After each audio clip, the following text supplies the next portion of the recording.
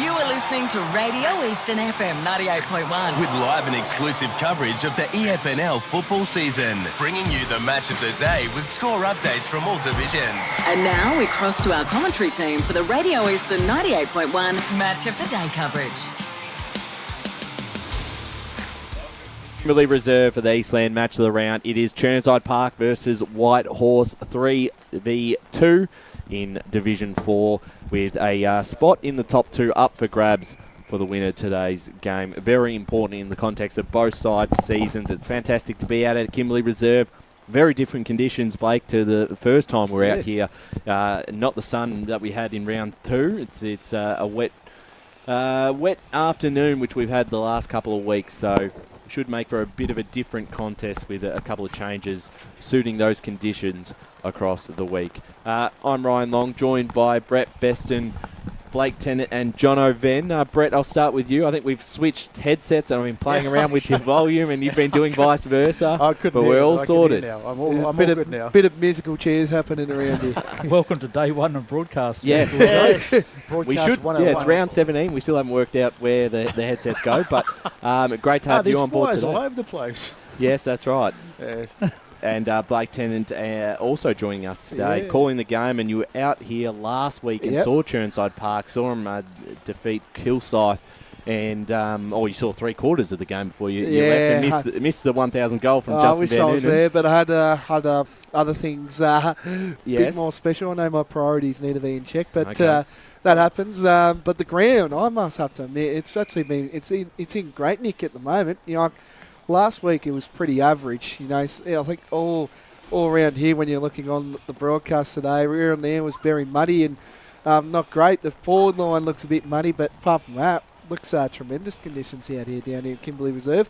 I believe they're also hosting finals as well tomorrow, so it's going to be junior finals. A massive day for Chirnside going forward. Yeah, it's a massive weekend for the club out here at Chirnside Park. And John Venn also joining us for the first time in a few weeks. Good to have you back on board, and a very intriguing game today between the two sides. Thanks, Ryan. Good afternoon, everyone, and good afternoon to everybody listening on the various channels that we're on. Although it is a bit of a bit of a drab day in terms of the weather, so it's a great opportunity to actually listen to this one on the radio and watch it on YouTube, as the case may be. Looking forward to it. That's a great point. It's a great if you're at home today, you can be inside and watch the game rather than coming out. But we are joined now by Andrew Haining, the senior coach of the Whitehorse Football Club. Andrew, it's great to have you on board. It's the first time we've seen the Pioneers for a match of the round in, I think, 6 years. I think 2018 was where obviously you weren't at the club then. So it's good for Whitehorse, and it's good for us to finally actually get out and see the Pioneers live. No, definitely excited, and I hope you guys have a great call today. It's always good to sort of have Whitehorse be present. I think sometimes we're just a little family-run club, and can sometimes get it forgotten about within the 46 clubs of the league. So, very honoured to be part of a radio game for sure. And how is the club going at the moment? Obviously, the senior women's are set for a final series. So are you guys. You're looking potentially a chance for a double chance, particularly if you get over the line against Chirnside Park. So it must be a pretty good vibe down there at the club. No, it's going great at the moment. Obviously, the girls are second at the moment. They're playing at Vermont today. I'm not too sure how they've gone so far. I'll have a look for you. Honest, but hopefully they're getting a win and they'll finish seconds, get a double chance in Premier. Obviously, our reserves are playing at the moment in front in the second quarter, which is great to see. Hopefully they'll also sort of finish in the top two. And then with a win today for us as well, that sort of helps us go a long way for having a chance to get the second chance as well. G'day, Ann. Oh, sorry, Blake. I am down here, mate. You just need to turn your back a bit. Oh, look out.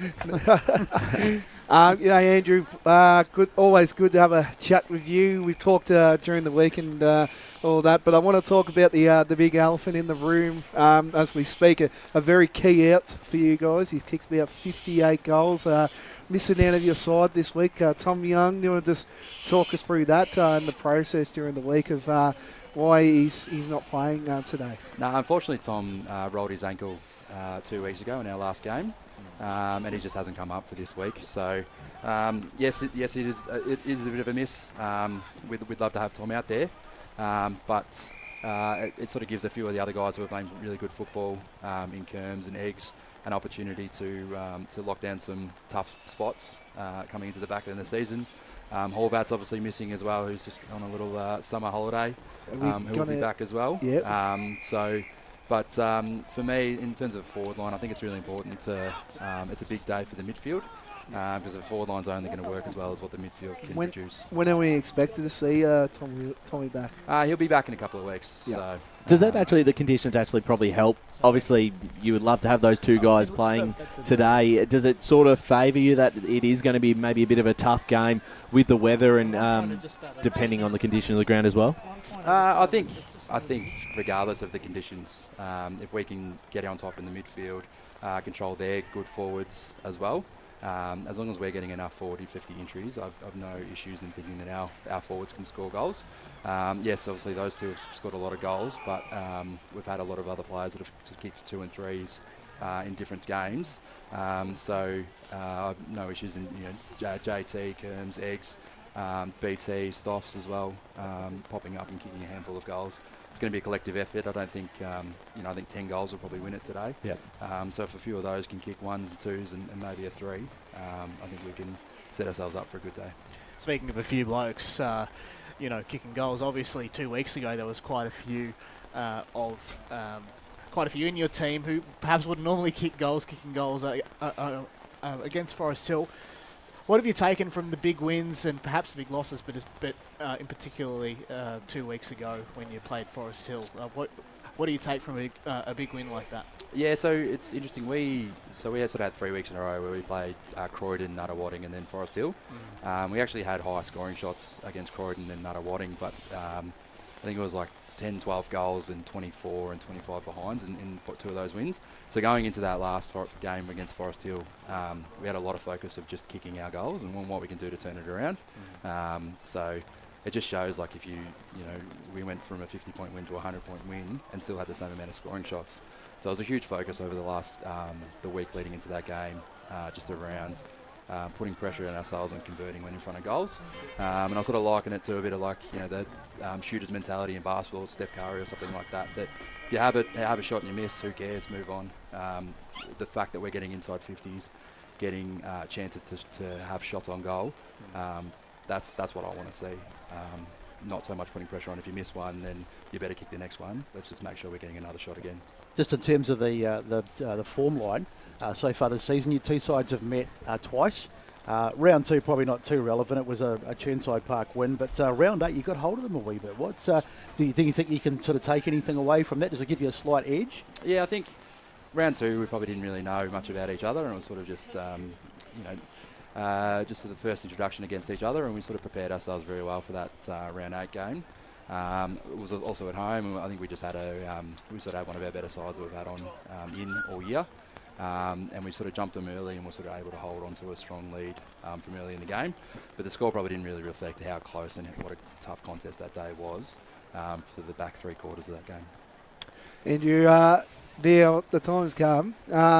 Your Chandler medal in 2014. I know you probably got a timer on you. Know how long I would take to say this, but do you still hanging up in your wardrobe or? No, they got expiry dates. So I think after 10 years they expire, so you're not meant to mention those. You have to give them back after 10 years. Yeah, I've already given it back to the AFL. Oh, I just thought I'd mention that one in. So, but how have you found coaching? I know you've been a very big player down at Montrose. Won a premiership there, of course. 2014 Chandler medal we touched on. One of the best rucks in Division 1, and when the side went down a grade. How have you found coaching down here at Whitehorse? No, thanks, Blake. I'll give you that $50 in a second. But, I've been enjoying the coaching side of it the last 2 years. Whitehorse is a great, as I said, it's a great family-orientated club. Really high emphasis on our women's team. Our junior program is doing really well. We could probably get a bit closer with them. Hopefully we're going to get some 19s coming through next year. Our 17s are doing really, really well. They train with us every week, both nights. So just having those connections is a really great starting point for the future of the club. But yeah, in terms of coaching, I definitely think that I'm a better coach this year than I was last year, and I'd like to think that hopefully next year I'll be a better coach again, just with continual improvement on myself and working on how to be a better coach, as well as continuing to continue to be a contributing player. Definitely, and as you said, you are a player, so you've got a lot to prepare for this afternoon, so we're going to let you go. Thank you so much for giving up some time before the big game. All the best today, and we're looking forward to seeing how you and the Whitehorse Pioneers go this afternoon. No, appreciate it, guys. Have a great call. Andrew Haining there, the senior coach of the Whitehorse Football Club, has done a fantastic job in his time at Whitehorse so far. And Brett, I've said this a couple of times this season. I think this is the right person to lead the club. I think it's going to be their next premiership coach. I don't know if it's going to be necessarily this year, could be next year, but I think they've got the makings of their next premiership side. Yeah, I think so. Look, I mean, going back a few years, like Whitehorse, they showed a lot of promise and they had some pretty decent players. I mean, I remember, I'm going back a few years now, but they had Andrew Padbury up forward and he used to kick bucket loads of goals and they always were there or thereabouts, but they never quite kicked on. So, and we didn't know what Andrew Haining was going to do when he came in, player coach, untried. But he's done really well, and he's certainly got them going in the right direction. And they've still got a sprinkling of experienced players with some newer players. So no, they're definitely heading in the right direction, 100%. Certainly right, and Blake, playing coaches at this level, I think is a perfect opportunity to get into coaching for someone who's just coming to the end of their career on the footy field. And then I'm sure you'll get to a stage where you can't play forever and might just transition into a senior coach permanently. And I'm really looking forward to seeing not just today and how the Pioneers go, but how they go for the rest of the season as well as beyond into 2025. Yeah, we've seen a lot of playing coaches though lately across the league. We've seen with Robbie Nahas, of course, obviously hanging up the boots, and Andrew Haining stepping in. I don't know if there's any. Well, Blake, the last two premiers in Division 4 have been playing coaches. Trent Martin with Sylvan and obviously James Kenworthy with Surrey Park last year. So maybe it's a right thing in a step direction that we could be seeing the same thing replicating a couple. Don't forget the link with Andrew Haining being under Johnson at Montrose when they won the final. That's correct. Yep. Very good play was Brett Johnson. Thanks for reminding me, Lee. Right, he used to grab. He was the AFL players. No, I think he wellness coach. I think he works for Geelong. But he used to though back then. Oh yeah, but he used to take the footage in on Monday and you watch it in the AFL boardroom as part of his coaching before player review that night. So there you go. But he also right now, as he speak right now, Lee, he gets all the messages from Chris Scott. So I'm sure that'll be a hard job considering what his brother said to our great friend in Spider Lee. So we should have actually got the audio clip ready for that one. Well, you mentioned it yesterday I was going to, but he was shying away from it, so I didn't want to bring it up. But poor Spider. That's all I have to say. I kind of felt bad. Going head to head with Scott and might do it again today. Back on this contest, sorry about that. We've got Dave Newlands from Chirnside Park also joining us in just a second. But there are games around the division to talk about, and Division 4 will start at, considering we're already here, and all top 4 sides are playing one another this weekend. Kilsyth Scoresby is the other big matchup out at Pinks Reserve, Brett, and it's an opportunity for Kilsyth to really show something, because I don't think they're going to make the double chance from here. So they've got nothing to lose. Scoresby are sitting pretty comfortable on top with a very healthy percentage and have probably been one of the best 2 sides in it. For Kilsyth, they haven't taken a massive scalp, I don't think. Maybe they did beat Chirnside back in round 1, but that's a long time ago. Yeah, probably not that and probably Whitehorse, but you're probably just looking for them to take 1 or 2 more scalps going into a final series, just to have a bit more confidence in where they're going to finish at the end of the year. And they'd be disappointed with last week's result as well, because they got beaten by Chirnside. It wasn't a big score; it was only 3 goals.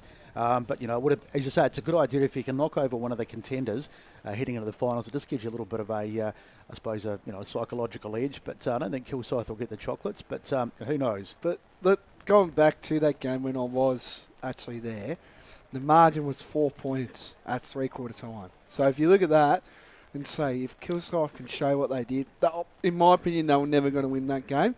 But to put the ledger down to 4 points at 3/4 time when thing wasn't going their way during that second and first quarter, that's what they need to do to Scoresby. They need to take it right up to them and stop their sharpshooters, I reckon. Yeah, I don't think they're far off. I don't think they're far off the top 3. It's not like we're saying that that they're a lock for an elimination final loss and that's it. They can still have a deep run.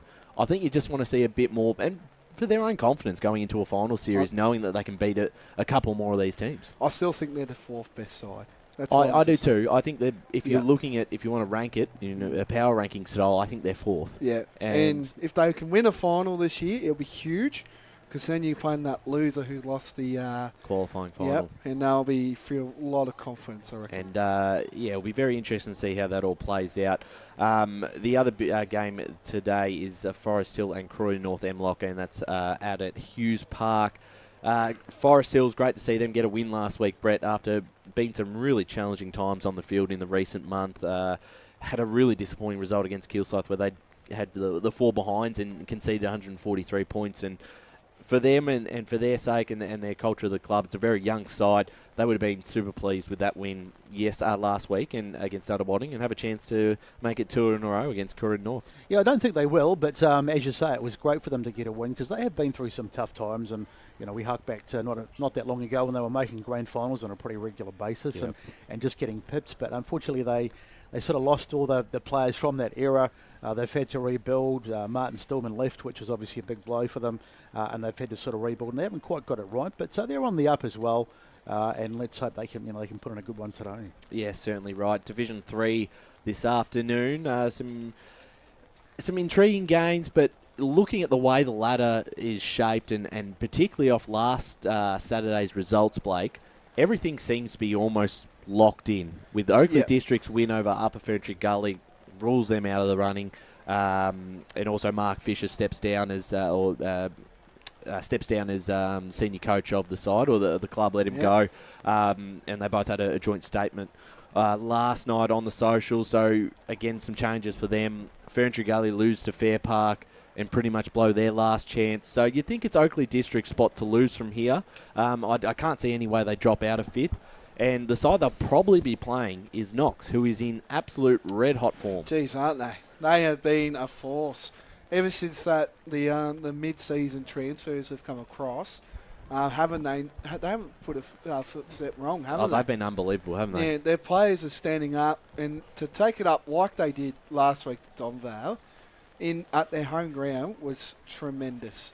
That's probably one of the biggest wins you'll probably see this season so far. I reckon in all divisions. I think we've really, a team that's really coming up from the get-go early. I know we've seen a lot of Premier games, but that's up there as a big win for Knox, and to grow as well. I think they're going to be, this is my bold opinion, boys, they're going to be the third. They're going to finish third this year. They're going to get the double chance.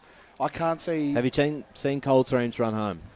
Coldstreams run home. I can have a look for you if you give me a few seconds. Well, they've got Ferntree Gully today. Yep. I don't see him losing that one. Got Fair Park at Fair Park. Tough one. Yep. And then final round of the season, they've got Sylvan.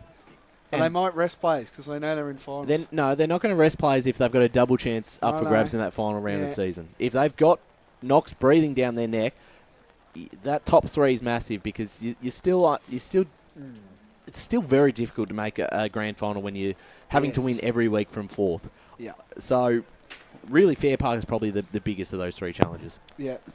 It's going to be tough. Still sticking with it? They're going to finish third, Knox? Yeah. Yep. I don't know. What do you think, Brett? Can you see Coldstream slipping up in their next three games, starting today against Ferntree Gully, who have just been real hit or miss? No, I don't. I think they'll win the last three games. Knox for me, just a bit. Yeah, I mean they got the win last week. It came out of nowhere. Donvale, to use the cliche, is probably the loss they had to have, all that rubbish. But I agree. They won't want one. They won't lose another game, Donvale. I just think last week it was the conditions probably played a big part. As today will, because it's wet again today. But yeah, I think Donvale. It was just an aberration. Knox, I don't think will be there. They'll get in, but yeah, probably finish fourth or whatever. I'm with you about Donvale. I think I'm always a fan of losing one and not going through the season undefeated, going to that grand final. I think it just adds that little extra bit of pressure. It's all mentally, it's all a mental thing. It's really nothing, but does happen. We've seen it last year with South Belgrade. We've seen it with Ringwood before. We've seen it happen. So that Ringwood one's still questionable. Why is that questionable? Was it the 2019 one? No, they lost games that year. Bronya actually finished on top. The year before, they lost to Bronya. Yes, that's a long time ago too. They were undefeated still haunts going Ringwood, so Well, Still yes. probably haunts you too. I mean, I was at both of those grand finals. Yes. You talk about it quite a lot, though, don't you, Blake? Yeah, but it was just a hard day, seeing those fans. They felt like they, in the words, robbed, you would say. That's what they still say. Yeah, well, it's a long time ago now, Blake. It's 4 years I reckon ago. that- Move on. I reckon that bloke we're all thinking of, that famous Crows fan, he probably supported Ringwood as well. Yeah, so let's move on now. Warrandyte take on Sylvan as well. If there's any chance for Warrandyte to stay up, they would have to win this. They have some handy inclusions coming back in the side. I was out at Warrandyte this morning. I think they're still going to struggle. I think Sylvan have proven that they can score quite heavily, can concede a lot the other way back, but looking at the bottom five, they are the number one attacking side. So I just don't see Warrandyte matching it with them on the scoreboard, Blake. It's at Warrandyte, yeah? It is at Warrandyte. Don't have me. Sorry, need to get up this. I think Warrandyte at home, they should be comfortable winners, but Sylvan have been okay. They've been okay with, their form a bit, but I think you go back in the home side. I think it's just a responsible win that they need to have. The question I have, though, is when you're looking at two teams at the bottom of the ladder, how much does form come in? Because the only thing that's separating the two sides is 2 wins in regards to Sylvan. So how much is really form a factor when it comes to this game? I think it's if you look at both sides in the last month of footy, Sylvan have pinched a win and been very competitive. They were competitive against Surrey Park last week and was actually in front at half time, where Warrandyte just have been just completely out of games right from the start, where they've scored, I think, 2 goals in the last 2 weeks or 3 goals in the last 2 weeks. Hasn't been their year, unfortunately. No, it hasn't. It's a changing of the guard, so they've got a lot to work on next season. I don't see them escaping relegation. Even if they win today, I don't see them pinching a win in the final 2 games of the season. They need to win all their games. All 3, yes. All 3, so it's just a mathematical thing. That they won't win from here. Donvale versus Upper Ferntree Gully. And Upper Ferntree Gully lose quite a few, including Russell Cohen and Rory Bailey. I think everyone will be tipping Donvale on that game. Big week for Upper Gully, so... Yep. Yeah, so I think they would want to get a response, just the week they've had. I reckon it'll be a huge win if they can get up against. I just don't see. I can't see it either. But I think Kevin Collins might have had a quiet word to the boys after last week's loss, and Upper Ferntree Gully could cop a bit of a backlash. Interim coaches as well. The record speaks for itself. It's been pretty good. Different at local level. I know. But there is that intrigue, though. I will definitely admit that. But often, I mean, look, we tend to think, as you tried to say there, Ryan, it is a little bit different at AFL level, and there is that intrigue. But I think when you sort of look back at the facts, it's like it seems that way, but at the end of the day, it probably isn't. It is, still a very different game at this level. Because it's very hard for a team to stand up and prove a point, because that's what everybody thinks. They're like, oh yeah, we're going to do so much better with another coach, but particularly hard when you the road lose the road is still travelled. You know what I mean? Correct, and you lose some key players coming into this game against a Donvale side who are still 100%. They're still the benchmark of this competition. They did lose last week, but as Besto said, I think that's probably a good thing at the end of the day. They get that out of the way with now and not come a finals when it's so much more important. I don't think they'll lose another game. No, and they'll finish on top of the ladder. We always get... Sorry, Blake? I'm saying this now. After seeing Knox, have we covered all the teams? Yes, we... Oh, no, sorry. The last game, Surrey Park, Fair Park. Do you want to go ahead, or we talk about this game first? Can I just say one more thing as well? And I'm not sure if you guys have touched on it, but it seems to me that the general consensus is a team that's going so well often needs to have that game that they sort of lose. I know in the case of the team that I support, that obviously lost their game this morning, but in the case of that, it's often kind of a springboard that needs to happen for Donvale. So I think they can only be positive about that experience. Yeah, I'm a fan of it. I always like to see a side lose a game in the middle of the season rather than go through a season undefeated. I just think it adds that extra bit of pressure. And now Donvale have copped that loss. They'll respond pretty quickly. Yep. They've got a job to be done come finals time, and they've known they're going to finish in the top 2 for a very long time, and they've probably known that they're going to be the minor premiers for probably the last month since they've beaten Surrey Park. So their certain focus is getting back on track this week, and then building into a final series. Definitely. The last game, Surrey Park versus Fair Park in Division 3. One of those games where the Lions have just been super impressive in the last month and a bit of the season. Form, haven't they? They have, and they've been able to challenge Surrey Park in the last time they played. They were able to challenge Donvale for 3 quarters. So they've done a great job. Sorry, we've just got Dave Newlands joining us at the moment. That's fine. I hope we didn't rush you. I saw the hand signals. We've got Dave Newlands, the senior coach of the Chirnside Park Football Club, joining us. Very, very keen, Dave. So, no, it's good to see him. Dave, it's fantastic to have you in. Appreciate your time and a great game ahead. Second versus third with a win today is just about enough to lock up a double chance. Yeah, definitely. Looking forward to it. Unfortunately, haven't had a chance to play Whitehorse out here yet, so we're 1-1, so we'll see how we go today. Has it been?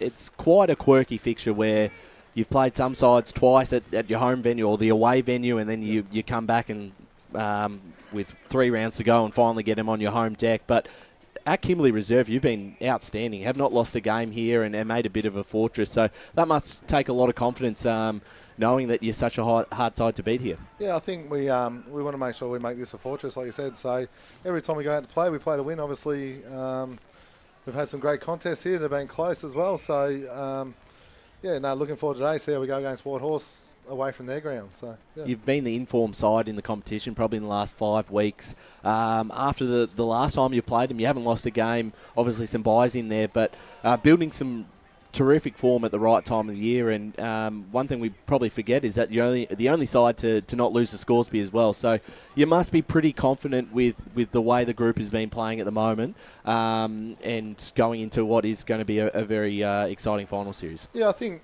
all we can do is go out there and play who we play each week, and then you guys can judge us on the results. But we think we're going pretty well in what we're doing, and we're setting all the benchmarks where we want to be. Obviously, Whitehorse last time we played them got us, which is great credit to them. So, every week's a contest. We've had a Forest Hill, and they got us as well. So, it just depends. Each week's a different sort of scenario. And obviously, Forest Hill, we send a battle at that ground. It's just an issue there with us. But we like to play at home, so hopefully we've been on a good show today. Dave, fair to say, when you came to the club, you've been there, 2 years now, is it? I got here in 2019. So that long ago, okay. But so then, COVID and that. So this is my third full season, I think. It's funny because you miss out all those COVID games and it feels like a lot shorter. But when you came to the club, Chirnside probably weren't in great shape. Yep. So you've taken them on the up. What sort of things did you focus on when you came to the club, and what changes have you sort of implemented, do you think, that's got them going in the right direction? I think just to introduce like a one club mentality, especially through juniors, senior women, vets. No one's too proud to talk to anyone at the club. I think I've played something like 16 or 17 under 19 since my time here. So always my belief is you build through the youth. You can buy a flag, but you can go up and you come down just as quick. So my intention from the whole time, I think Blake sort of knows this, is 5 years plan is when I'm gone, hopefully they're still climbing the division. So, So, Dave, you talk heavily. I was here last week. The conditions looks a bit better than what it was last week, so you'll be happy about that. Just the rain. I've brought the rain, haven't I, from last week? Yeah, you're dodging us, maybe. Yeah. That's what you call the crowded house rule. So I just want to ask you a question as well, and you alluded to on Besto's question. What's been? It's definitely been definitely a change of pace, because when I was here last week, it's been terrific. I've seen you seen women's played with your 19s as well. Reserves and seniors are flying, and of course your vets. It's definitely the place to be right now down here at Chirnside. And your netball, you got a lot of netball teams as well.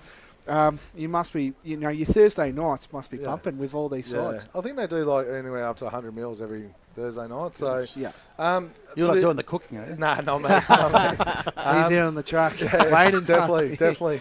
No, I think it's just a credit to people like Stuart Kearney, my wife Andrew is heavily involved in here. I think there's a lot of people that have just really stepped up and wanted to make the club something better than what it was. Not saying that anyone who's had it in the past has done it slightly different. It's just how to go to make it more successful. Obviously, we've come from higher divisions, coaching at Murrelbach and also playing up in that level as well. And you sort of get to know what works and what doesn't work, and try to not not do it straight away. Integrate it slowly, because if you do it straight away, you're just going to lose the guys as well. So it's just a process, and we're still going through the process. Yeah, and I just want to touch on as well.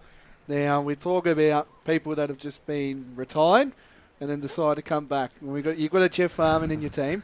You know who we're talking about here, Graydon Stevens. Yeah, good mate. Stinks. Yes. What dragged? You just wanted a bit more out of him. Bit of motivation. Is it the end of the road kind of thing? Is that how we gather down here at Chirnside? Yeah. Well, we started this thing together. We both came in 2019 across, and I feel with Sticks, he's had commitments with his kids at the start of the year with basketball, and he still does now, to his credit. So he doesn't play every week due to that. But Team of the Year ruckman last year, it's very hard to knock that back. And age might be a thing, but as you saw last week, he tends to find a way to beat his opponent, and he's still probably one of the better ruckmans in the competition. So in saying that, I dragged him out. He's not happy about it, but it's good for us. Yeah, thanks for joining us this afternoon. We did speak with your counterpart, where we sort of identified that I guess both teams have had some really big wins and some really small ones as well. And Whitehorse definitely have a lot of power up forward. But looking towards Chirnside's games this afternoon, I guess that Andrew identified how many goals can sort of win the game today. So, what do you think in terms of goals is a good sort of benchmark for Chirnside to win the game today? Hopefully one more than them. I mean on the scoreboard. Scoreboard-wise, look, it's to be honest, I couldn't tell you. We like to think we're dangerous, and regardless of what conditions we're in, we've actually been quite lucky. We played Scoresby at Scoresby in this. We played Kilsyth in this last week. So it's just we've got a good spread of goal scorers. We don't rely on one. So. Tough. I couldn't answer it, to be honest. Yeah. Just another one as well. You must be very unlucky because it's taken 6 weeks for it to finally happen, and the Justin Van Ewan heroics last week showed up for his 1,000th goal. Did you? How did it all come down? Because it's taken 6 weeks, and you only needed 2 more. You must feel very unlucky that it had to be against your side, Dave. Yeah, well, I copped Kimpton last year kicking his 100, so it's no different copping than Van Noonan kicking his 1,000. You might as well keep it going. But look, JV, I've known him since Doncaster East days, so I've known him for a long time, and it's a remarkable achievement. And to be honest, to watch it, I was a bit surprised he started on the bench, but then he came on, and I think he ended up kicking in the last quarter. But it's a credit to him. He's been around a long time, and it just shows how good a footballer he is. So I was happy to be a part of it, but it'd be nice to sort of watch it rather than be against us every time. Might do the milestones around here. If they play their 300 game here, they might just put it here in front of the chance. They probably could.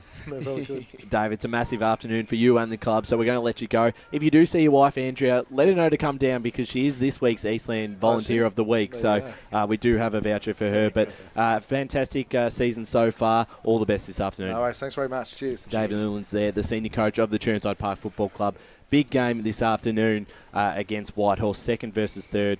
And a win today, Blake. Having a look at the ladder and where the two sides sit. Currently a game ahead of Whitehorse. This would make it 2 games ahead, with Whitehorse still, I think, playing Scoresby next week. Or correct me if I'm wrong.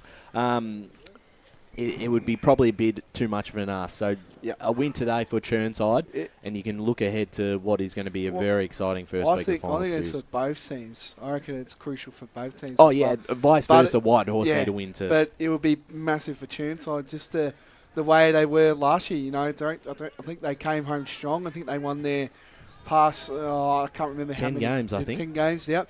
And then they lost that first final, where if they would have got the double chance, which is what they want today. If they can get the win, they can potentially lose a final or win it if they really want to, and then they can play another game. Where last week they didn't have the luxury of doing that. Yeah, Scoresby do play Whitehorse. There's no doubt about it that this top 4 is incredibly wide open, and with still a few games to go in the season, it brings a lot of intrigue. But in my view, hope that Whitehorse do win today and hold on for the rest of the season in terms of that position. Is that feasible? It is because their percentage is 22% better than Chirnside Park. Right. A win today would jump them back into the top two. Scoresby's result against Kilsyth today is also another big one. If Scoresby drop that game, then it really starts to heat up, and how tight it would be with the top three sides, equal on 10 wins apiece. Scoresby win today, they're just about locked up for a top two. But the thing is that we've seen with Chirnside compared to Whitehorse, is that Chirnside have got an easier run home than Whitehorse. Yeah, right. So if you look through the fixtures, I think we're up to round 17. Chirnside, they've only got the one game, so they've got another warning next week, and then they've got a bye, that bye's going to hurt them. Yeah, I agree. I don't think you want to buy in that final round of the season. So they're probably the unlucky side to cop the bye in that final round, because it does flirt with form a little bit. You got no say. Yeah, and if you finish top two, and you win that final, you're not playing the week before, you're not playing the week after, and then you got a grand final. So you're playing 2 games in a month. So and I don't think that's the best lead up towards a grand final. Might be a little bit of a controversial question directed at you, Brian, but little birdie tells me that there could be another side sneaking into the competition next year, which might just even up the Division 4. Well, I'm not sure, but I think the ideal situation is to have 8 sides and you eliminate the bye. Yeah. So 10, 10, 10, 10, 8. That would be ideal. It's just annoying having to have a bye, though. Like, especially with Chirnside, what they've had to deal with now with 19. Yeah, it's unfortunate, and obviously it was situated to have 8 with Glen Waverley Hawks before they dropped out. So unfortunately, this division, it is the 7 sides, and they get very familiar with each other because they are playing each other potentially 5 times across the season. I think that's how many times Kilsyth and Surrey Park met last year. And just quickly as well, so Whitehorse plays Scoresby next week, and then after that they've got Croydon North and then Kilsyth to follow that. So I still think Chirnside got the easiest run if they can win this. If they win this, I think they're there. So a lot to talk about. We'll go to our first ad break here out of Kimberley Reserve before we get back into it for the rest of the pre-game before this massive division. Today at Eastland, Lucy's trying on jeans for a momentous occasion. Coffee with the ex. She needs jeans she can move in because she's definitely moved on. Jeans that get a second look, but don't give any second chances. Jeans that say, why yes, I have spent the last 8 months in a post-breakup juice cleansing kickboxing personal training frenzy. And it looks as though she's just found the perfect pair. Bravo, Lucy. For all of life's little moments, there's Eastland. Eastland. Live real. Sprained your ankle bursting through the banner? For bumps, breaks or bleeds, be seen sooner, close to home, at Knox Private 24/7 Emergency Department. You'll generally experience shorter wait times. Knox Private 24/7 Emergency, 262 Mountain Highway, Wanturna. Do you feel good about your bank? Because there is a bank you can feel good about. They share their profits to fund big community projects, small community clubs, and vital emergency services. They've given $250 million to help Australian communities thrive. They have all the products and tech you expect from a big bank, with service you don't. It's Bendigo Bank. Feel good about who you bank with. Try Bendigo. Search bendigobank.com.au or search Bendigo Bank near me. Tobin Brothers Funerals wear their heart on their sleeve. Their clear and easy-to-use website and Memory Maker app make it easy for families to make an informed decision. Here's James McLeod, Managing Director of Tobin Brothers Funerals. There's no mystery about our pricing. It is clearly displayed on our website and our app. We have staff standing by 24 hours a day, every day of the year to assist you in your absolute time of need. Visit tobinbrothers.com.au. Tobin Brothers Funerals, celebrating lives. There are only 3 things that should be flushed down your toilet: pee, poo and paper. Some wet wipes and antibacterial wipes say that you can flush them, but you can't. They clog up the toilet and pipes, causing expensive blockages. Save yourself a truckload of trouble. Put your wet wipes in the bin. To learn more, head to the Yarra Valley Water website, yvw.com.au/wet-wipes. Hi, Dylan Dow from the Baroni Football Netball Club here. When I need to grab a quick coffee or a bite to eat, I'm popping into Eastland. Eastland's more than a shopping centre. They support a range of community organisations and have been a major partner of the EFNL since 2018. Cheers, Eastland.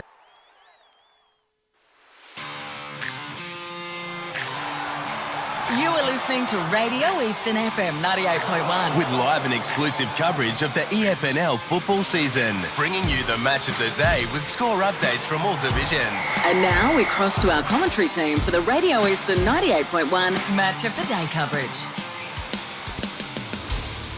Welcome back to Kimberley Reserve for the Eastland Match of the Round. Division 4 clash between Chirnside Park and Whitehorse. Massive game this afternoon, second versus third. We've touched on it with both coaches, Dave Newlands and Andrew Haining. Heard from them. We've discussed the two sides in the way they're positioned on the ladder and how important it is for the double chance with just a couple of rounds to go after today. And the reserves game currently taking place. It is the visitors leading 3-6, 24 to 139 Chirnside Park. So we talked about 4 and 3. Let's go to the Oracle. If you're new to the segment, we do get sent in anonymous tips from someone labelled the Oracle, and he predicts the scores for each game for Division 4.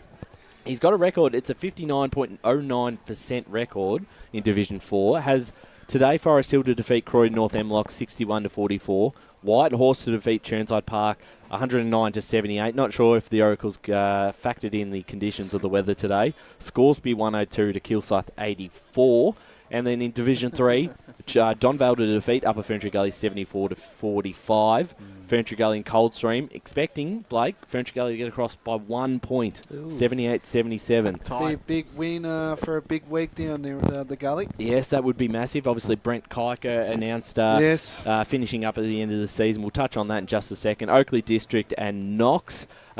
Knox to win by 14 points, 67 to 53. Surrey Park and Fair Park. The Oracle has Surrey Park winning that game comfortably. And Warrandyte Sylvan has Warrandyte just scoring 11, which would probably be accurate off the last couple of weeks that they've had, to Sylvan 85. But with their inclusions, I think they're going to score a bit more against the Sylvan side and be quite competitive.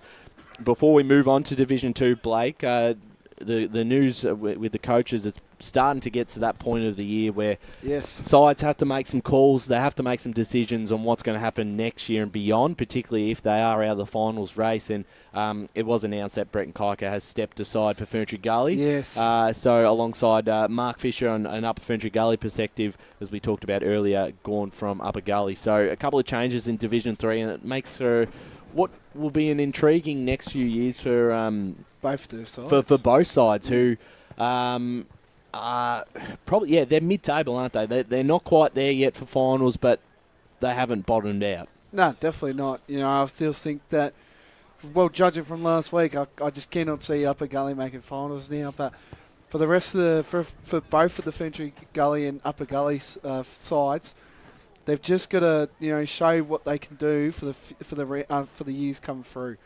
You know, they can get a win. You know, yes, their coach has stepped away, but obviously Ferntree Gully's coach is still sticking on for the rest of the year, which is tremendous. And we say, thanks for Fish. Well, what he's done for Upper Gully, I know it hasn't been the greatest of years that he's had. He's had a lot of challenges. Of course, been relegated twice. Not the greatest of ways to start your coaching career, but I just hope they can just find out the year pretty well. Yeah, that's right. You want them to finish out the season well. That's the word. Let's talk about Division 2 now. We'll talk about the biggest game of the round for Division 2, Boronia versus Croydon, Brett. It is a 1v2 for the second time this season between the two clubs. And having a look at it, on paper, Boronia are going to be very heavy favourites coming into this game. They've been able to gain back quite a few players that didn't play in that earlier game during the season. Mitch Mills went down in that loss. They bring back the two Hannons, Jared Lake, Ben Robertson, who didn't play that last time the two sides met. So they're pretty much at full strength, and Croydon lose their skipper in Fraser Smith. So for me, at Tormore Reserve, this is going to be a massive ask for the Blues. I think this could be a quite comfortable win for the Hawks. That's a massive out, Fraser Smith, because he's been a real star when we've done Croydon games. He's pretty much always stood out. I can't see it being close. I think Boronia, I think they'll win, and I think the wet might make a bit of a difference, but I think they'll get hold of them today and win pretty comfortably. Maybe 4 or 5 goals, something like that.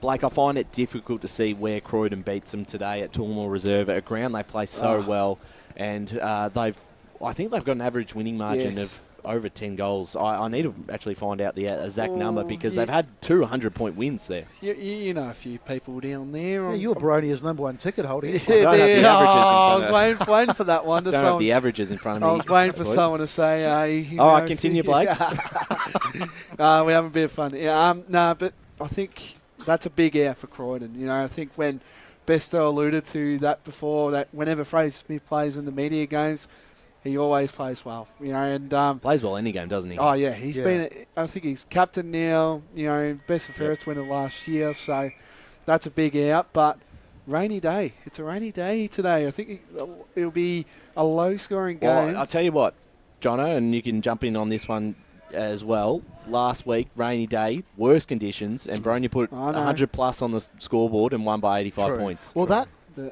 in itself was quite a rarity, isn't it? Because you don't really expect 100 points in a rain-affected game. And they kicked, I think, one goal 9 in the second quarter. So there you go. Could have been a lot bigger. The form of the opposition has been great today. That's a fair point. I don't think Waverley have hit their best for quite a while. But Croydon have been, I think they're primed right now, where they are now, and it'll be a huge test. And don't remember, they did get them last time. Oh, yeah, so absolutely. I'm just saying raining conditions could make it a low-scoring game. I can't see it being a blowout. That's all I have to say. It'll be interesting to see how it plays out. Will win, but it won't be a blowout. I think if Croydon can keep this within that 4-goal margin, they'll take a ton of positives going into that final series, knowing that you're going to get your skipper back, a few others potentially, and at a smaller ground at Walker Park might suit them. So go on. Sorry, Blake. Croydon have Mulgrave next week, and that in itself is quite intriguing. That's so if they lose today, Croydon, then perhaps they might just be a little bit shaky, and we obviously know what happened last time. Well, the two teams played from memory, and it brings a lot of intrigue into next week and indeed for the rest of the season. Mulgrave's form has certainly lifted in the last month. Yeah. It has. They've been more consistent, Blake, and they do have a big game today against Heathmont, who every week is an elimination final for them. They've got to win out to really make it from here, and it's going to be tough when you play Mulgrave, you play Boronia, potentially play Croydon again. So they've got a very hard run home, but it's not an easy task for the Lions. So a win here for the Lions, depending on the Waverley Blues, how they perform today, they could be into the top 3. They could and then suddenly you've got the, or if you're a Lions fan, you've got the double chance as you're the front runner for it. Yeah, definitely. Mulgrave, they're starting, aren't they? They're starting to get their little engines going, which is great to see at the moment. And looking at their teams, though, all teams are playing finals at this stage. And I think all their sides are either second or third on the ladder. Their 19s are undefeated, Mulgrave, at the moment, which is incredible. Their reserve sides, I think, are sitting between second or third on the ladder, and their seniors doing pretty well. So it's a big year for Mulgrave, and I think they'll win today. They're playing Heathmont, aren't they, today? Yes, they're playing Heathmont. So I hope that when all said and done at the end of the year, that there's going to be a lot of smiles down at Garnet Road. You know, as you said, Blake, the 19s, for instance, have pushed so hard, and it's now the case that the seniors have been really firing and indeed following. Yeah. And so the outlook is very optimistic compared to where we were at the start of the season, because shaky form, I think enigma was the word to describe Mulgrave, and yet they've hit their straps at exactly the right time, as you've alluded to, Blake, and there's a lot of excitement around Garnet Road. And there should be. Which is great. Well, there should be at the moment, particularly with their two guns absolutely firing. You don't think so, Blake? Jong and Roberts. Well, not today. Not today it wasn't. But anyway, we moving on now. Jeepers. All right, let's jump into the next game in Division 2. Probably the other big one is Templestowe Waverley Blues, Brett. And for the context of both sides in their season, both not hitting particularly great form at the moment. They've come off a couple of losses, both sides. The Waverley Blues are slowly getting players back into their lineup. Tyson Hale's their next inclusion today, which certainly strengthens their side. And for Templestowe as well, they lose Doug Wooden, which is a big loss down back. He's a massive loss. I actually struggled to tip this one because both sides' form has been pretty average in the last couple of weeks. And we know both sides, at their best, can win this game by 5 or 6 goals. Yeah, I don't know if you're leaning towards one side or the other on this one, but I find it very difficult to tip. Yeah, exactly. It's hard to make a case for Templestowe. I mean, they got rolled by Heathmont last week. But then the Waverley Blues, as you say, their form has been a bit patchy. They've shown some reasonable signs. They did get thumped by Baroni, but we sort of don't worry too much about that because Baroni have thumped most teams they've played this year. Yeah, tough one to call, but I'm leaning a bit towards the Waverley Blues. Yeah. Blake, your thoughts on this one? Templestowe, if they win this, suddenly they're probably in the box seat to finish in the 5. A loss, and you're playing elimination final after elimination final just to get there. I'm going to go to Doctors due to it's at their home ground. I think that's the home ground advantage could suit them, but judging on form and the way they've been going, it hasn't been going great. I think last week, the match of the round that we had against Croydon, they were pretty ordinary, but I'm going to go the Dockers. Yeah, I still worry as good as Michener and Giovannini is. I don't know if they've got enough. I don't know if they've got enough of their stars playing good enough footy at the moment. I tipped the Waverley Blues. And with no confidence whatsoever. But I think if they can, Hale's a big inclusion for them, and Wooden's a big loss for the Dockers. And if they can get a few players back in the next couple of weeks, we can start to look at the Waverley Blues a little bit differently. Johnny, your thoughts on this game and tipping either side? I think if you're tipping Templestowe, it's fair to say that there's a fair personality factor at play. You mentioned Giovannini and Michener as well. I'm probably going to side with you, Ryan. I'm tipping Waverley. I just think they'll probably get the job done with those things in mind. Those personalities out in the park, but perhaps, two blokes doesn't really get the job done at the end of the day, does it? So. No, that's right. So it'll be interesting to see how that plays out. The other two games, Eastbourne would play the Basin and Ringwood versus Lilydale. Just tips on this one. For me, I think Ringwood will beat Lilydale at home. Yep. And I think Eastbourne would but I think the Basin are still a chance that will get their first win. Brett, your thoughts on these two? Yeah, 100% agree with you, yep. Brett, Blake, sorry? I think we also forgot to mention Declan Hill's 200th game, and it's also the Pride Cup down there at Ringwood, so massive day for the football club. So great initiative from Ringwood. Yeah, so Turtle, his nickname is Declan Hill, so he's playing his 200th game. So I'm going to go Ringwood. It's a massive day for their footy club, so I'm going to go Ringwood. And East Burwood. Fortunately, I just can't see the Basin. They've been good, but just I can't. Close, see them. But no cigar. Yeah, I can't see them getting a win today. Jono, your two tips for this game? These two games? I'll go straight to the two teams on the bottom of the ladder, East Burwood and the Basin. It hasn't been a great year for both teams, so the result is probably going to be wide open. But I'm tipping East Burwood even though I guess. You do want the winless team to at least register a win. You do. And this is the time to do it. The other one, of course, in question is Ringwood and Lilydale. I'm going to tip Ringwood at home. And the Oracle's tips for these 5 games, going at a fantastic 72.86% in this division, has Bronya to defeat Croydon, the Basin to get their first win by defeating East Burwood. Yep. Tipped it. Mulgrave to defeat Heathmont. Sorry, Ryan. That game, score of the Basin East Burwood, 43-26, has the Basin winning. Heathmont versus Mulgrave has Mulgrave winning by 33 points. I'll agree with that. Yep. Has Lilydale to create the upset against Ringwood. Don't mind it. 57-39. I wouldn't be surprised. That's a bit big. That's a bit bigger than I expected. Playing some good form. Playing in some good form at the moment, Lilydale. And then Templestowe Waverley Blues has this as a scoreline, Brett. 33-27 in favour of the Dockers. Geez, that'll be a riveting game. Yes, yeah. No, I wouldn't want to be out there if that's the scoreline today. Let's move into Division 1 because we've got another 7 minutes before we take our last break before the final call. Division 1. Let's start with probably the biggest game of the 5. Park Orchards Beaconsfield. Having a look at this one, the Oracles tipped Park Orchards to win 75-49. Brett, this might be that Beaconsfield's best lineup at the moment. Having a look at their side, they seem to have everyone available at this stage this afternoon as much as they can, with obviously a lot of VFL listed players out usually.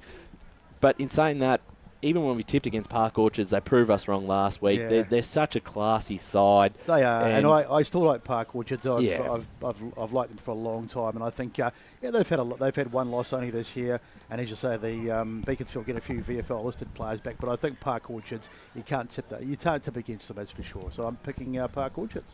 Yeah, I think Park Orchards as well, boys. Yeah, I'm going to agreeing, go or Park can you Orchards. see Beaconsfield pulling off the upset? I'm going to say Park Orchards at home for sure. No, I probably can't, to be honest. And then some other games which I think are going to be pretty one-sided. Mitcham take on Doncaster, Montrose take on Bayswater, and Rulbark take on South Belgrave. I'd back in the Tigers, D's, and Saints to win those 3 games. Yep. Sure. Cool. All agree. There. And then Wanturna South North Especially Ringwood. you, Blake. Wanturna South North Ringwood, which I think Wanturna South have a fair chance at home against North Ringwood. I think this is their last chance. Not much to play for the Saints. They've locked up that they're not going to go. They're not going to go down. They're not going to get relegated. They're not in that conversation. But they're not near finals. So there's a bit of a nothing game for them. Wanturna South got everything to play for. They do. A loss, and you can almost guarantee, yep, that's them done, and they'll drop down to Division 2 next season. A win, and suddenly it opens it up and makes it a little bit interesting, assuming Doncaster lose to Mitcham. So the Oracle has Wanturna South winning by a point, 62-61. I think they're a fair chance. I think they're a chance. Fighting chance, I think, Wanturna South in an upset, definitely. Yep. I as much as I guess we hope Wanturna South to win, you mentioned those dreaded words, mathematical chance. Now, in perhaps at the top level in the AFL, we can get a little bit more confident, but in local footy, I'm just not so sure, because absolutely everything has to go right. Should results open up, but I'm just not confident, and I think that's a shame, to be honest, but I just have to stick with my guns there. It is going to be tough, even if they do get a win, because they're still going to need an extra one and hope that Doncaster lose out for the rest of the season. So a bit to play in those games. Premier Division as well, the 3 games today, obviously split round, had Blackburn defeat Norwood last week, and East Ringwood defeat Noble Park. Having a look at these 3 games, Baldwin take on Berwick. We'll all be tipping Baldwin, I'd imagine, on this one. Got to find some form, Baldwin, after 3 losses in a row. South Croydon take on Roval. Now, this is probably the best one. Yeah, probably the most interesting of the 3, because, the Dogs, they do lose Murata and Cooper this weekend, and they take on a Roval side which they actually defeated last time they met out at Seabeck, and were missing some key players, including Max King, potentially a couple others. Matt Jones may have not played that day. So their form against Roval's actually quite good. They ran them to the final siren the year prior when they weren't going so well. So real chance. If they pull off an upset, suddenly that really helps their finals chances. Maybe it's also the way it's gone about, because they do have some key players out. So it could go that way if we're looking at it. But I can't see. Can't back against the Roval side. That's just the way Roval are going. Beautiful form at the moment. They are ticking so many boxes, and they are truly going to be a threat come September. I've got him in my grand final already. So I have to say though, I did go down to Cheong Park this morning, and there is there's definitely a tangible sense of anticipation. The Rezzies teams, they ran out almost straight away after the conclusion of the women's match of the round, and that I think South Croydon would definitely be wanting to have a successful day, especially when the weather's a bit ordinary, but they've got off to a good start, and I think there's a lot of anticipation in regards to this afternoon in regards to what's happening. It's going to be a big day down at South Croydon today. If I don't know how their senior reserve sides are going, like men's wise. Not too sure, but Brett, sticking on this game for the senior side, we saw Roval a couple of weeks ago, and they were just phenomenal against a Vermont side. They were pretty clinical. They were sensational, and I think I'm not saying this because Roval's #1 ticket holder Ray Beard gave me a ride today, and I'll be walking home. He's not in the van. He hadn't heard it. Keep going. But I think Roval, they're just peaking at the right time, and I think they'll be far too good. The weather could be a bit of a leveler, but I think they'll get the chocolates, and also think they'll be in the grand final as well. I think so too. I think they're the one side that everyone will be looking out for come September. Final game, we've got to be quick on this one because we will go to an ad break in less than a minute. Vermont take on Doncaster East. The Oracle has tipped Doncaster East to defeat Vermont, which is interesting, but not out of the question because Doncaster East, they're not going to play finals, but they can shape them with an upset. Can you see it? Or do you think Vermont at home, too much to play for, finals on the line, must win for them? Yeah, I'd love to see Doncaster East get the win, but I think Vermont will be too strong. Just tips on this one before we go to an ad break. Yeah, Blake, Vermont after a very tough week down there. I think they can... Vermont for me. I think the eyes have it. Vermont. There you go. So looking forward to a big day of Eastern Football Netball League footy across the afternoon. We're going to take our last break here before we bring in the call team for the Eastland match of the round out at Kimberley Reserve. It is Chirnside Park and Whitehorse. As Sarah opened her best friend Jackie's wedding invitation, she was overcome with a wave of emotion. While her two young boys wrestled on the floor, tears of happiness rolled down Sarah's cheeks as she saw the words she'd been longing to see. Please note, this wedding will be a child-free event. Well, Sarah, looks like we're off to Eastland for a new frock and some heels. And let's book in that babysitter. For all of life's little moments, there's Eastland. Eastland. Live real. At Yarra Valley Water, we know reducing your shower time, or show time, to 4 minutes can save you an average of $200 a year on water and energy bills. Shower shorter. Save water. Authorised by the Victorian Government, 1 Treasury Place, Melbourne. Sprained your ankle, bursting through the banner? Broke a finger, high-fiving the ruckman? Or did you run into the goal post again? For bumps, breaks or bleeds, be seen sooner, close to home at Knox Private 24/7 Emergency Department. The preferred provider of emergency care to the Eastern Football Netball League, you'll generally experience shorter wait times. You don't need private health, but there is an out-of-pocket fee. Be seen sooner, close to home at Knox Private 24/7 Emergency Department, 262 Mountain Highway, Wanturna.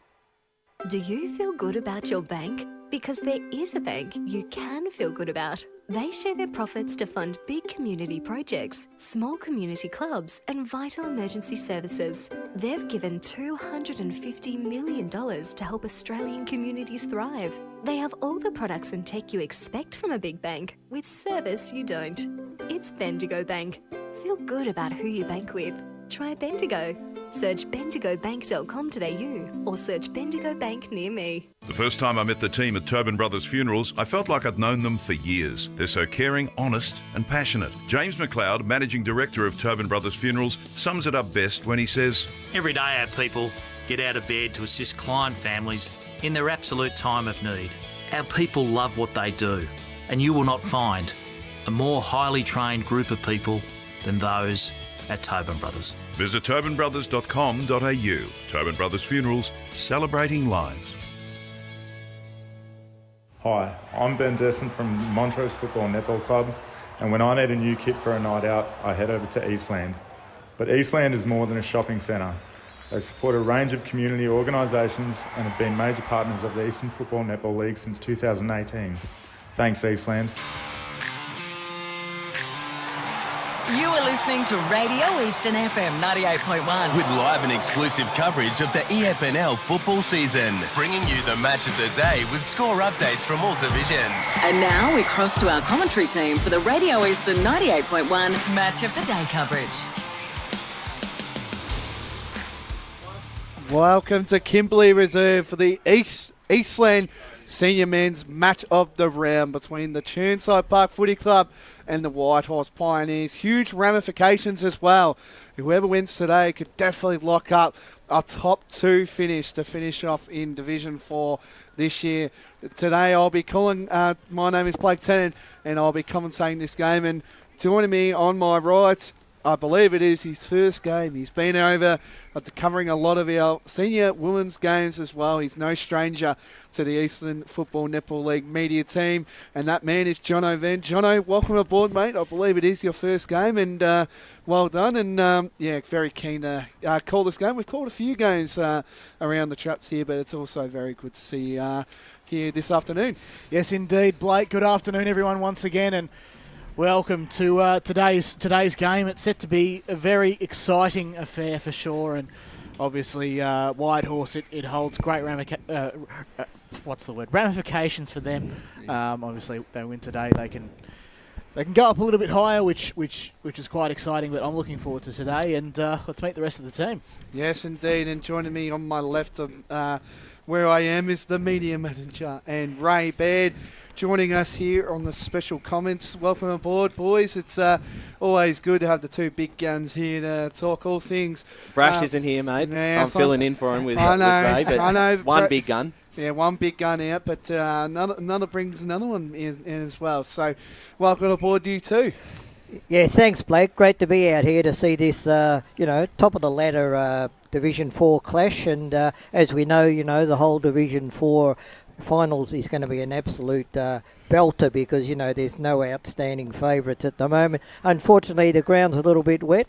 Nothing like I witnessed last week up at South Belgrade, but no, it's going to be a good game of footy anyway.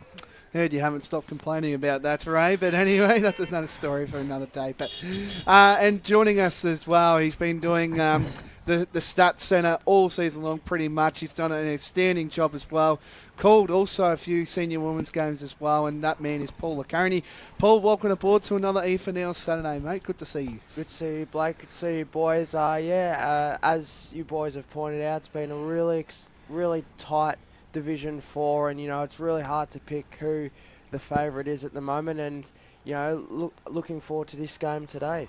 Indeed it is. It's a massive game, like as I said before, win today could definitely see who's going to be finishing with Scoresby, I reckon. It's an even competition as we speak, where both teams are heading. So we'll ask the team as well. We've got a bit of time before play resumes down here at Kimberley Reserves. In the reserves, it was the Whitehorse Pioneers getting the job done here for 7:31 to Chirnside 3-3-21. So winners there to the Pioneers, which is good. I think their reserve sides are also flying as well. I think they're second on the ladder as well. They could have won in the Div 3 reserves, but unfortunately lost in straight sets. So on top of the ladder for the whole year, pretty much. So their reserves have been flying as well. But we're going to touch on this game.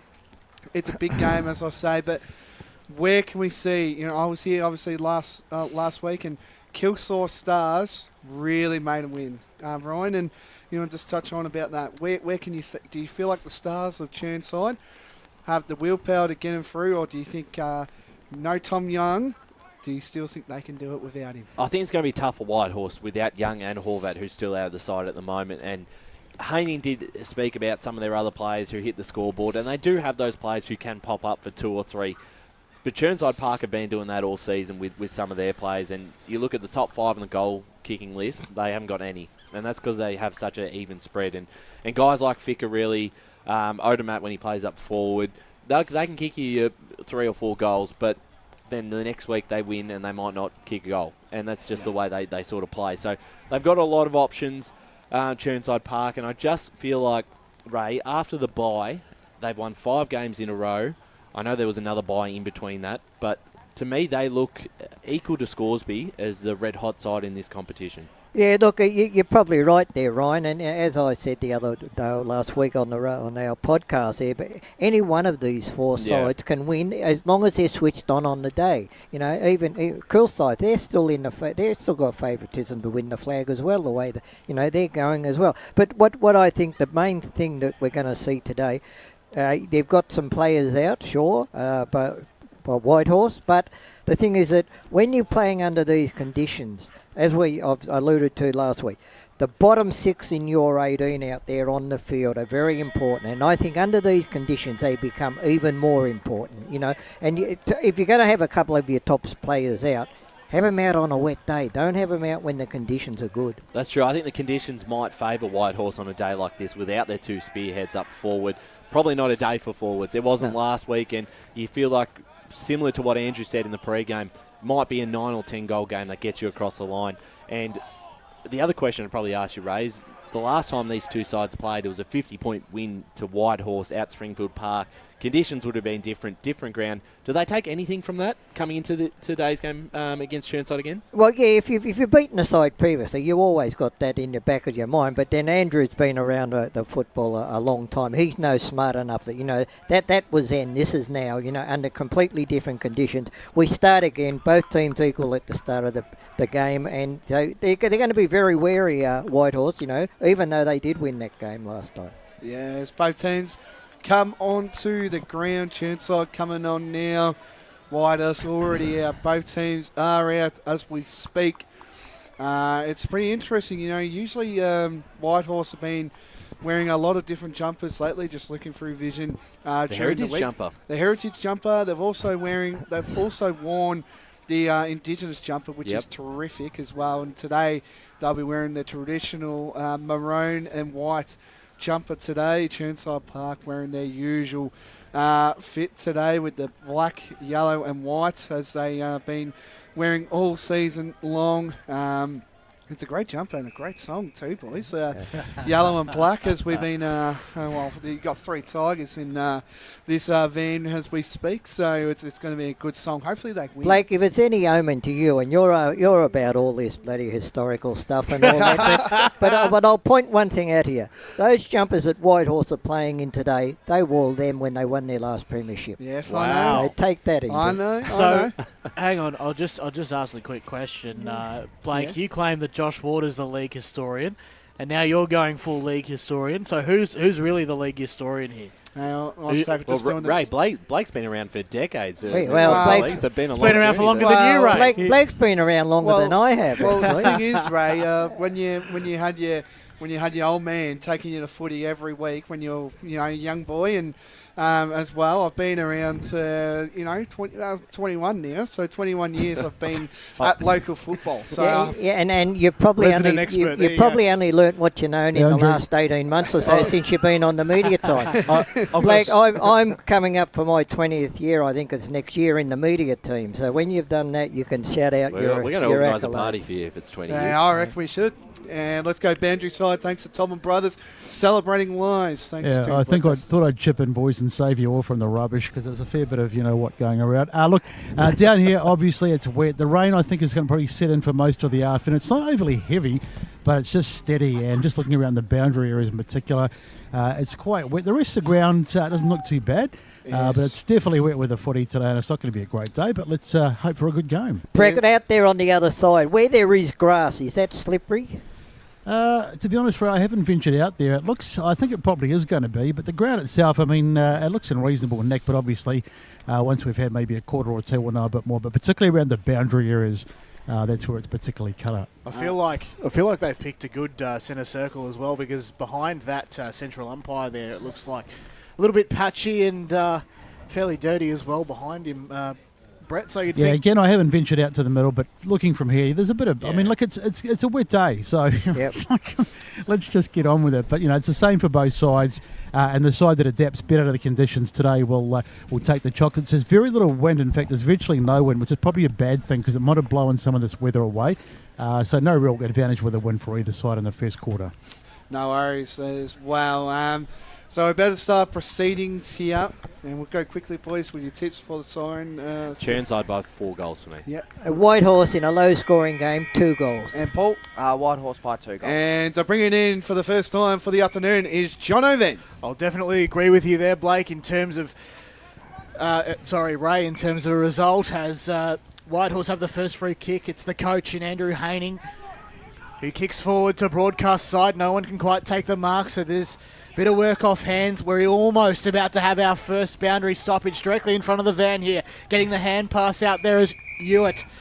He was looking for Violi, but he couldn't quite get there, as we'll have the first stoppage so far. 30 seconds gone, first term. We're going to do it again. So the ball comes spinning back into play. No one can quite get clean hands to it, so Hewitt has to go by foot. He can't. He tried to gather it again. Violi's in there as well. Gathering the ball there is the captain in Ward. He's wrapped up. We're going to have a ball up now just inside the first minute. Here's Blake Tennant. Yes, indeed. 2 rucks going at it. Andrew Haining, expect to see his name being called a lot today. Of course, a champion of the Eastern Football Netball League. Trying to get this out now is Chirnside. They get a kick off there. That was by in Harper. Involved there again is Leslie. He runs in with a long, strong boot to the left of the pocket here. And unfortunately can't go through, and they'll go out of bounds. Both sides are eager to get this ball while it's dry before it gets too wet and get their foot to it and get some meterage. There you go. Thanks, Ray. Expert analysis here on the specials chair today for comments. Haining in the ruck, as you see a lot. Chirnside trying to get open here in their forward 50 here. It's Downey, and of course Haining. Downey got the hit out there. Gets a kick away there, was in the direction of Whitehorse. And a strong tackle there will be pinned. No, it won't. And it's going to be a boundary throw-in. So we get ready then as the rain looks like it's going every which way, despite Brett Beston's analysis that there was no wind. So it's definitely coming down at the moment as the umpires picked out a free kick. It's going to go the way of Whitehorse. Haining gets the hand pass off quickly to Dalgleish. Sends a grubby one along the ground. So chasing it now is Eggington. He goes long off the ground. It looks to have gone out on the full, I believe, as Chirnside Park will take the kick in again. Boys, if one of these sides can jump out to a 2-goal lead early in this game, they're going to be hard to run down. Definitely. Boundary. Let's go boundary sign, thanks to Tobin Brothers. Sorry, boys, getting a bit behind today. I'm trying to navigate the weather and try and work out what's happening, but there's a couple of late changes in the Chirnside Park side today. Andrew Clark is in jersey 15, and also we've got Jackson Faulkner in 30 for the outs. Let me just have a look. Is King, he's not playing, and Ryan Camden's also out today. Thank you for that. So we're right under the scoreboard. There's a throw-in. Still no team to score after 3 minutes of play in the first term. In the Eastland match of the round. Great team tackle there laid by Chirnside on that man from Whitehorse. James Nelson. But we're going to have a ball up on the scoreboard side of the wing. Ball hits the deck. Trying to pick it up now is Brownfield. He's one to watch as well. Whitehorse have regained possession, although the ball is now in dispute. Umpires picked out a free kick, presumably for kicking in danger. And it's Chirnside to go inside 50. Chirnside now go inside 50 now. Odomat in there. Has been a champion across there. Bit of a hold there. And it's going to go to the Pioneers in Thorne. Charlie Thorne now. Been playing for the Pioneers for a long time now. Premiership player in 2018. Here's that player that's been a late change in Clark. Slattery involved. Snap around the corner there. That was by Clavant. And they can't get inside the Panthers forward 50 here. And a strong tackle there early on. Here comes Odomat with a chain of hand pass. Strong tackle there by Slattery. Thorne involved there. Clark as well. And it's going to be a ball up. And here we go. So a ball up here. Just on the 50 arc of the Panthers. Forward 50 here. And just mention, these two ruckmen have had a lot of history. They've played a lot of footy against each other, those two, in Thatcher and Haining. Boundary. And we've got a big, strong tackle there by the Panthers. We'll go to boundary side shortly. And another strong tackle. The tackling pressure's been awesome. Let's go Brett Besson now, thanks to Tobin Brothers. Yeah, thanks, Blakey. And just a change in or a late in, should I say, in the Whitehorse side, it is Fontanatis who's come into the side. He's wearing jersey 15. Thank you again, Besto. Thank you very much. So Whitehorse tried to get the kick to advantage. It looked like that man there was held in, Alex Comedian. Sorry, I got the number wrong there. I removed him from the team sheet on my laptop. So there you go. So Comedian was infringed with. He's going to have a kick right in the centre of the ground. A foray inside 50. Big plaque flies. Roving it now is Charlie Thorne. Got the hand pass off to Hewitt, who went for goal and just missed to the left. 5:44 gone here in the first term on the Eastland match of the round. It is Whitehorse with the first score. One behind. Chirnside yet to score. Thank you again, Jono. So doing a kick out for the Panthers at the moment. Really good strong pressure that I feel like the Pioneers are bringing in. That was the first real look we've really had at the Pioneers going forward. It's been a lot in Chirnside's forward arc here as the Panthers bring play back in, and a great mark contested there. That was by Edward Sim. He plays on immediately here. They want to try get the first goal on the board, do the Pioneers. Blakey, you spoke about some players that have been around a long time. Eddie Sim, he's been an absolute champion for Whitehorse over a long period. Yes, he has been as well for the Pioneers. A great servant for the Pioneers.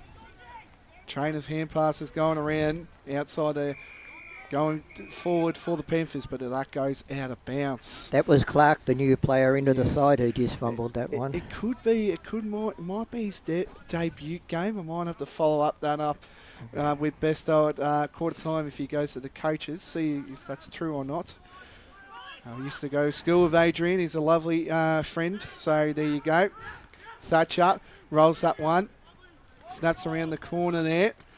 And a mark, no, not taken, and it's going to be touched as well. It's going to be a boundary throw in. So we have a boundary throw in on broadcast side.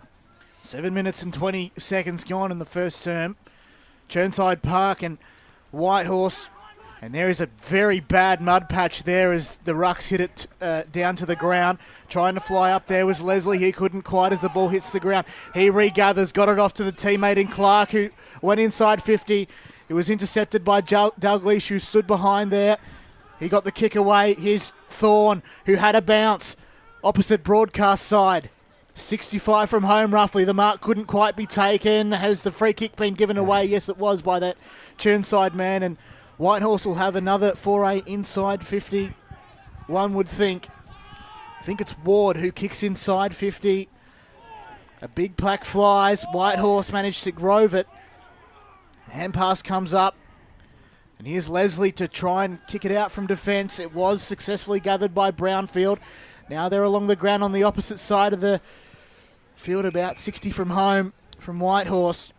And the umpire, to call a stalemate, will have a ball up on the opposite side. Boys. Let's go down to the boundary with Brett Beston, thanks to Tobin Brothers. Just really quickly, an answer to Blake's question. Clark, I believe, is playing his second game today, Blakey. There you go, second game. So, 1-2, Adrian. Just shows where their depth is heading at the moment. Just relying on these young players at the moment. Just what I'm gathering through here for the Panthers as play resumes from a boundary throw in. Still Whitehorse lead, one behind to Chirnside yet to score. About closing in 9 minutes. Another strong tackle there. And where's that going to be? It's going to be a free kick going to the Pioneers in Ben Taylor. That was a great tackle. I'm glad that the umpire rewarded him for that. Yes, indeed. And a short kick here. Oh, that's not far enough, surely. Geez, I don't know about that one, but may have just been on the 15 metres. Dominic Violi here. 14.99. Yeah, you can have a look at the replay. That's about 10. That's a mark. We'll pay it. We'll give it a shot here. You can watch the replay again. You can watch it 100 times. It's a mark. Yes. So Dominic Violi to kick the Pioneers first of the day. Lines up. And it's going to the right. So it's going to be through for a behind. And that moves the first score. We're going to go to the Stat Centre with Paul Laconey. Yeah, the inside 50 so far. Chirnside Park had the early dominance, but Whitehorse have equalised inside 50s. It's 4 apace. So Chirnside Park to bring it in from the back line. They kick it about maybe 60 metres from home. It falls in favour of no one in particular, but Chirnside Park still find a way out. They're now inside 50. It's defended, though, by Dalglish. They did well, Whitehorse, to try and get it out, but it's only as far as that Chirnside man, 60 metres out from home. It was turned over, though, in favour of McArdle. And it's gone over the boundary line. In fact, holding the ball is the call. A great tackle laid, and Whitehorse have a free kick, although it's almost cut off by Clevant. Did all right, and then the other Clevant and Chaz got involved. Now, Chirnside Park are inside 50. There's open space ahead. Who can get control of it? There is that man, and his name is Ben Slattery. He's got the first of the day. Chirnside Park, 1 straight 6. Whitehorse, 2 behinds, 10 minutes and 55 seconds gone on the Bendigo Bank scoreboard. A brilliant kick off the ground. Let's get some thoughts from Ray Baird or Ryan Long. Well, Ray Connell did a great job on Ficker, really. Was watching him, but out the back was Slattery, and no one was near him. So 2 very dangerous players in that area of the ground. Yeah, now great play by Slattery. You know, off the ground under these conditions. I was going to comment, when the ball come in before that, Chirnside had nobody there and Pioneers had 2. So Chirnside, when the ball goes out of their forward 50, they've got to have someone stay back there. As play resumes now, Stevens gets that hit out. And a high tackle going again to the Panthers. This is Mitch Skeen. He's going to take proceedings here. Skeen now plays on immediately. Bumps it in. Onomat couldn't get there. Strong big tackle there. And that's going to be another ball up down here on the arc of the forward 50 as we're getting some nice refreshments here by the Chirnside Park faithful. thanks again for looking after the media team. It's always great to see for your hospitality. How good. Stevens now, champion of the Eastern Football Netball League, bumps it inside the forward 50 here. A snap around the corner. It's one-on-one. Slattery! Exactly what I said, boys. Someone's got to stay back there in the goal square. Sat in the hole perfectly, didn't he, as well, Ray? Yep. Jeez, us commentators will struggle about this. We've got some delicious meat pies right in front of us. There you go. So he ends up scoring a goal there. Ben Slattery. He's got his second. And it is 2 straight 12 Chirnside Park to 2 behinds on the Deakin University scoreboard. Former Deakin University, sorry, I meant Bendigo Bank, but Deakin University is still a great partner of the Eastern Football Netball League. Yes. I've actually never said that before, Ryan, and now that's the first time I've ever said that on a broadcast. I completely forgot. Ray Baird, your thoughts? As proven, when the ball goes out of your forward 50, someone's got to stay back there because sometimes it just repels that quickly that you've got to have somebody, and that's exactly what Slattery's done and got the last 2 goals. Yep. So there you go, 13 minutes gone here in the first term on the Eastland match of the round. It's Chirnside Park and Whitehorse on Eastern FM as well as YouTube. I did say before, boys, if one of these sides can jump out to a 2-goal lead in this first quarter, and Chirnside have done that, so they're going to. It's up now to Whitehorse to try and run them down over the next 3 quarters. As we get some support from the supporters yelling out. Indeed. So we've had a brief break in play as the boundary umpires have run it, and will go up again in the ruck. Nicely tapped down by that Chirnside man, but it was straight into the hands of Sim, who kicked it out wide. Trying to get it on was McCardle. He couldn't quite, and now it's in the hands of Chirnside. 60 from Whitehorse goal will go up again. Rucks go at it. Hit out to advantage from Chirnside, but it's off hands, and Whitehorse have a real chance. The kick was in the direction of Violi, couldn't quite. It strayed well and truly left over the boundary line. 14 minutes gone in the first term, and we'll have a boundary throw-in right inside the Whitehorse 50. It's a good point you made before, Ray, with the conditions today, and we saw last week up Ferntree Gully. They did jump out the gates, but it took Oakley a long time to get themselves back in the game, so important 5 minutes for them. Yep. So Haining back in the ruck, gets a hit out there. Here come the Pioneers. A nice little snap around the corner there. Involved there is Fabris. The Pioneers trying to get open, but it's been all the Chirnside Park at the moment. Nice little push in the back there. Doesn't get called. Oh, he's going to get called again here. Yep, he is holding the ball. Very delayed holding the ball, but the Pioneers get open here. They get a good free kick here. Involved there is James Nelson. Can't pick up the ball here. This might be going too. Yes, it is. Let's quickly go to the stats center with Paul Laconi. Yeah, some very good tackling pressure by both sides so far. 10-7 the way of Whitehorse. Thank you again, Paul. So Josh Clavant does a torpedo, if you don't mind. Haven't seen many of those this year. Bring it back, as I do say. So, but it's all the Panthers at this stage. At the moment. They've had some chances, Whitehorse. They've been able to get it inside 50, so just got to start converting. I have to say that potato cake was very good as I recommence the stint here.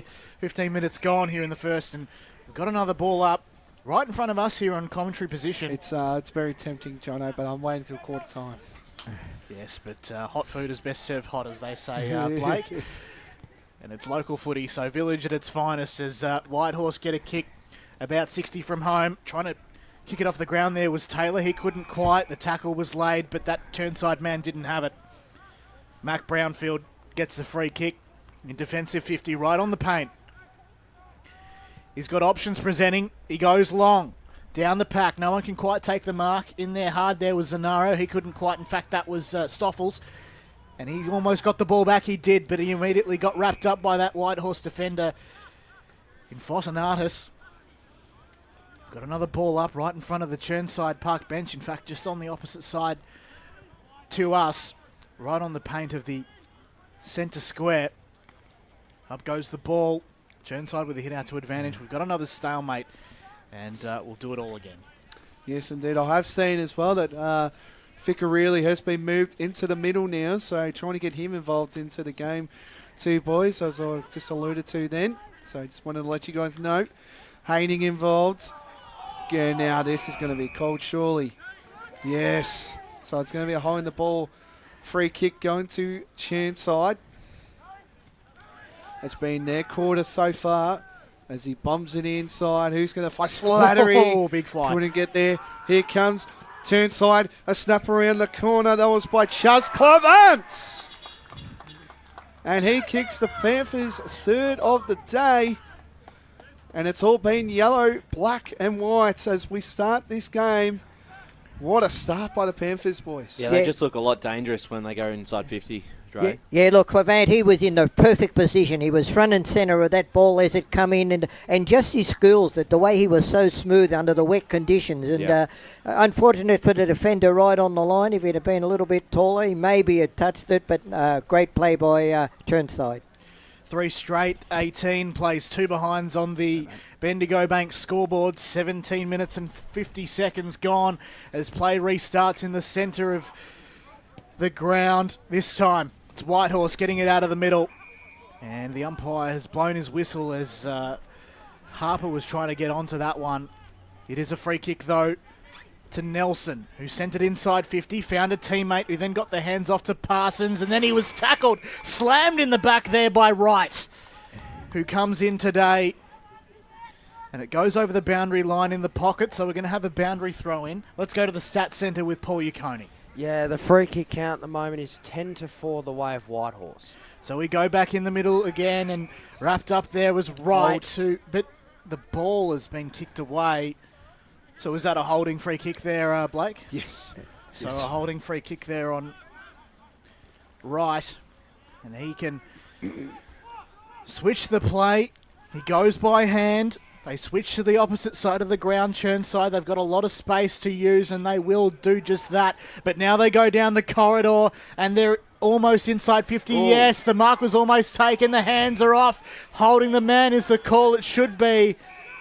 And it's not. Instead, it's gone to Whitehorse and 25. Or is it? We were in the perfect position, and unfortunately, the umpire was on the other side of it. There you go. So Dalglish has got the ball. He gets it off to Parsons on broadcast side directly in front of us, and he gets the 45 kickoff, but it's not that great. It's about a metre away from the boundary. It goes over the line after Belly. Couldn't quite get onto that one. And we've got another boundary throw in, Blake Tennant. Yes, indeed. Hope you're enjoying the broadcast here on 98.1 Radio Eastern or Facebook and YouTube, wherever you're watching across on the globe today. Let us know where you're watching as well as when you're enjoying the footy today between the two heavyweights of Division 4. Slattery bursting through one, couldn't get through the other one. Ward, the skipper there. He started well, but haven't Chirnside started well as well. And a big, strong spoil. I forgot to say, boys, I was doing the umpiring escort duties today for my brother's 19s game, and there was an umpire he loves the media team, and he wanted me to give him a shout out. So shout out to that umpire today. So you got to name him though. I know his name. I didn't get his name. An older bloke? You don't really talk when you're an umpire escort. Was it an older bloke? No, he's a young guy. What's his name? Brad Pulley. I didn't get his name. There's so much for a shout out, man. Not much of a shout out. The umpire without a name. It will be Brad Pulley. Brad Pulley's not a young fella these days. Not these days, but he a great guy. He was a member of our media team. And he's also just done his 500th game umpiring. Yeah, if it was Brad, well done. Is he in the 19s though? Is he a 19s umpire? All right, Blake, get back. Come on, get back to this. Back to the game. Back to the game now. Involved here. Down we're inside the other wing down here of the Chirnside bench here. Change of hand passes going away, but the Whitehorse Pioneers get it out there, and a mark taken there. That was by Ben Taylor, BT, as Andrew Haining alluded to. Wow, snap around the corner there by the Panthers, and this one looks like it's going to roll out of bounds for a boundary throw in. A check side of sorts. Just couldn't quite get... We'll keep it in the field of play, I suppose. Directly in front of us is this boundary throw-in. If you're watching on Facebook and YouTube. 3 straight 18 plays, 2 behinds if you've just joined us on the Bendigo Bank scoreboard. Comes back into play. Whitehorse first hands to it through Parsons. He gets the hand pass off, and now he's Fortunatus. Went the dinky kick along the ground and then regather it. Was shoved in the back by Skeen. And so Fortunatus has a free kick as play grinds to a slight halt. Then he taps his opponent on the back, does Fodonatis. He said, better luck next time. Kick goes forward. One-on-one contest. No one can quite get hands to it, so Whitehorse have to move it along the ground by hand. Violi gets involved. He tried to get Stoffels for help. Couldn't quite. As it moves along the boundary line, a bit like Collingwood from 2010. Still along the boundary line as Clavant tries to get involved of the Josh variety. We've got another ball up then. 22 minutes gone here on the Eastland match of the round. Yes, one on there by Haney. Good to see as well down there. The boys with the fire pit there. It's also a very wet day down here at Chirnside. So, hope you're enjoying in, of course. Wherever you're watching the footy today, hope you're indoors because it's a very bad day. And I hope our man Besto is okay on the boundary. Slattery now. He's kicked 2 already. He's playing midfield today. Finds a teammate there in Jackson Falconer Holdsworth. Good chain of hand passes there for the Panthers. And a big strong tackle there. And it's going to be a ball up. So, good start here by the Panthers. They try to bring it in the action. They have. Haining just brings it out of the ruck if you don't mind. He does all the work there. He just lets his mids get around and gets the hand pass there. And a kick away there. That was by Noah Stoffels there inside the pocket here. And a chain of hand pass again by Trent Castledine. And it's going to be a boundary throw in. So it has been all Panthers early days here. I'm just still waiting.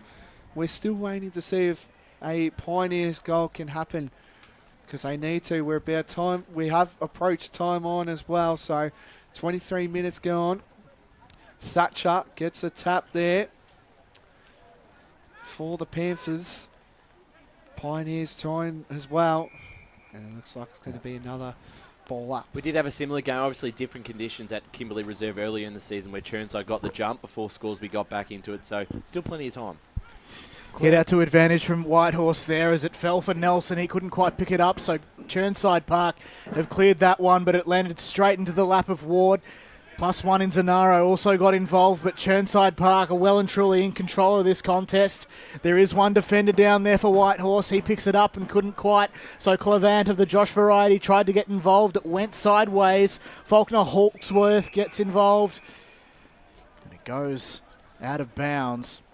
We got a boundary throw in, and we'll also go to Paul Yaconi in the stats centre. The clearances at the moment are 8-7 the way of Chirnside. Thank you again, Paul, doing a tremendous job down there. Blake around the grounds. South Belgrave lead Moolrock 19-6. Good start there by the Saints over the Mustangs. I think we all probably would have tipped the Saints today, but back to this game. As the Pioneers try to get into the attack. That was a little bit of a hand pass there. Of course, there is no deliberate. People have been watching too much AFL lately and a lot of TV screening, I can definitely see. They still call for it though, Blake, don't they? They do, yes. It is a rule in the EFNL. No, of course it is. It's just probably applied differently. So Haining just bumps away Thatcher. He's been doing all the hard lifting early in the ruck. Well, that's his job, I suppose, to give first use. The coach, of course. And another strong tackle. Scores around the ground, Division 2. Lilydale lead Ringwood 1-5-1 straight. Heathmont have got the jump over Mulgrave 4-4 to no score. Up goes the ball. Was a hit out to advantage there by... what do I think? No, it wasn't. Sorry, it's gone out of bounds. Right in front of the Eastland logo here on the Eastland match of the round. 26 gone in the first term. 3 straight 18 plays, 2 behinds on the Bendigo Bank scoreboard. As Whitehorse inch forward, they can do so. They're inside 50. Now here's Connell who sent it forward, but it went wide. Can we go down to the boundary real quick with Brett Beston? Has the wind picked up or is it still not quite? Oh, look, it's still nothing significant. There might be an extra blow here and there, but no, it's still pretty insignificant, Jono. So perhaps just off the side of the boot there, I would say. Huge chance here for Whitehorse to snare a goal very late in the quarter. They need it, Ray. Indeed it is. It comes in back into play in the pocket. Aaron Burt was wrapped up, and we've got another ball up. 26:45 gone in the first. And there is the siren to signal quarter time. That is the score. 3 straight 18 plays, 2 behinds. Chirnside leading Whitehorse. Blake, shall we go through the goal kickers? Yes, we will. It's all Chirnside at the moment with 3 goals to the Whitehorse Pioneers, 2 behinds. It's Ben Slattery with 2 and Chaz Clavance with the 1. Alrighty, that's it for the first quarter action. Don't miss out, because after this we've got the second quarter action of this Eastland Senior Men's Match of the Round coverage in Division 4. As Sarah opened her best friend Jackie's wedding invitation, she was overcome with a wave of emotion. While her 2 young boys wrestled on the floor, tears of happiness rolled down Sarah's cheeks as she saw the words she'd been longing to see. Please note, this wedding will be a child-free event. Well, Sarah, looks like we're off to Eastland for a new frock and some heels. Let's book in that babysitter. For all of life's little moments, there's Eastland. Eastland. Live real. Sprained your ankle, bursting through the banner? Broke a finger, high-fiving the ruckman? Or did you run into the goal post again? For bumps, breaks or bleeds, be seen sooner, close to home at Knox Private 24/7 Emergency Department. The preferred provider of emergency care to the Eastern Football Netball League, you'll generally experience shorter wait times. You don't need private health, but there is an out-of-pocket fee. Be seen sooner, close to home at Knox Private 24/7 Emergency Department, 262 Mountain Highway, Wanturna. Do you feel good about your bank? Because there is a bank you can feel good about. They share their profits to fund big community projects, small community clubs, and vital emergency services. They've given $250 million to help Australian communities thrive. They have all the products and tech you expect from a big bank, with service you don't. It's Bendigo Bank. Feel good about who you bank with. Try Bendigo. Search bendigobank.com.au or search Bendigo Bank near me. Tobin Brothers Funerals wear their heart on their sleeve. Their clear and easy-to-use website and Memory Maker app make it easy for families to make an informed decision. Here's James McLeod, Managing Director of Tobin Brothers Funerals. We pride ourselves on being the most transparent funeral company. All pricing on goods and services are available on our website. It's all there for you to see and make very informed decisions when planning a loved one's funeral. Visit tobinbrothers.com.au. Tobin Brothers Funerals, celebrating lives. At Yarra Valley Water, we know reducing your shower time, or show time, to 4 minutes can save you an average of $200 a year on water and energy bills. Shower shorter. Save water. Authorised by the Victorian Government, 1 Treasury Place, Melbourne. Sprained your ankle, bursting through the banner? For bumps, breaks or bleeds, be seen sooner, close to home at Knox Private 24/7 Emergency Department. You'll generally experience shorter wait times. Knox Private 24/7 Emergency, 262 Mountain Highway, Wanturna. You are listening to Radio Eastern FM 98.1. With live and exclusive coverage of the EFNL football season. Bringing you the match of the day with score updates from all divisions. And now we cross to our commentary team for the Radio Eastern 98.1 Match of the Day coverage.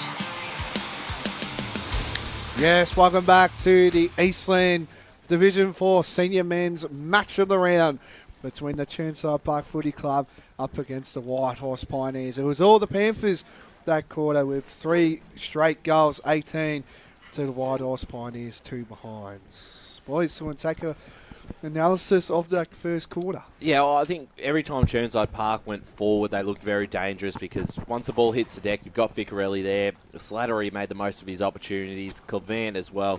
They've got those players who are match winners up forward that can certainly win you a game. So they look quite dangerous when they go forward. Whitehorse, they had some chances early on, particularly in that first 5 to 7 minutes, and just weren't able to get much out of it. So they've got to certainly improve in that area in this quarter. If potentially boundary. We've seen... we'll go down the boundary first with Brett Besson. Thanks, boys. I'm pretty happy Chirnside coach Dave Newlands with you. Dave, not too much to not like in that first quarter. You were pretty good. Yeah, and the boys put the pressure up, which is really good. It's just hard in these conditions. Obviously, you try to take advantage of everything you can get. So, good start, but it's only a start. So, yeah.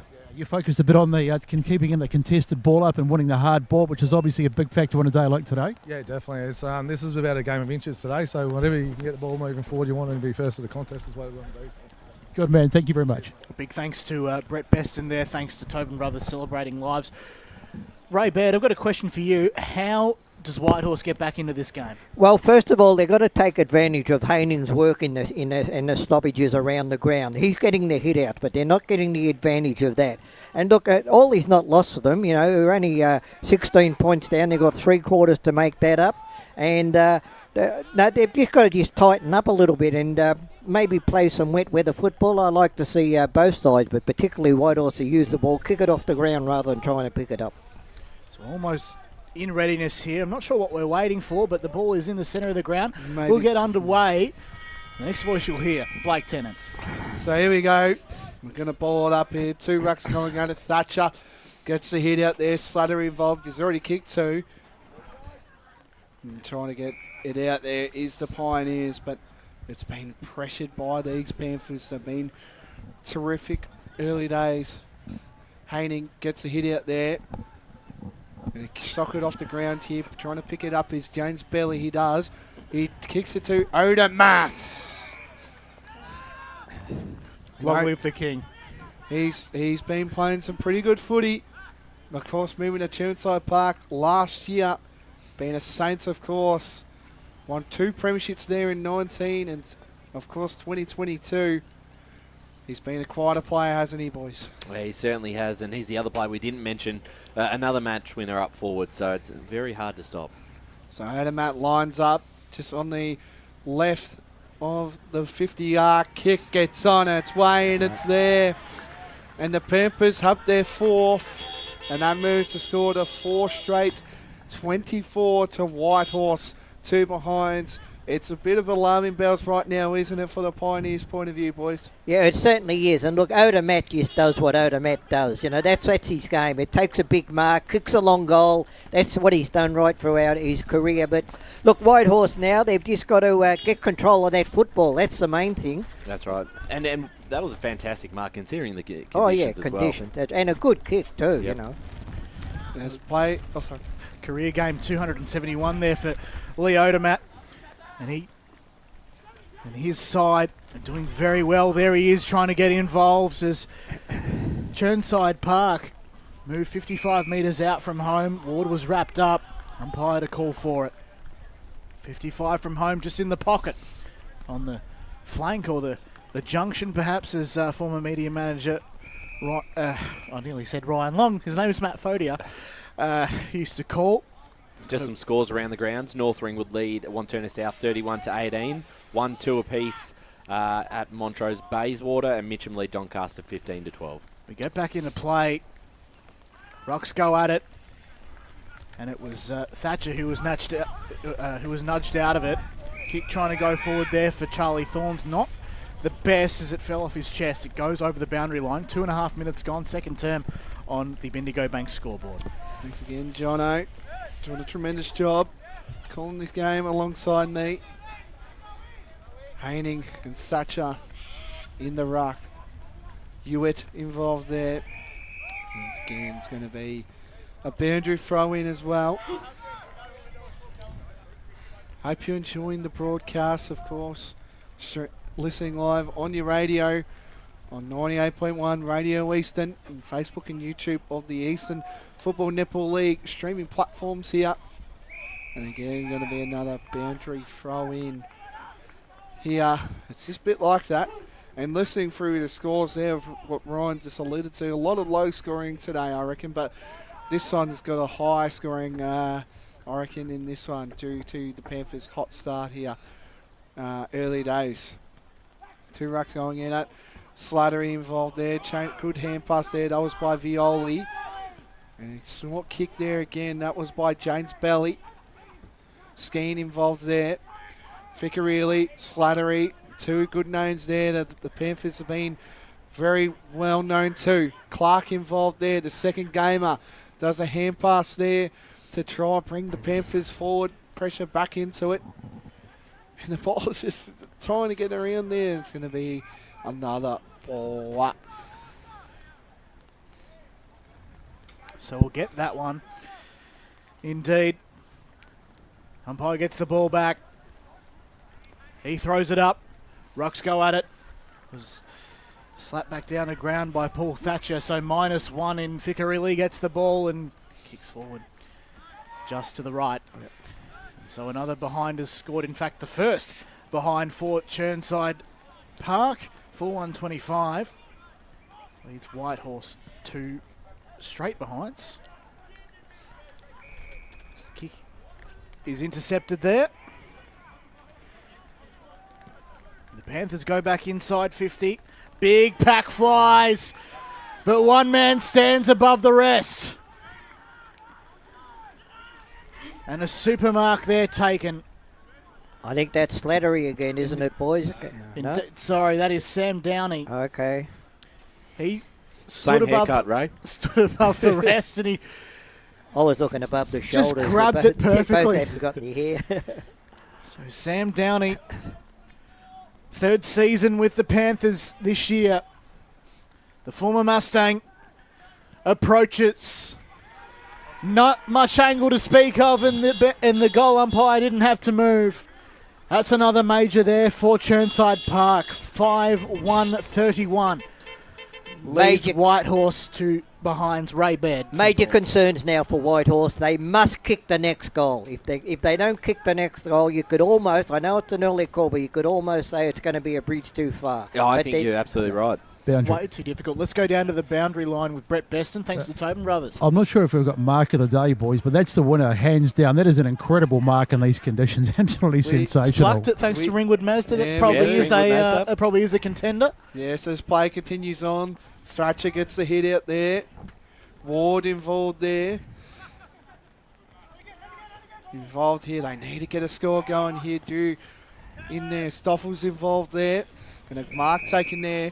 That was by Caleb Parsons. Wants to bring it inside 50. Big fly. And goes out of bounds. Again, the choices, Blake. I mean, that one, you almost pinpointed a Chirnside Park player on the chest. And They haven't had the luxury too with what's been out with them. Tom Young should be there, but unfortunately not playing today. He's been a big out. He's kicked 50 plus goals this year for the Pioneers. So another big out there. In case you're listening on, he was out. So the Pioneers now, a strong tackle there, didn't get called there. And the Panthers again trying to go back onto the attack, and that man in Downing, he already kicked the last goal, gets a kick off there. Big roost.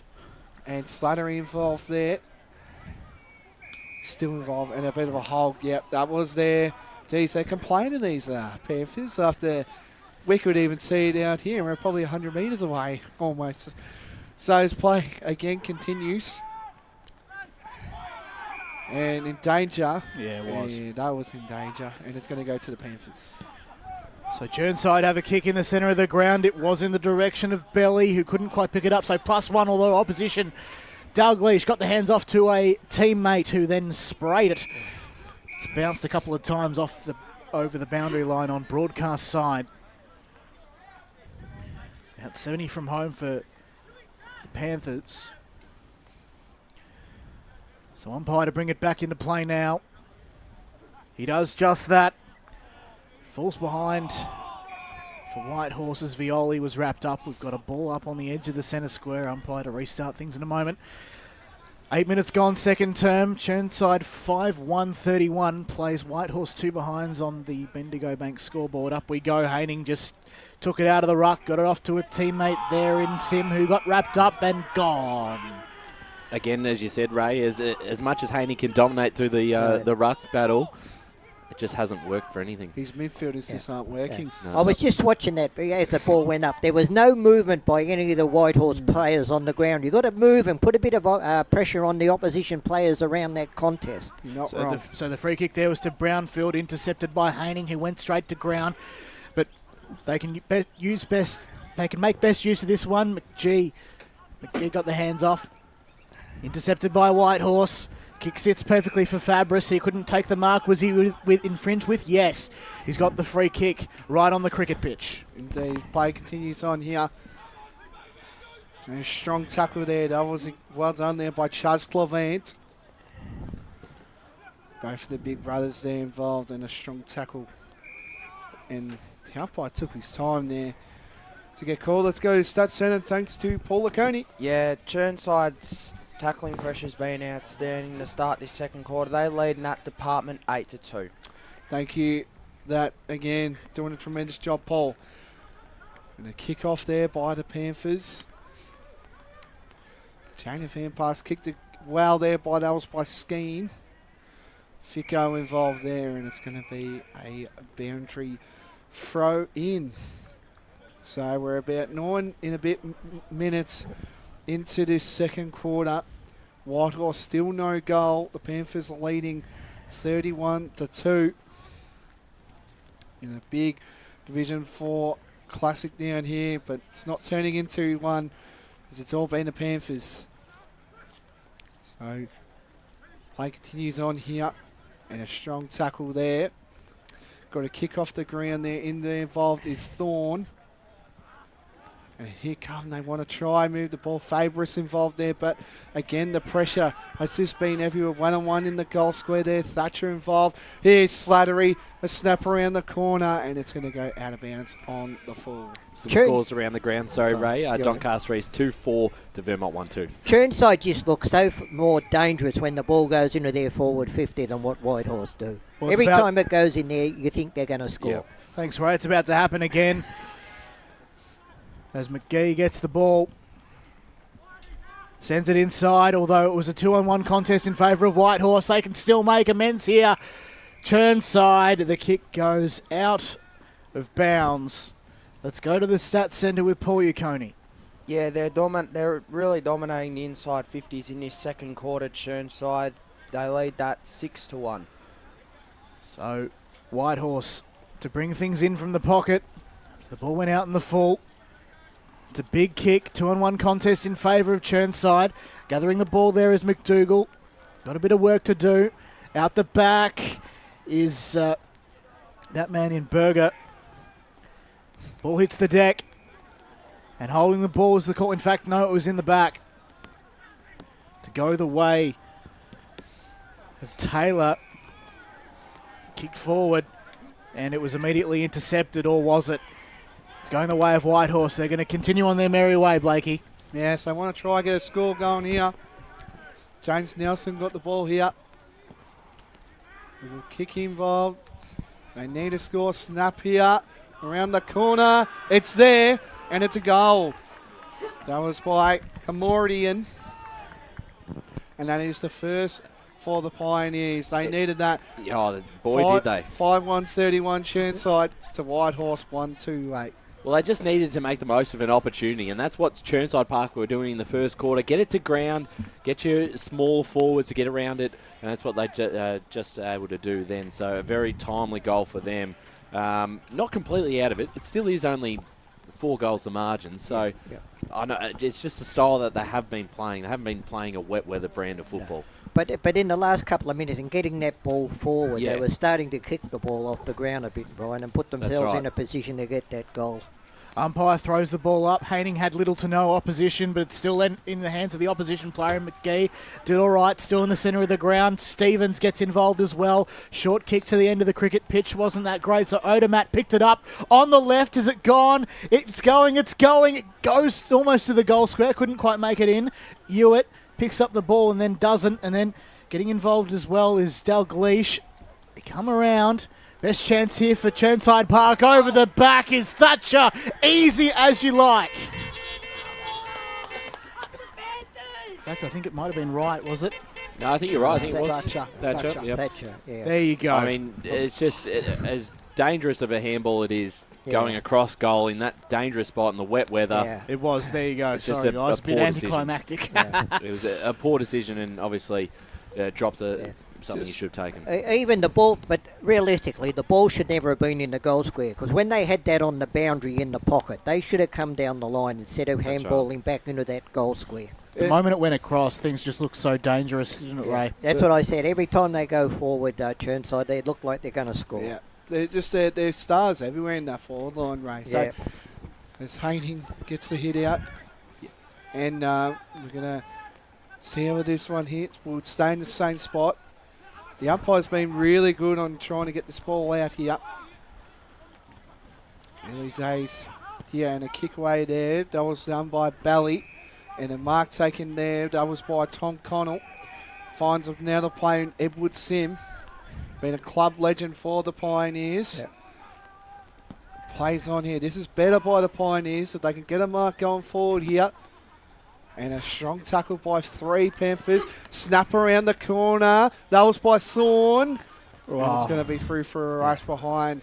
That moves the score to Whitehorse 139 to Chirnside 6-1-37. We're about 14 in a bit on But the Bendigo Blakey, Bank the score. way they moved that ball from the back line, Much then better. a big long kick Yeah. straight down the corridor, But- don't muck about with it. Play the conditions. Connell makes them look really good. I've noticed that with the vision. Good mark. So Good Belly mark, sent Andy. it out miles outside 50, but the intercept mark was taken by McDougall, who sent it back, and that's an easy mark for that Whitehorse forward. Had no one around. Ryan, week in, week out, we talk about momentum in football. Well, the momentum has just changed now, and Whitehorse, they're up and about for now, whereas at the first quarter and a bit, the momentum was certainly with Chirnside. Mark was taken, can't see a number, and it's gone right. Bad miss. Well, that's probably the only other thing. They haven't made many... well, you got that momentum, you got to hit the scoreboard. 1-4-10 plays 6-1-37. Chirnside Park leading on the Bendigo Bank scoreboard.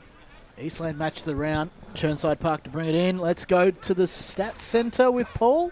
Yeah, the tackle count at the moment is 11-5 the way of Chirnside. Thank you again to Paul Laconi. Intercept mark taken by Hewitt. 3 intercept marks to 1 in this quarter in favour of Whitehorse. Thank you again, Paul. Doing a tremendous job here. Chain of hand passes for the Panthers. Gray involved there. Stevens, of course, he's been everywhere. Finds another teammate in Chaz Clavant. An intercept mark taken by the Pioneers. He's on the 4 now. See, I'm on top here for you, Paul, there. Berger involved there. He's been a general down back, of course, moving from Forest Hill to Chirnside this year.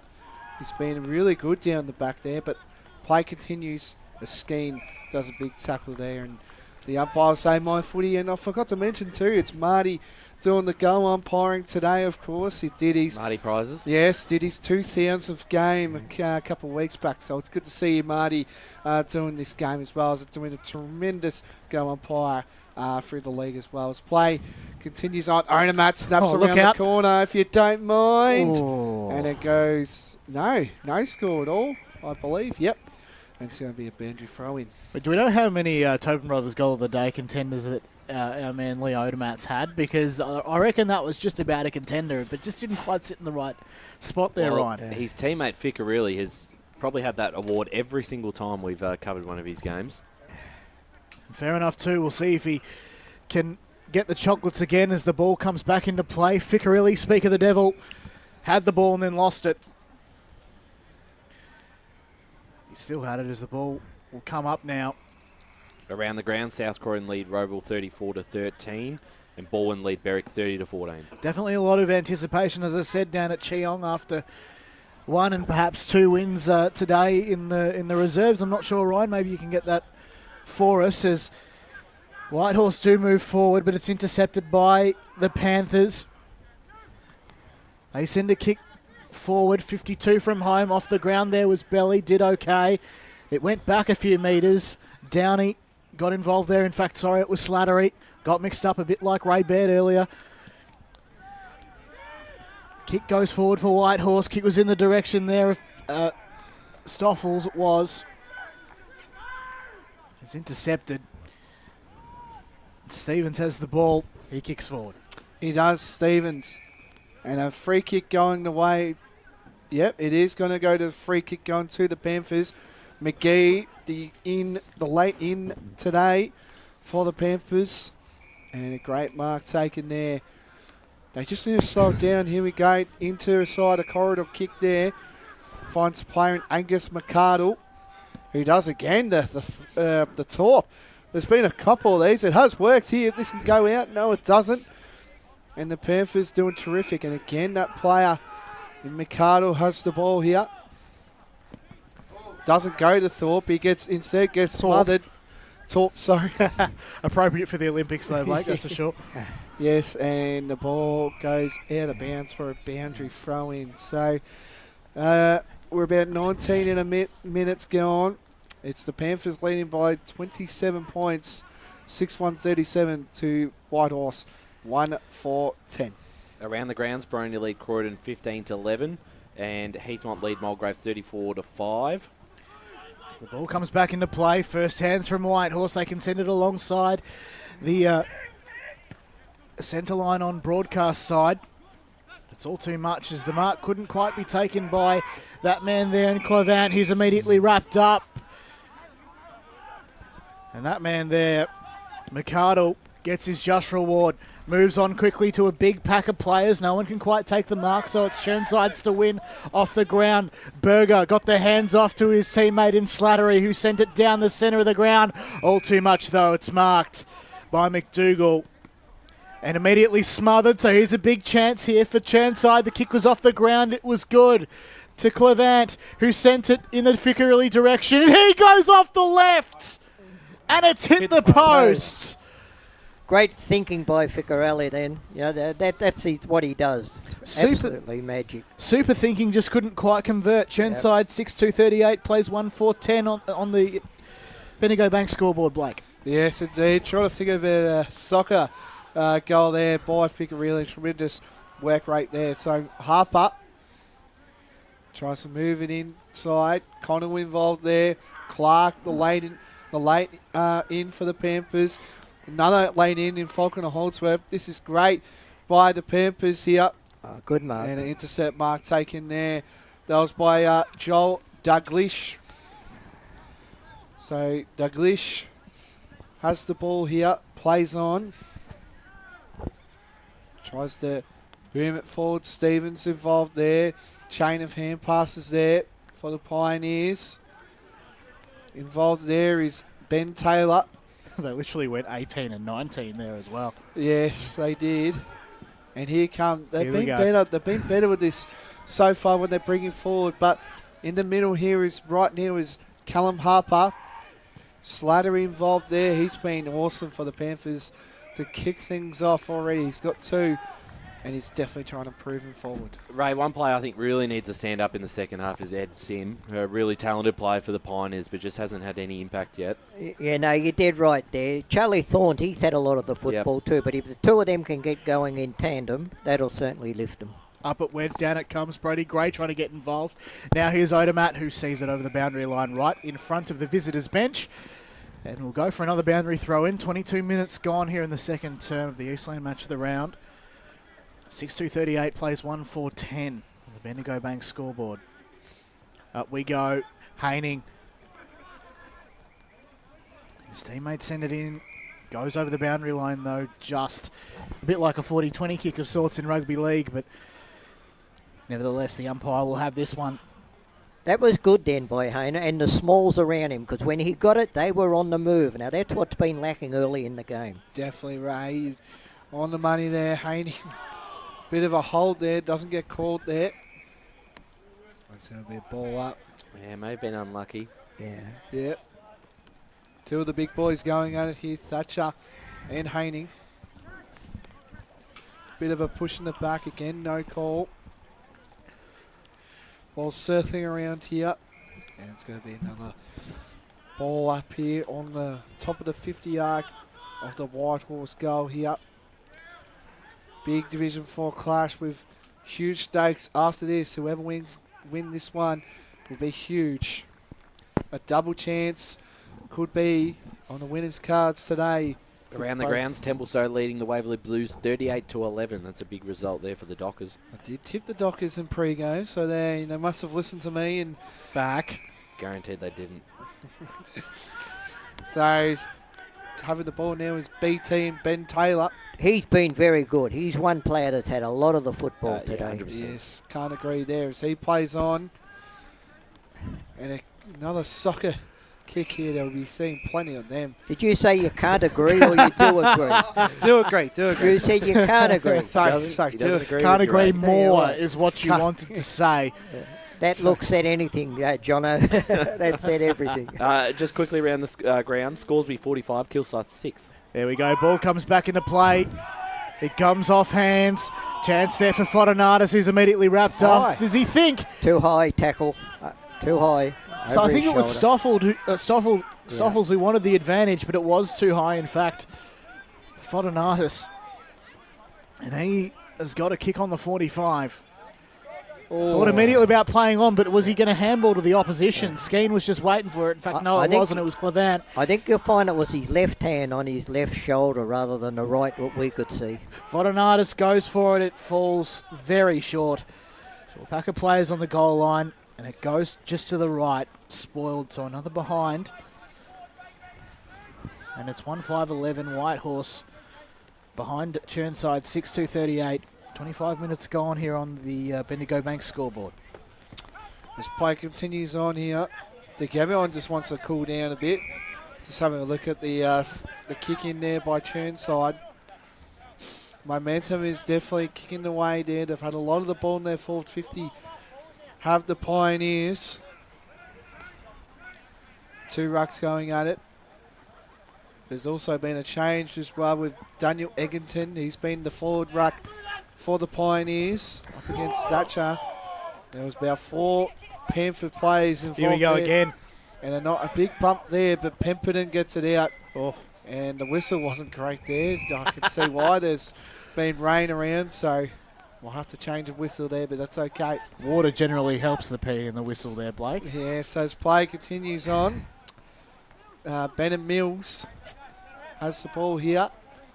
And a mark taken there by Thatcher. He's been pretty good today, boys. Just watching Ficker really very sore from that last contest. We'll keep an eye on him. Yeah. Thatcher kicks forward. Top of the 50. Mark was almost taken there by Downey. He fell on his back. Now Whitehorse trying to send a kick, but Odermatt intercepts it. He goes straight to Slattery.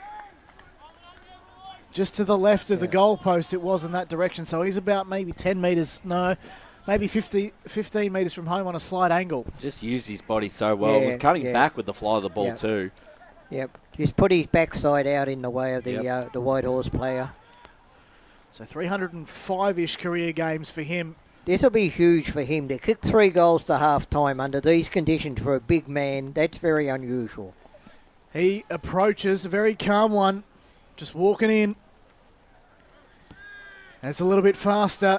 He kicks and kicks truly. You could hear the reaction. He's put one finger up in the air and he's got 3 to half-time.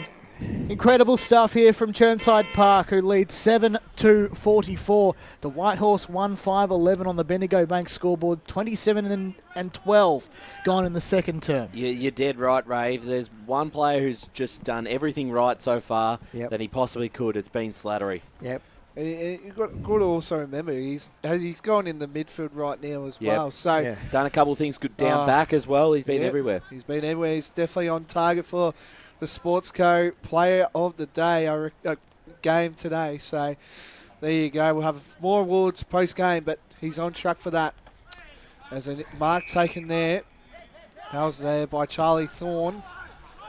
He finds Haining, bit of a move up forward there for the big fella and Andrew Haining, and that's going to go out of bounds.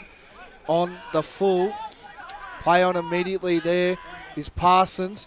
Parsons tries to bomb it, and a mark taken by Berger. He does a handball straight away. Oh, jeez. And that's going to go out of bounds. Tapped over. 28 and 12 gone now.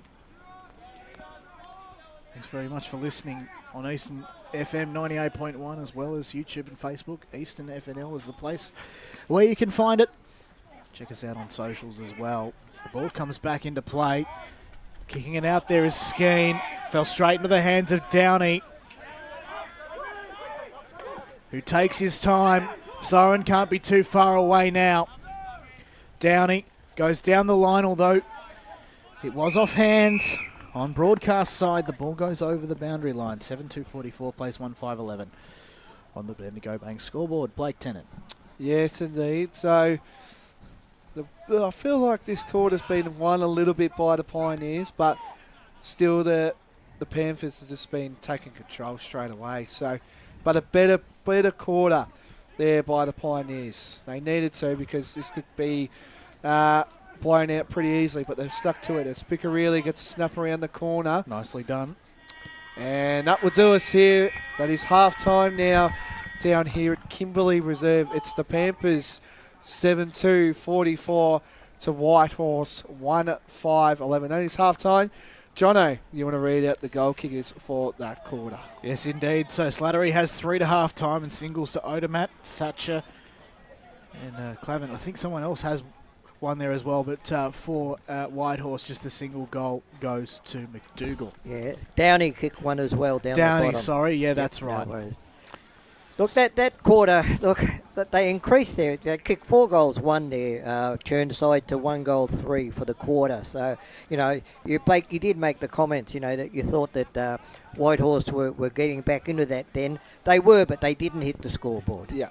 Alrighty, that will do us for second quarter. We're out to half-time here. It's the Panthers leading over the Pioneers. As Sarah opened her best friend Jackie's wedding invitation, she was overcome with a wave of emotion. While her 2 young boys wrestled on the floor, tears of happiness rolled down Sarah's cheeks as she saw the words she'd been longing to see. Please note, this wedding will be a child-free event. Well, Sarah, looks like we're off to Eastland for a new frock and some heels. And let's book in that babysitter. For all of life's little moments, there's Eastland. Eastland. Live real. Sprained your ankle, bursting through the banner? Broke a finger, high-fiving the ruckman? Or did you run into the goal post again? For bumps, breaks or bleeds, be seen sooner, close to home at Knox Private 24/7 Emergency Department. The preferred provider of emergency care to the Eastern Football Netball League, you'll generally experience shorter wait times. You don't need private health, but there is an out-of-pocket fee. Be seen sooner, close to home at Knox Private 24/7 Emergency Department, 262 Mountain Highway, Wantirna. Do you feel good about your bank? Because there is a bank you can feel good about. They share their profits to fund big community projects, small community clubs, and vital emergency services. They've given $250 million to help Australian communities thrive. They have all the products and tech you expect from a big bank, with service you don't. It's Bendigo Bank. Feel good about who you bank with. Try Bendigo. Search bendigobank.com.au or search Bendigo Bank near me. Tobin Brothers Funerals wear their heart on their sleeve. Their clear and easy-to-use website and Memory Maker app make it easy for families to make an informed decision.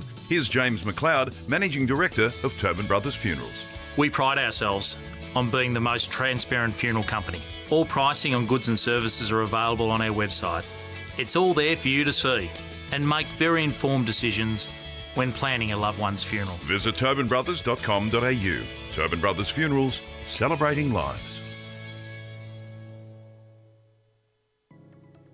Do you want to study at the #1 sports science school worldwide?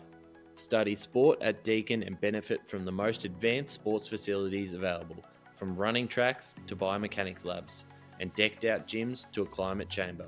Deakin have what you need to graduate ahead of the pack. Discover endless opportunities in sports science by visiting deakin.edu.au/sport. Deakin, proud sponsors of the EFNL.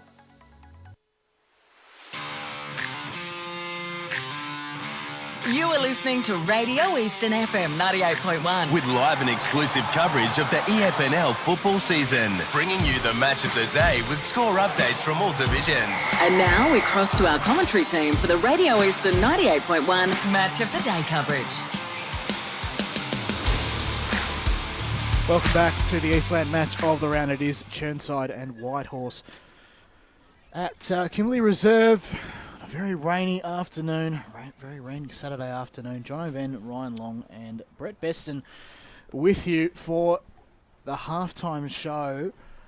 And it's been a hard first 60 minutes for the Whitehorse Pioneers, Ryan. It has, and I thought maybe with the weather conditions it might suit them with being 2 key forwards down, but it just hasn't. They haven't played that brand of football in the first half. They somewhat got back in the contests in the second quarter, but again, 1 goal 5, didn't take their opportunities. Probably should have been 2 or 3 goals, or 1 or 2 goals more than what they are sitting at half time. So they've got a lot of work ahead of them in this second half. They've got a bit of work through the midfield. I thought Haining's been quite good in these ruck battles with Thatcher and obviously Stick Stevens, but just hasn't had the immediate help from those midfielders that he's getting it down to. I look at Ed Sim and I know the quality of a player that he is, and he just hasn't had the impact that you need him to have if they're to go on to win this game. They've got a long way to come back from now. It's 6 goals or less than 6 goals, but it feels like it's on the edge of this being just about over. If Chirnside Park come out and kick the first 2, that's all she wrote. Shall we take a moment and acknowledge one of our other sponsors in MEGT who are sponsoring the Rookie of the Day? Do you have that one on record, Ryan? And can you tell us? I definitely do, but it's in my bag at the moment. Okay. So you've well, thrown me. Hold that thought. Thank I you, do of have course, it here. for joining us. And MEGT Australia, one of our proud Yes, sponsors of the league, just going to go through. We've got a few names and potentially Clark adding to that list as he comes into the side. But Xavier Leslie for Chirnside Park, Mac Brownfield, Ryan Kamen and Brodie Gray, all MEGT Australia Rookie of the Day nominees for Chirnside Park, and Caleb Parsons for Whitehorse. So a couple of options there for the award. Of course, we've got the Tobin Brothers Goal of the Day and the Sportsco Eastland Best on Ground Award. And Fickerelli again, and you were calling it at the time, the soccer on the ground from the pocket. He almost had it. He almost had it. I would think at this stage now, obviously, it is a little bit premature to think about the Tobin Brothers Goal of the Day, but I reckon that piece of play involving Paul Thatcher at the end was just fantastic. He was just in the right spot, and they moved the ball so well Chirnside. And as Ray has alluded to so many times already, whenever they get the ball forward, they're looking dangerous, and it's just incredible to watch. They are. You're absolutely right. Every time they've gone inside 50, the ball hits the deck.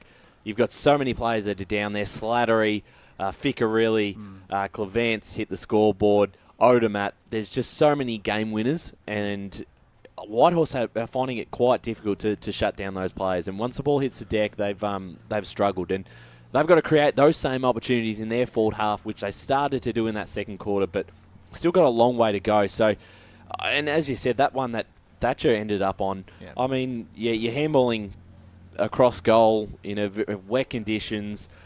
I can't remember who dropped the ball, and obviously it was a bad mistake, but he's under pressure in wet conditions, and it's a bad spot to put him into, and obviously to make that mistake at that crucial point of the ground. And that's just costly. Sometimes you've got to reassess your options when the conditions are like this. It's obviously commonplace in footy for a coach to sort of address his troops at halftime. And if you're Andrew Haining, what are you saying to your blokes in the sheds? Ryan, we'll start with you as Ray Baird joins us as well. Well, Ray, if you're Andrew Haining, first of all, I mean, there's some things you would take out of that second quarter. You show your boys and go, this is what we really need to do a lot more of. Being a bit more direct, just gaining that territory, which they didn't do in the first quarter, getting their midfielders more involved in the contest. A lot of times, they might end up with a footy thanks to Andrew Haining, but you've got 3 Chirnside Park players to 1 straightaway tackle, free kick, and it's going back the other way. So they've got to start winning the ball out of the midfield, getting more players around the contest, and then creating those opportunities and converting. Well, in answer to your question, some people might say my answer is going to be a bit strange, but that in that quarter, Whitehorse's back 6, they were under a lot of pressure, but they repelled a lot of times the ball went in there, whereas in the first quarter, every time it went in there, they scored Chirnside. So their back 6 are working. So what they've got to try and do now is keep that back 6 working, get a bit of movement around the stoppages still with the big, with Andrew Hayne in there. You can't stand still. You've got to be on the move as soon as that ball's thrown up to put a bit of pressure on your opposition player there. They're making it easy in those stoppages for Chirnside by not moving around the players that are on the ground. And then, of course, you've just got to try and get meterage. Control the ball when they can. Slow the game down, control the ball when they can. They've still got half a game of football to go. 5-6 goals. It's gettable if they go about it. That's right. It's 33 points, Jono. So it's not 50 points. It's not 8 goals. I'm optimistic it's not out of reach by any means. Can we go to some scores, Ryan? What have you got for us? We can. We'll start at Premier Division. Bowen lead Berwick at half-time, 37-15. South Croydon lead Roeville 40-27. They got a jump on them in that first quarter, but Roeville slowly pegging them back. Doncaster East leading Vermont 36-16. So that's very interesting, Rave. South Croydon win, Vermont lose. That puts Vermont under the pump for that last spot in the top 5. We'll move on to Division 1 and looking at the games around the grounds. We touched on this one earlier. It's been pretty close. Mitcham lead Doncaster by 4 points, 30-26. Another close game out at Montrose, and the Demons lead 1-5-11 to 1-2-8. A very low-scoring game out there at Montrose. South Belgrave comfortable lead over Mooroolbark 40-14. Beaconsfield lead Park Orchards 29-18, and North Ringwood lead Wanturna South 31-20. Gee, that's interesting, that Park Orchard Beaconsfield, because Park Orchards are undefeated at home also. They haven't lost it, Dominic. Indeed. Plenty more scores and updates to come throughout the rest of the day. We're going to go to a break, and when we come back, the second half of the Eastland match of the round between Chirnside Park and Whitehorse. Today at Eastland, Lucy's trying on jeans for a momentous occasion. Coffee with the ex. She needs jeans she can move in because she's definitely moved on. Jeans that get a second look, but don't give any second chances. Jeans that say, "Why yes, I have spent the last 8 months in a post-breakup juice cleansing, kickboxing, personal training frenzy." And it looks as though she's just found the perfect pair. Yeah, that's great. Bravo, Lucy. For all of life's little moments, there's Eastland. Eastland. Live real. Sprained your ankle bursting through the banner? For bumps, breaks or bleeds, be seen sooner, close to home, at Knox Private 24/7 Emergency Department. You'll generally experience shorter wait times. Knox Private 24/7 Emergency, 262 Mountain Highway, Wanturna. Do you feel good about your bank? Because there is a bank you can feel good about. They share their profits to fund big community projects, small community clubs, and vital emergency services. They've given $250 million to help Australian communities thrive. They have all the products and tech you expect from a big bank, with service you don't. It's Bendigo Bank. Feel good about who you bank with. Try Bendigo. Search bendigobank.com.au or search Bendigo Bank near me. Tobin Brothers Funerals wear their heart on their sleeve. Their clear and easy-to-use website and Memory Maker app make it easy for families to make an informed decision. Here's James McLeod, Managing Director of Tobin Brothers Funerals. There's no mystery about our pricing. It is clearly displayed on our website and our app. We have staff standing by 24 hours a day, every day of the year to assist you in your absolute time of need. Visit tobinbrothers.com.au. Tobin Brothers Funerals, celebrating lives. There are only 3 things that should be flushed down your toilet: pee, poo and paper. Some wet wipes and antibacterial wipes say that you can flush them, but you can't.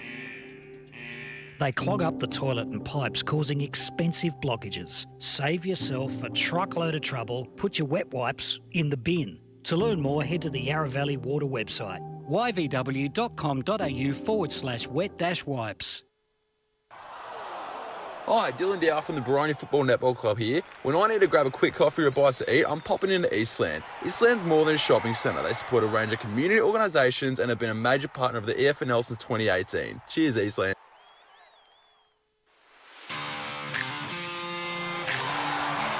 You are listening to Radio Eastern FM 98.1. With live and exclusive coverage of the EFNL football season, bringing you the match of the day with score updates from all divisions. And now we cross to our commentary team for the Radio Eastern 98.1 Match of the Day coverage.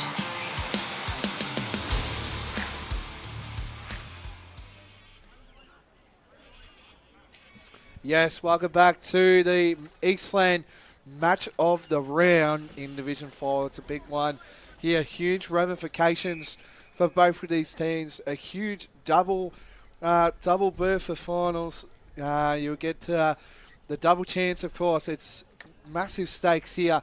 But it's been at the moment is the Panthers at the moment taking a 7-2-44 to the Pioneers, 1-5-11 lead at the moment. Down here, I'm Blake Tennant here, calling the game alongside John O'Ven today. He's doing a tremendous job here for his first game of senior men's football. We're going to throw it over to Ryan Long, who's got some scores for us around the grounds. Around the grounds, we'll jump into Division 2 now. Bronya 21 to Croydon 12. Eastfield lead the Basin 32-13. Heathmont lead Mulgrave 35-13, keeping their finals chances alive. Ringwood lead Lilydale 20-12, and Templestowe lead the Waverley Blues 38-11. Thank you again, Ryan Long A little bit here. unexpected for Mulgrave, to be honest. It's disappointing for them. Division 3 as well. Sylvan 40, Warrandyte 7, Surrey Park 37 to Fair Park 6. Oakley District, Knox leading 43 to 18. Donvale leading Upper French Gully 45 to 5. Thank you again to Ryan Long here. And bringing in for the third quarter is John Oven. Second half underway at the Eastland match of the round. Chirnside Park 7-2-44 plays Whitehorse 1-5-11. We're underway. Whitehorse go inside 50. Chance over the back. That man was definitely held as Chirnside Park managed to get it out. Collecting the ball now is McGee, who goes down the ground. Tackled there by Nelson on the, I suppose, left end of the cricket pitch, as the case may be. Umpire will ball it up now. 30 seconds gone. Nicely worked by Haining, who caught it out of the ruck once again. And now Whitehorse get to work. 2-on-1 contest. It was Fabris who couldn't quite. Ball hits the deck. Players come with it. Here's Now one for it's you, up. Blake. Luke Merrick watching in from Mumbai, India. Easton's everywhere, as the case may be. Ryan, first time I've probably said that on a men's match of the round, as Slattery kicks it out. But it was only in the direction of Hewitt. He got it back, tapped it along the ground in the direction of Stoffels. Now here's a chance here for Slattery. He kicks out, does very well, and they're well and truly on here. Now goes in the direction of Downey. Can he pick it up? Yes, he can. Is he going to go by foot? He's got a bit of work to do now. He was pushed off it. Well done there by McDougall. Players hit the deck. Tackle laid by Nelson again. We've got a ball up 52 from Chirnside Park's home. 90 seconds gone in the third term. Yes, they need to find a score to the Pioneers. It's all been the Panthers early on here in the first half here. And that ball's going to be shifted away. Quick one for, sorry, Blake. Quick one for Ray. Do you feel like Whitehorse just have a little bit of a spark in, the past 90 seconds have shown just a little bit of promise? I was just going to say, they've opened up this quarter a lot stronger than what we've seen previously. Thank you again to Ray Baird doing the special comments today, as he's been doing for 20 years. He's been a very big part of our media team, and he's doing a tremendous job all year round. So thanks again, Ray. No worries there. So play continues on here for the Pioneers into the attacking 50 of them. And they find a mark. It's taken. Yes, it is. Well, they were pretty confident by that Alex Comedian. it hit the ground. He's already kicked one too, boys. Have a look on the replay. Chirnside Park You plays make the very call. confident. Might not be the best angle for us, so we can't quite tell from here. We almost need about 3 cameras. Umpire's call, boys. Yep. Gotta love the AFL Review Centre. Yes, as always gets a nod. Comedian lines up for his second of the day. It's there. Just had to see that one through there, and that's a goal. And that is the Pioneers' second of the day. It's Chirnside Park 7-2-44 to Whitehorse 2-5-17. And Jono, just to answer that question again, yes, Whitehorse have come out with a far more endeavour than what they have in the first half. And if they are any chance, they had to hit the scoreboard first and quickly. Well, then they've got to follow it up. They've got to follow it up. Boundary, Brett Beston? Yeah, I just checked with the team on the bench, and they just said Andrew Haining's message was pretty simple at half-time. Just get it in there, he said. And they did just that. 3.5 minutes gone, third term. Haining took it out of the ruck again. Can you believe that? -1 to Violi. Did all right. Taylor tried to get involved. That was the Josh variety. He's on hands and knees trying to get that one out, but they can't quite, as it's 50 from home for Whitehorse. Umpire held his hands out expecting the footy, but it just went a bit left. Haining this time, he taps the ball conventionally, but it's now in the hands of Chirnside Park, who go down the centre of the ground. Kick was looking there for Ficcarelli, couldn't quite. Now it's inside 50 for Chirnside Park. Off hands, did all right. Now here's a chance, as it does go slightly out. Dalgleish, courtesy of. And now here's the man who's done so well, Ficcarelli. He played on quickly. Open goal square, just to the right. That combination, Odermatt was the one that kicked the ball down. Ficcarelli, a lot of experience with those two. This play continues on here. Got to wait for the goal umpire. Yes, It's been a rule for a long time now. You got to wait for the flags. Just wait for the signal, I would have thought, wasn't it? No, it's the flags. You got to wait Flag, for. got to wave the flag. Yeah, Connell involved there. James Nelson. Clark involved there. Finds an easy way out by Josh Clavant, and that's going to go through for a behind. Moves the score to 7-4-46 to Whitehorse 2-5-17. We're about 5 minutes in to this third quarter. The premiership quarter, as a lot of people allude to. That wasn't 15. The whistle wasn't even called. Ball wasn't live. No, So Hewitt handed it off. Pretty unusual. Usually just hand pass it through and that's it. So this play continues on here. Connell. And it's going to go out of bounds. So a bit of a nothing burger, perhaps, as the case may be, but Todd Berger wasn't involved. That was such a bad gag. I apologise. As we come back inside, gets thrown in. 5:40 gone in the third. It's all Chirnside. Inside 50 again. Top of the goal square. All Whitehorse. Hewitt. Goes the grubber kick. Finds only Belly, who lost the ball, picked it up and then sent to Grubber. Kick almost went goalward in the from Connell. Ball hits the deck. Clark gets involved, and it's a free kick to Whitehorse. What was the signal there, gents? Did anyone see that? Holding the Was it man. against Ficcarelli or Yeah. Yep. He's got mud all over his 25. face, Clark, and 25. Oh, dear. He's gave away a few of the free kicks, Clark. So here is James Nelson, who turned it over straight away. Now it's in the hands of Josh Clavant. 5th season at Chirnside Park this year. Directs his troops inside 50. Goes exactly there. Mark was almost taken. Couldn't quite, as Ficcarelli is in and around the contest. Lands on his opponent trying to hack that ball out. No luck. 40 from goal. Umpire to ball this one up. 7 minutes gone, third term. Thanks, Jono. 2 rucks going at it, Downing and Haining. Haining gets a tap there. Oof, pushing a shove there. Slattery involved. He gets round 1, gets round 2. Wow. Snaps around the corner. Wants to get involved here are the Smalls.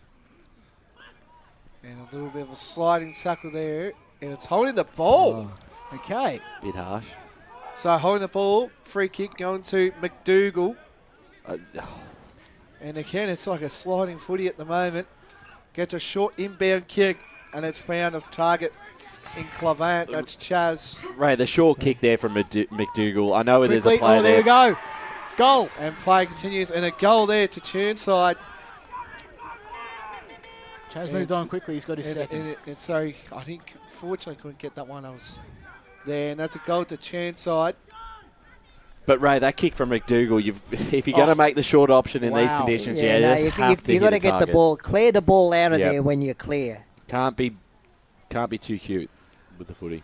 So I think that might have been Chaz finishing off with the job, and wasn't that just incredible body work from Downey just to edge his opponent out? been good, Yeah, Downey. right so on the ball line. Yep. could just go straight over. Yeah. No problems. 8:3:51 plays 2:5:17. 8 minutes gone on the Bendigo Bank scoreboard.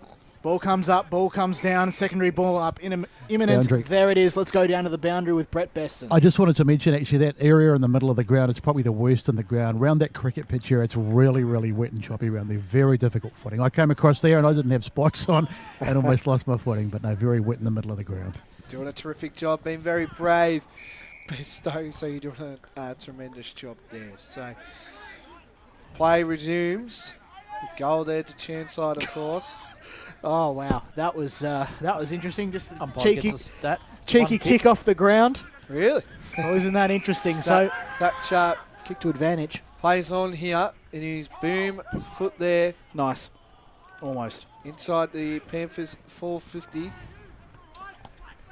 Haining involved there, just a little tap out there.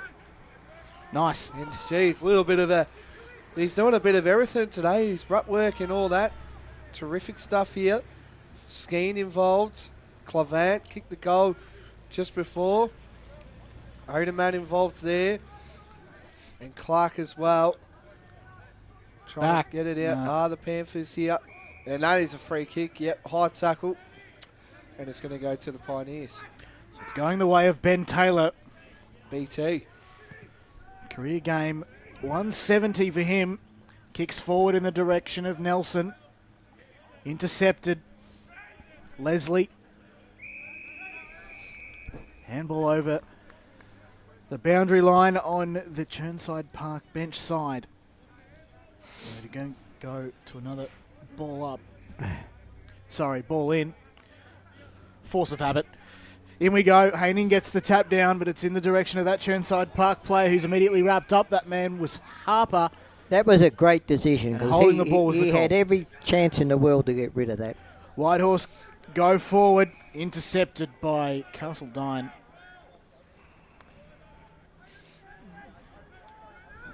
So he takes his time. Kicks back where it came from. Directly in front of the visitors' bench now. No one can quite get clear possession. It's gone over to the right of the visitors' bench, opposite broadcast side. 11 minutes gone, third term. Yes, play continues on here. Panthers leading 51 to place Whitehorse 17. Big stakes on board here for both of these sides. It's looking the Panthers are going to take the chocolates here today. The game's not over yet. I said looking likely, Jono, if you're listening in it. So double chance coming up for both sides. Thatcher and Haining in the ruck here. Both doing tremendous good things in the rucks here. There's two heavyweights going at it there. And a big strong tackle there, and the umpire will ball it up here. Hope you're enjoying the broadcast on Facebook and YouTube and listening live on Radio Eastland 98.1. Doing a tremendous job here. Vicar really involved there. And it's going to be another ball up here.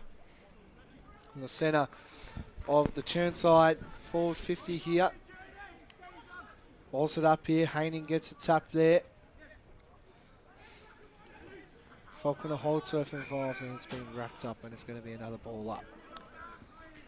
So stoppages probably Chirnside Park's best friend as we head to the stats centre with Paul Yaconi. Yeah, Chirnside Park's dominating as there might be a goal here. Off the ground, top of the goal square now. Great defensive effort there from Clevant.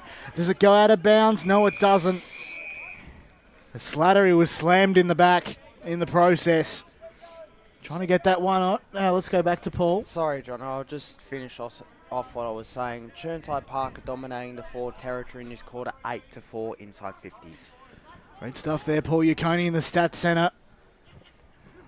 Haining tried to take it out of the ruck, and then he was absolutely slammed there by Clark. Umpire says holding the ball. And Clark wins out.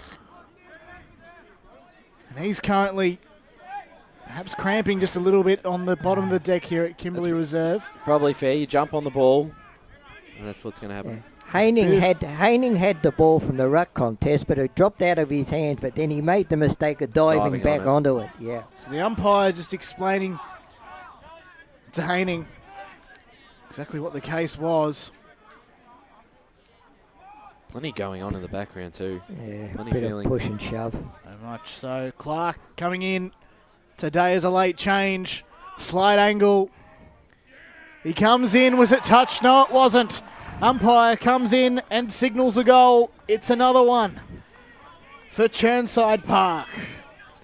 9-4-58 to 2-5-17. 14 minutes gone in the third term. Let's get some thoughts from our special comments. Yeah, look, it was just a matter of time when Chirnside was going to kick a goal because the ball's been inside their forward 50 for the last 5 minutes or so. You know, comes out briefly, but it was back in there. So it was just a matter of time. Look, Whitehorse now, they've just got to just try and play the game out. Let's restrict Chirnside scoring and make it a little bit closer. Stevens and Haining in the ruck. Haining gets a tap. But that's just been evident there. Another two Chirnside players straight on for the tackle against Thorn. They've been doing that all afternoon. Indeed, they have. Haining again with another hitty up there. Oh, Ward involved there. There's that mud patch. Yeah, there's what Besto alluded to there. Good find there, Besto. That doesn't look good at all. Wow. Glad I'm not playing footy today. I think all of us will be.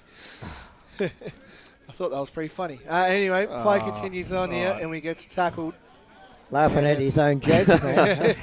Thought you guys would go along with it. But anyway. What was the joke? I thought glad we're all not playing footy today. So it's the captain, Ward, to send it forward, trying to get onto it now is Taylor. Can't quite. Fabris comes to help as well. It does go over the boundary line. Blake, I'd like to play Boundary. today. Let's go down to the boundary with Brett Beston. Anybody wanting to book Blake for special functions or parties, it's 1-800 not funny. Wow. That's unsolicited sponsor content from our man on the boundary. Thanks to that Tobin was the Brothers. Tobin Brothers comment of the day. Celebrating gags as well. So, yeah. No, well done. Back to the footy. Back to the footy indeed as Haining receives a free kick. Sends it inside 50 for the Whitehorse Pioneers. Everybody on hands and knees, especially Taylor, but they managed to find a way out. The Panthers go smack bang in the middle of the ground to Slattery, who moves on quickly, and they're well and truly on here, one would think. Inside 50 they go. It's an open goal square. And there's a man there for the Pioneers in Dalglish. Dalglish goes across on the 45. Ficcarilli's lurking. Doesn't need to help, though, as the kick goes back inside. 50 for Whitehorse, Chirnside Park, as there looks to be a free kick against Thatcher. Joel Dalglish. Thatcher, what that was there, Jono. He's down.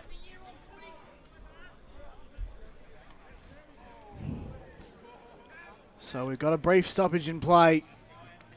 And Dalglish to take, Might be a good Thatcher to chance take the free kick, yes to indeed. go around the grounds. Mitcham lead Doncaster 45-27. Montrose leading Bayswater 19-14. South Belgrave 72 to Mooroolbark 28, and Beaconsfield 4 points in front of Park Orchards 31-27. So Paul Thatcher, first season with the Panthers, he was on the end of a ripper earlier today in the goal square. Career game 284 for him. He comes in. Kick is on its way. Just missed to the left. And there's your horn of celebration right there. 17 and 26 gone in the third term. 95.59 plays 2-5-17. Play continues on here. And it's been on the Panthers' way yet again this quarter. Getting involved there is Violi around there, but in there involved there was Gray. So we're about 17 minutes in to this third quarter. As Jono said before, just need it. I reckon if they can get the next two, the Pioneers, but we've a lot of been predicting about these Pioneers team. There's Haining out of the ruck again. Trying to be all over this, but he's doing a good job today, Haining in the ruck. And it's very hard at the moment for a midfield team here. Gets tackled away here. Clark involved. Gets a strong tackle. And it'll be another ball up. Let's go to the stat centre with Paul Yaconi. The tackles are 7 apiece in this third quarter. So fairly even pressure as Haining gets the tap down, but it was in the direction of Clavant. Moved on quickly. They're inside 50 again, but the ball is intercepted. The Pioneers kick it back. Goes across the centre of the ground. Hewitt tries to get it inside 50. It's at the feet of Wright. He has to leave it behind. Stoffels tried to gather. He was tackled as well.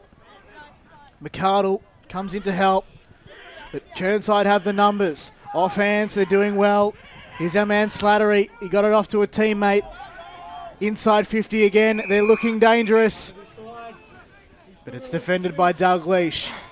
Their back six have fought hard, haven't they, Jono? Absolutely. So Dalglish just slows things down, sends it to broadcast side. Pack of players fly. No one can quite get clear possession of this one. Ward tries to shove his opponent off in right. Ball hits the deck. Here's a chance for Clevant. Got it off to a teammate who sent it back inside to the top of the paint. It's marked by Thatcher. Sorry, Ficarilli, who goes centreward. The kick was looking there for Odermatt. Couldn't quite pick it up as the ball's intercepted by foot for Whitehorse. Trying to pick it up there is Pemberton. He can't quite. So the ball's now picked up by Downey, who sent it goalward. Off hands from Dalglish. It's gone out of bounds just to the left of the goal place. Credit must go to both sides. They're working their backsides off in real horrid conditions out there. Yeah, it's tough, hard isn't work it? for both sides. The back line has been pretty good as well by Whitehorse this quarter. A lot of intercept marks. Trying to get it out of there. The forward press has been elite by Chirnside Park. As Haining gets there, the hit out there. Odermatt involved there. He's done terrific. Odermatt, bit of a hold, and it's going to Whitehorse here. So Edward Sim has got the ball here. Premier Division around the grounds and live ladder. South Croydon lead at Roval 52-34. Doncaster East lead Vermont by 13 points. So South Croydon currently sit in 4th position on the live ladder. That's big for the doggies. Boundary. Let's go down the boundary. Sorry, Blake. Let's go down the boundary. Sorry, boys, nothing too much to worry about, but Paul Thatcher just came off the ground. He was in a bit of discomfort. He had a bit of massage to his lower back around the sort of buttock area, but he's back on the ground now and he looks okay. Thank you to Besto there. Free kick, and a free kick going to number 10 there, Josh Clevant there. Bit of a hold there. So free kick going there to the Panthers. So I think I'm going to go the early crow here, guys. If he can kick this, I'm saying I it's think game it's already over at Yeah, this it probably stage. is. But The this premiership quarter's been won. This is the icing on the cake here. If he can get this one through, Josh Clevant, he's been another servant of Chirnside. He's delivered pretty well here. Can line up to put the icing on the cake. And it's through for a behind. So that moves the score to 9-6-60 to Whitehorse 2-5-17 on the Bendigo Bank scoreboard. And we're going to change it over to John O'Man. Peter Zanaro goes opposite broadcast side. He's kicked that very, very long. As Slattery tried to pick it up. He did in the end, but it was immediately wrapped up by Haining. And so the umpire wrapped his arms around himself and said, I'll have the ball instead. Up it goes. Haining got it out of the ruck and sort of basketball bounce style back to him. As the ball hit the deck, it was Taylor who gathered. There's another ball up, though, as a result. The tackle there was laid by Clevant of the Chaz variety. Up it goes. Haining sort of slapped it along the ground. Was looking for Violi. As the pack of players forms, it's a bit of a rolling maul down there. Hard on the dirt. Goes away from the Chirnside bench as a free kick has been awarded. Around the grounds, the Hughes Ponies. Park, Forest Hill, Croydon North Emlock. It's Kangarams leading 48-22, and Scoresby 65 to Kilsyth 18. Yeah, I kind of predicted both days' scores. So He predicts everything, doesn't he? I know. Not everything. Not everything. I didn't predict that scoreline of the Roval South Croydon game. I thought Roval would be all over South Croydon, but anyway, play continues at this game now. Getting involved there as well is McGee. That's Lachlan. And it's going to be a ball up on the other side, win on the 50-yard. Thatcher involved there with Haining. Gets a chain there. Gets a kick away too. And a mark almost taken. Couldn't get there. Gets a strong tackle. Bit of a hold too. Hold, surely. But the Panthers are out here. This can sit. Leslie involved here. Ward involved. The captain. Oh, he gets a very unorganised bounce there. Oh, that's... Wow. And it's a kick away there, and it's going to go out on the full. Yeah, it was an unlucky bounce, went over the top of his head, and they probably get away with one there, Whitehorse. There's a fair bit of body work as well. See a lot of, I guess, mini spot fires here and there. Just a lot of body contact. Yeah, been a bit tense this quarter between the two sides. Whitehorse just can feel it slipping away. So Sim. Boundary. sent it back to where it was as we go down to Brett Beston. I was just going to say, I don't know if you saw that on camera, boys, but there was a bit of feeling just in front of me as they came off the ground, and Mick Brownfield was heading towards me. I almost had to put a hip and shoulder in there. We can see you on camera as well, Brett Beston. Thanks very much for your contribution today. As it's Callum Harper to see it over the boundary line on this occasion. Any hip and shoulder from Brett, and we're booking him to tribunal this Tuesday. Well, the trainer nearly got involved with the possession. We've had the umpire get a possession. We've had the trainer almost wanting to take the kick out. She was. If Besto gets a good play, is he eligible for MGT Rookie of the Year? Or? Wow. Good question. He's one of few Clint Gribus, but not quite MEGT Australia Rookie of the Day. He's loving it too. He's loving the smile there. 25 and a half gone here in the third term. We're just here to have fun on the Eastland match of the round. Thanks so much for joining us. The kick goes forward there from Violi. It was in the direction of Taylor of the Josh variety, but it's going to go out of bounds. We're going to have another boundary throw-in. Yes, we're nearly up to red time footy down here at Chirnside, Kimberley Reserve. Panthers all over the Pioneers at the moment. Just their midfield has just been, and their forwards have been all over Whitehorse at the moment. Chirnside, they haven't put a foot wrong here. They've been terrific. Around the grounds, all tied up at Kimberley Reserve, 4-9 apiece. Okay. There you go. So Beaconsfield Park Orchard slowly coming back there. Haven't lost a game there. I did actually say that too, Ryan, that Park Orchards won't lose a game at home, so it could be the day. Hopefully Beaconsfield go through there. Play continues on here. A long straight kick, and that's a goal. That's a by good goal. Josh Taylor. I think it was it Dalgleish or Dalgleish? It was 17. I think you'll find. Yep. Well, it was. Sorry. 17. Dalgleish. Yeah, Dalgleish. Yep. If Blake was concentrating instead of telling us how good he is, he would have picked that up. He would have, and there was a perfect clearance that they haven't had all afternoon. That's right. The tap down from Haining was great. Yes. Dalgleish had to run through two Panthers. That's right. Yeah. To finish that off. So potential Tobin Brothers goal of the day contender. So Siren not too far away. 27 minutes gone in the third. Wait for the ball to come back in. Umpire trudging in. He throws up the ball. We'll do it all again. Down it comes. And there is the siren indeed to signal three-quarter time. The score, of course, Chirnside 9-6-60. Leading Whitehorse Pioneers 35-23 as we head for the final break. Let's get the goal kickers from Blake. Yeah, so Slattery has 3. Singles to... Slattery has 3. Chuds Clavant with 2 are the only multiple goal kickers, with Downey, Clark, Stratcher and Onamat for singles there for Chirnside. The only one multiple goal scorer for Whitehorse is Alexander Comedian with 2 and Joel Dalgleish with 1. So there you have it. Chirnside Park lead 9-6-60 to Whitehorse 3-5-23. Fourth quarter action straight after this. As Sarah opened her best friend Jackie's wedding invitation, she was overcome with a wave of emotion. While her 2 young boys wrestled on the floor, tears of happiness rolled down Sarah's cheeks as she saw the words she'd been longing to see. Please note, this wedding will be a child-free event. Well, Sarah, looks like we're off to Eastland for a new frock and some heels. Let's book in that babysitter. For all of life's little moments, there's Eastland. Eastland. Live real. At Yarra Valley Water, we know reducing your shower time, or show time, to 4 minutes can save you an average of $200 a year on water and energy bills. Shower shorter. Save water.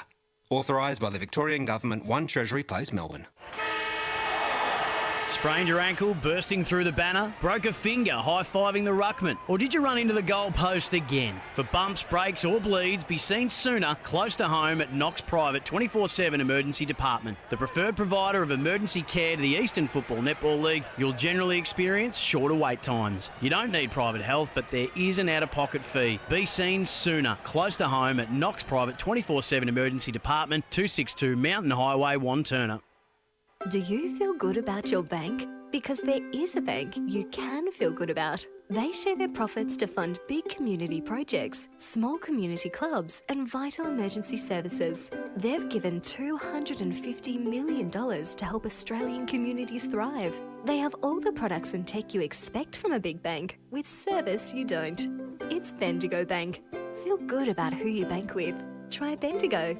Search bendigobank.com.au or search Bendigo Bank near me. The first time I met the team at Tobin Brothers Funerals, I felt like I'd known them for years. They're so caring, honest and passionate. James McLeod, Managing Director of Tobin Brothers Funerals, sums it up best when he says, Every day our people get out of bed to assist client families in their absolute time of need.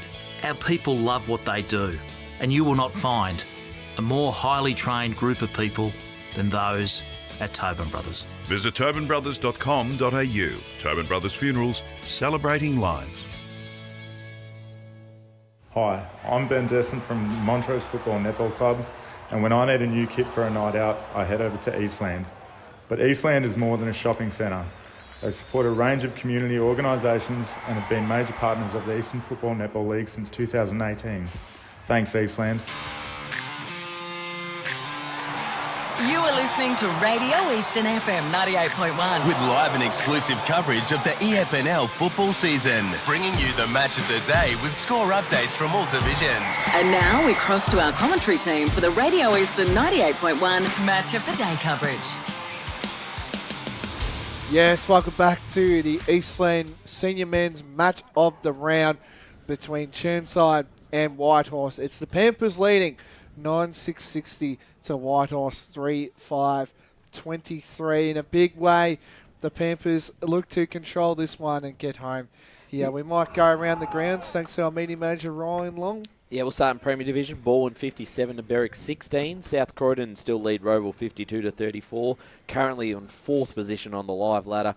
Vermont now into Boundary 6th boys. position on the live ladder. But we'll go down to Boundary first with Brett Beston. Sorry, Righto. Dave Newlands, the Chirnside Park coach, pretty happy with that quarter. You pretty much got the game in the balance now. I guess just a matter of finishing it off. Yeah, I just want to make sure our pressure ratings stay up. I think we're doing all the right things with our 1%ers and all that, so just make sure we finish it off during the game. So. Something like 17 to 9 inside 50, so you were certainly dominant, weren't you? Yeah, we try to make sure we keep getting in there. Like, we've got to spread a goal scorers, which is good. We've just got to make sure we keep it up this last quarter and not let anything away. Good stuff. Thanks, mate. Cheers, mate. Thanks there, Brett Beston. Vermont, as we said, currently 6th on the live ladder in Premier Division because they're 12 points down to Doncaster East. So important game for them to bounce back in the final term there. Division 1, having a look at the Mitcham Doncaster game. Mitcham running away 57 to 28.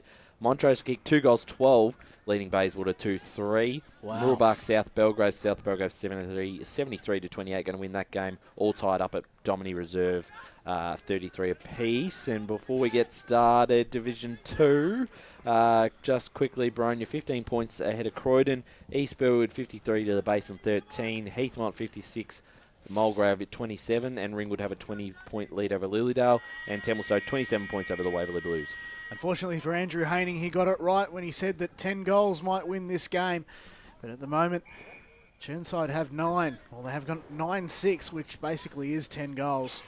We've got a secondary ball up as we now start the final term here at Kimberley. And it's Whitehorse with a kick inside 50, immediately intercepted by Chirnside Park. Easy work here for Chaz Clevant, who kicked along the line, almost intercepted. In fact, it was. Big tackle there laid by Slattery. Umpire says, nothing doing, my ball. Inside the first minute of the final term. Up we go again. Haining didn't get the tap down this time, but turn tackler. We've got another one. So that's what it will do on the edge of the centre square broadcast side. Still inside the first minute. Up goes the ball. Haining doesn't contest. It's a hit out to advantage for Chirnside Park, but Whitehorse can pick this one up. High up and under, one-on-one contest. It's one out by Chirnside. And that man there underneath it is Callum Harper in his 3rd season with the Panthers. He goes forward again. Much bigger pack of players fly. Almost flew to Doug Leash. Over the back there is Downey. He picked up the ball and then went straight down to ground. Now it's for Thatcher. Can he pick up the ball? Yes, he can. He goes to Clevant, but we've got another ball up in pretty much the exact same spot that we started. Indeed it is, Jono. 2 rucks going at it there. Thrutcher involved. Slattery, hasn't he been sensational? He brings it inside 50. Ficcarelli. This is Ficcarelli. Smart footy here. Drops it here. Oh, wow. Ward involved there for the Pioneers and gets it wrapped up here. It's going to be a ball up. You could just sort of sense that Ficcarelli was ready to pounce there, Ray. Yeah, no, you're dead right. Yes, it's kind of a Ficcio sort of style of footy there. Ward again involved, the skip up. And a strong tackle there. He's battled today. A lot of players around the contest there. Very hard to get the ball out. Haney gets the tap. Ficcarelli again involved there. Gets a kicking board here and they find the target in James Belly, who plays on immediately. And it's through. Yes, it is. And that is it. That's the icing on the cake. James Belly there with a run on goal. That will be up there for the goal of the day there. Yeah, great finish. And he's been one of the players that's been real lively right from the start of the game. Had plenty of the football. And that's a great finish in front of goal. Senior goal number 11 there for James Belly. 10:66 Chirnside Park plays Whitehorse 3-5-23. 3 minutes gone, final term. Yes, well now, look, as I said earlier at the start of the quarter, your Whitehorse now, they've just got to try and, peg a couple of goals back on the scoreboard, just to get a bit of respectability into the scores. Definitely agree with you. It's been a hard day at the office for them under these conditions, but you've got to play whatever comes your way.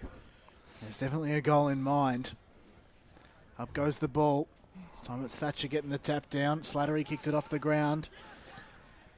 Chirnside worked this one out. It's intercepted, though, by Dalglish, I think it was. Sent it to a one-on-one contest. Ball hit the deck. Harper tried to shove his opponent out. Trying to pick up the ball now is Stoffels. He's on hands and knees, as well as Parsons, who's eligible for the MEGT Rookie of the Day. Nicely worked out by Haney again. Sim was held. Now coming into the four is Brownfield. Slattery as well. Ball hits the deck underneath that. It was Gray. We've got another ball up. Inside 50 on the right-hand side. Here we go again. Haining took it out of the ruck. Handballed it behind him. Only as far as Harper, I think it was. In fact, that was Clavant, who kicked right in front of the scoreboard pavilion. It's gone right in front of the visitors' bench now, high up and under. It's marked by Chaz Clavant. So Chaz now plays on, waiting to play on here. He gets things moving. He's playing terrific too. Is he up for the MNG Rookie of the Day? He looks pretty... No. No, he's not. No. It's under 22, yeah? It's under 21. 21 and under. Oh, 21 and under, yeah. Another great initiative by the league to do that. Put these young fellas on the board here. Let them know, they're up for this award. Play continues on here for the Pioneers, and the tackle gets wrapped up here, and it's going to be ball up. On here. Good strong tackle there. That was by Castledine. Ball was up here. 2 rucks going at it. In there again was by Edward Sim. And it's in the back of the Chirnside Park forward end here. And a strong tackle again, and it's going to be balled up. Inside the Pioneers, 450, where we haven't really seen much down there. They've kicked 3 goals. It's been a bad day in the office, and a blocking free going to Whitehorse. And it's gone to Alexander Kamuridian, who's already kicked 2 today.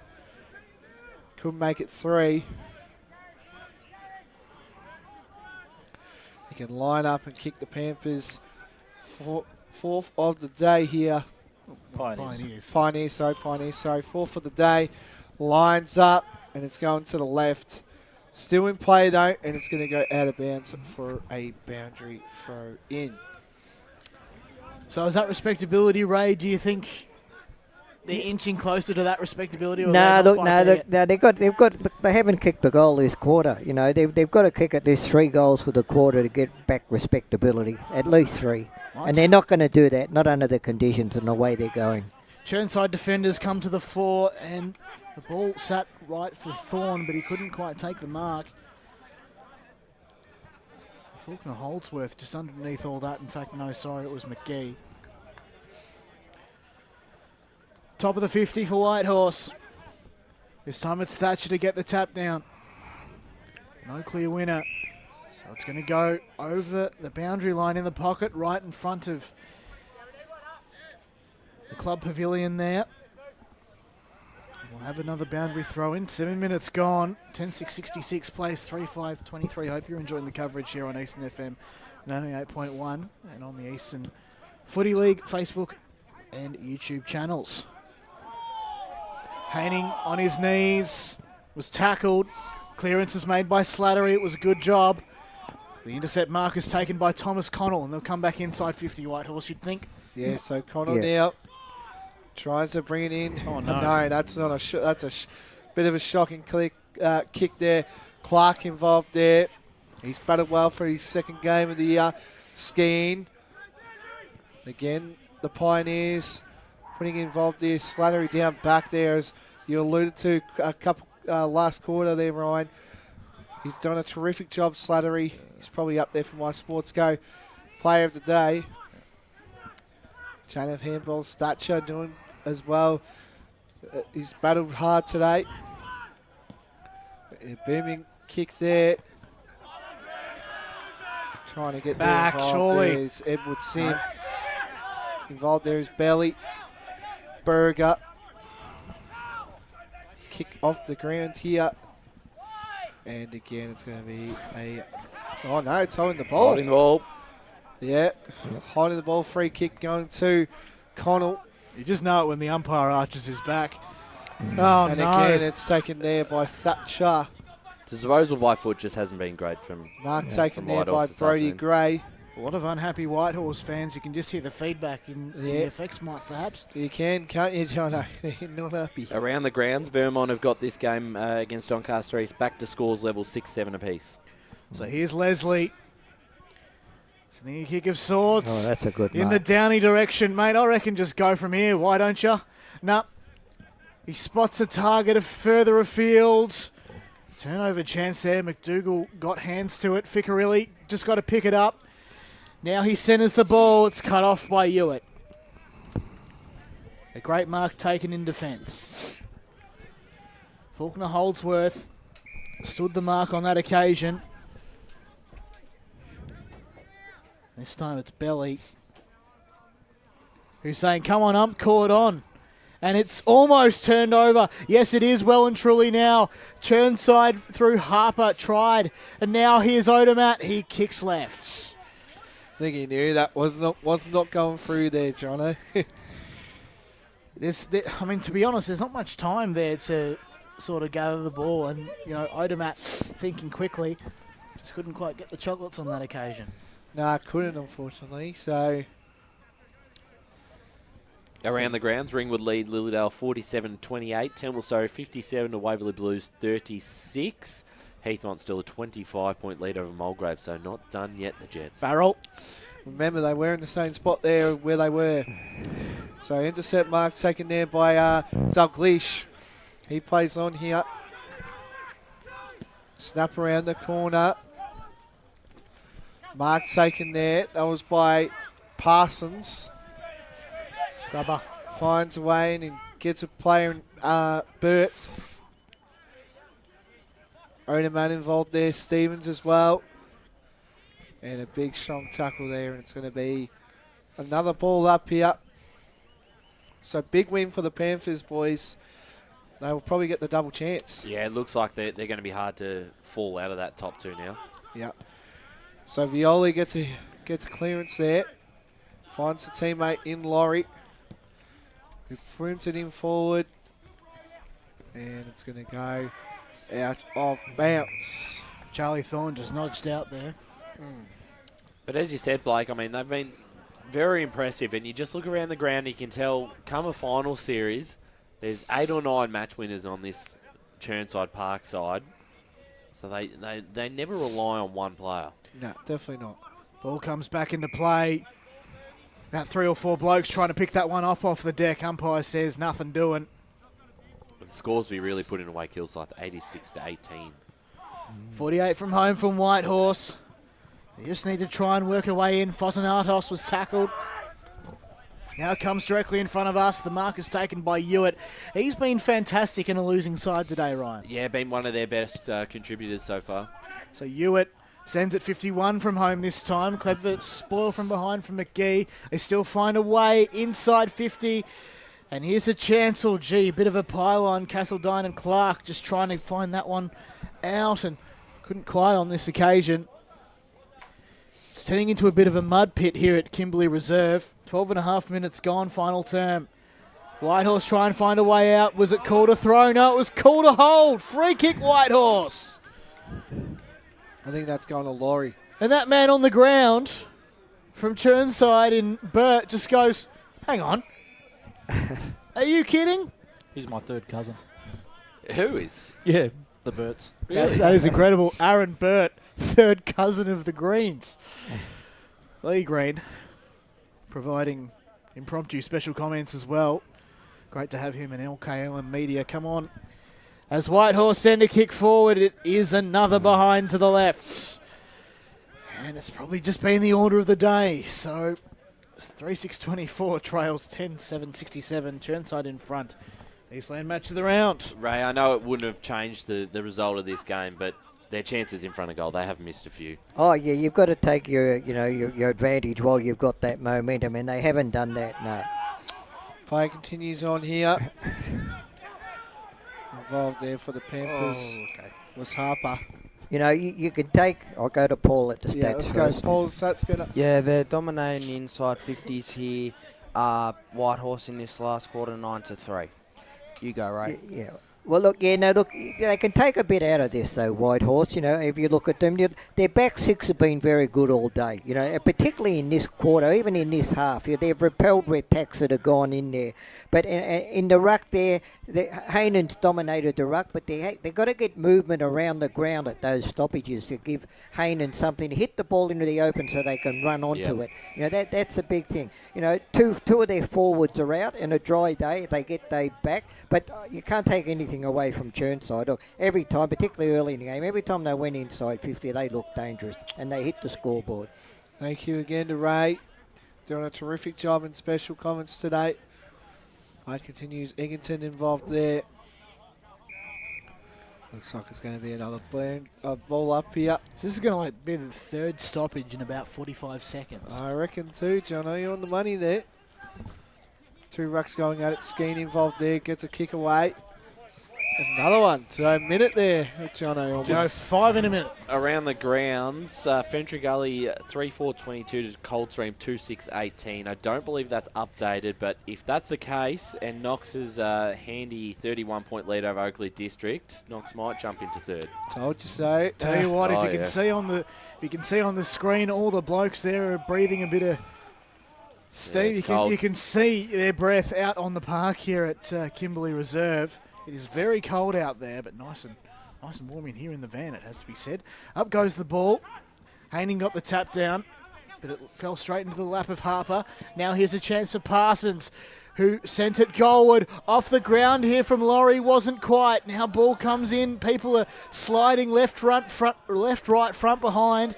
Chirnside Park to bring this one out. Hewitt's lurking, might be able to contribute to this contest. Nobody can quite pick it up.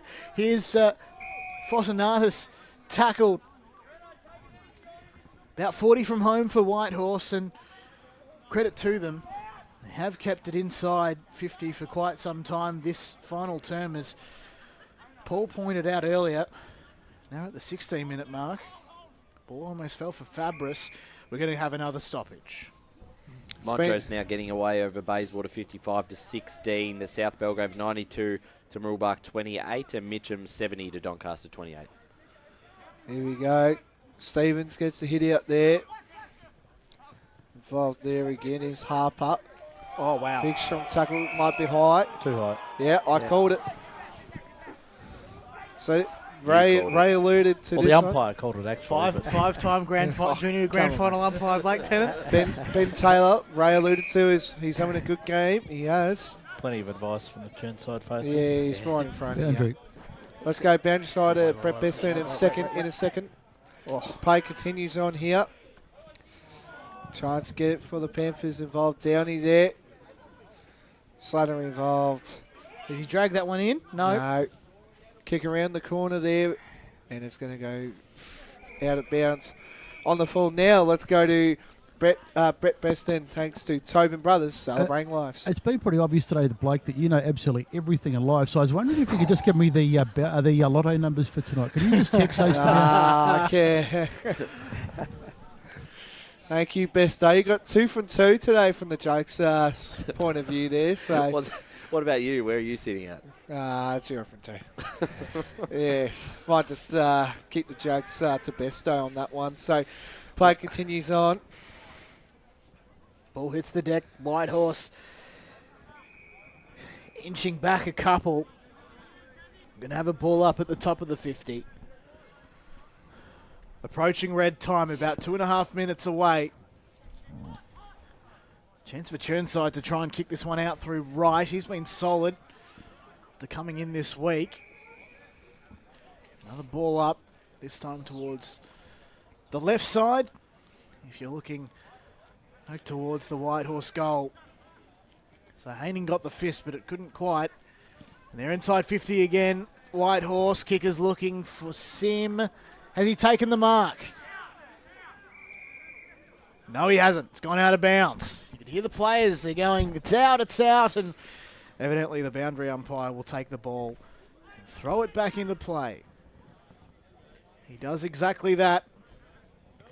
Didn't quite fall for the ruck, so umpire called play on it. And we're about to have another boundary throw in towards the left of the goal place as Ed Sim crashed into the fence. So, just over a minute to go before red time. We'll have another ball in. Yes, indeed. We're approaching that as we speak. Coming up here. Kick away there by Harper. Both sides dugouts, and it's going to be a boundary throw in. Back around the grounds, Premier Division. It looks like South Croydon are going to hold on over Roval for the second time this season. 24-point leaders, and Vermont have skipped ahead of Doncaster East. So now on the live ladder sits Vermont in 4th, South Croydon in 5th, and Blackburn not playing this weekend, back down to 6th. Yes, that's good results there. And it's going to be another boundary throw in as we speak. And the live ladder here in Division 4 with Scoresby very heavily defeating Kilsyth. They'll remain on top. Chirnside Park will be right with them in second, and there'll be a 2-game gap between Chirnside Park and their opponent today, Whitehorse. There you have it. So Whitehorse looking back onto the attack here. Oh, tried to do a no kick there. Couldn't get there for the Pioneers. Involved there was Parsons. And a strong tackle there. That's going to be another ball up. And just on South Croydon, not an entirely successful day at home for the Doggies. They did lose their reserves game. So not quite a perfect streak there. As it has to be said, they ruined another streak this morning. But that's the last time I talk about that.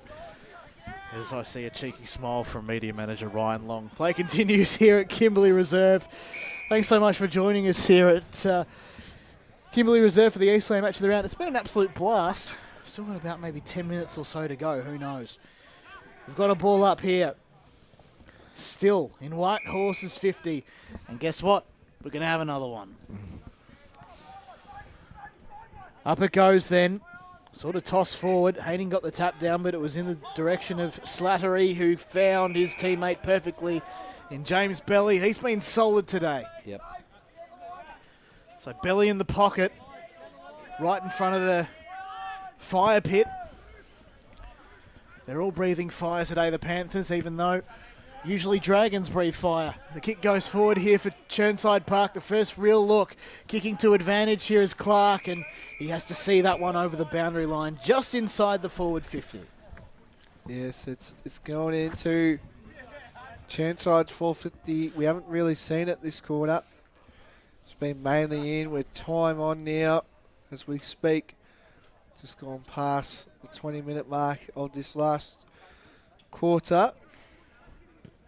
Snap around, and it's going to be a boundary throw in. So it's touched on the line there before. Yeah. So Chirnside leading 10-7-67 to Whitehorse, 3-6-24. 22 minutes into this final quarter. It's been all Panthers today. It started from the get-go, from that first quarter and that second quarter. They have done a lot of good things in this division. And another good strong tackle there. That was by Josh Clevant. Ward was wrapped up there. And we're going to go start sending to Paul Laconi. Yep, 13 tackles to 8 in favour of Chirnside Park in this final term. Up we go. Downey got the tap down. But a whole bunch of players went down as well, about 25 metres from goal. The Chirnside Park end will go up again. Can they get one more? Downey slapped it out. Straight into the hands there of Stoffels. They try and clear it. Taylor fell over after he gathered it. Slattery's calling for it. He's the one on 2 feet while his teammate in Belly unfortunately wasn't. And after that, the ball went over the boundary line. So we're inside the 24th minute here now. 10-7-67 plays 3-6-24. Eastland match of the round. Ball hits the deck. Fabris picked up.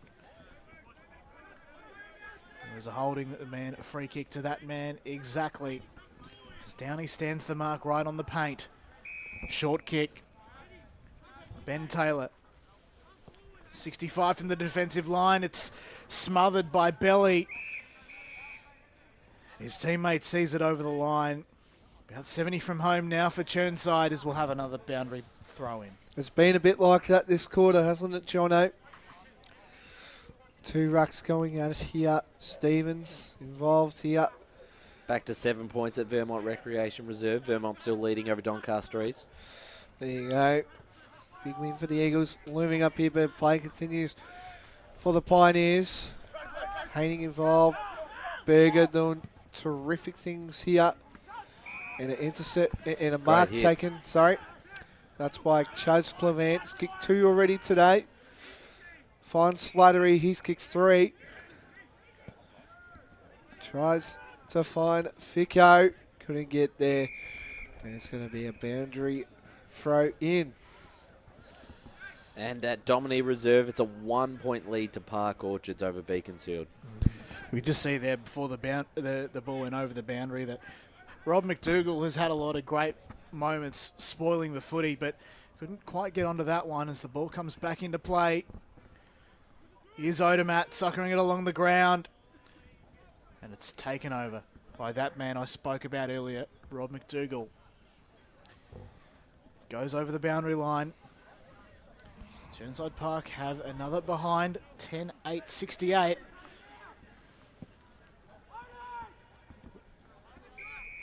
Intercept mark taken by Lee Odermatt. He's about 55 from home. He's got players further afield calling for it. He decides to go the barrel. Does it go all the way? No, it doesn't. Downey tried to get the ball behind, and it was just touched over the line before it got there.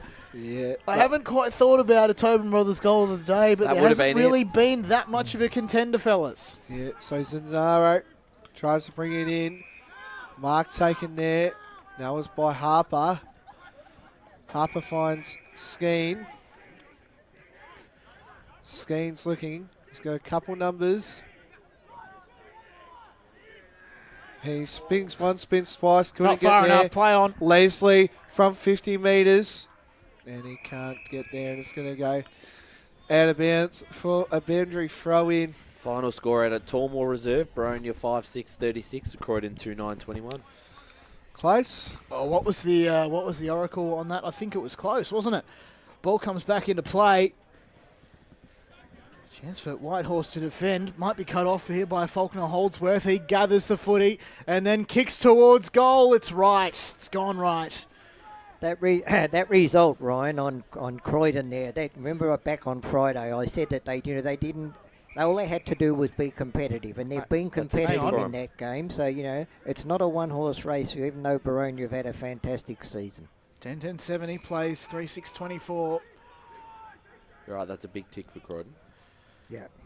And Whitehorse just move it along the outside as the siren sounds to cap off a big win for Chirnside Park.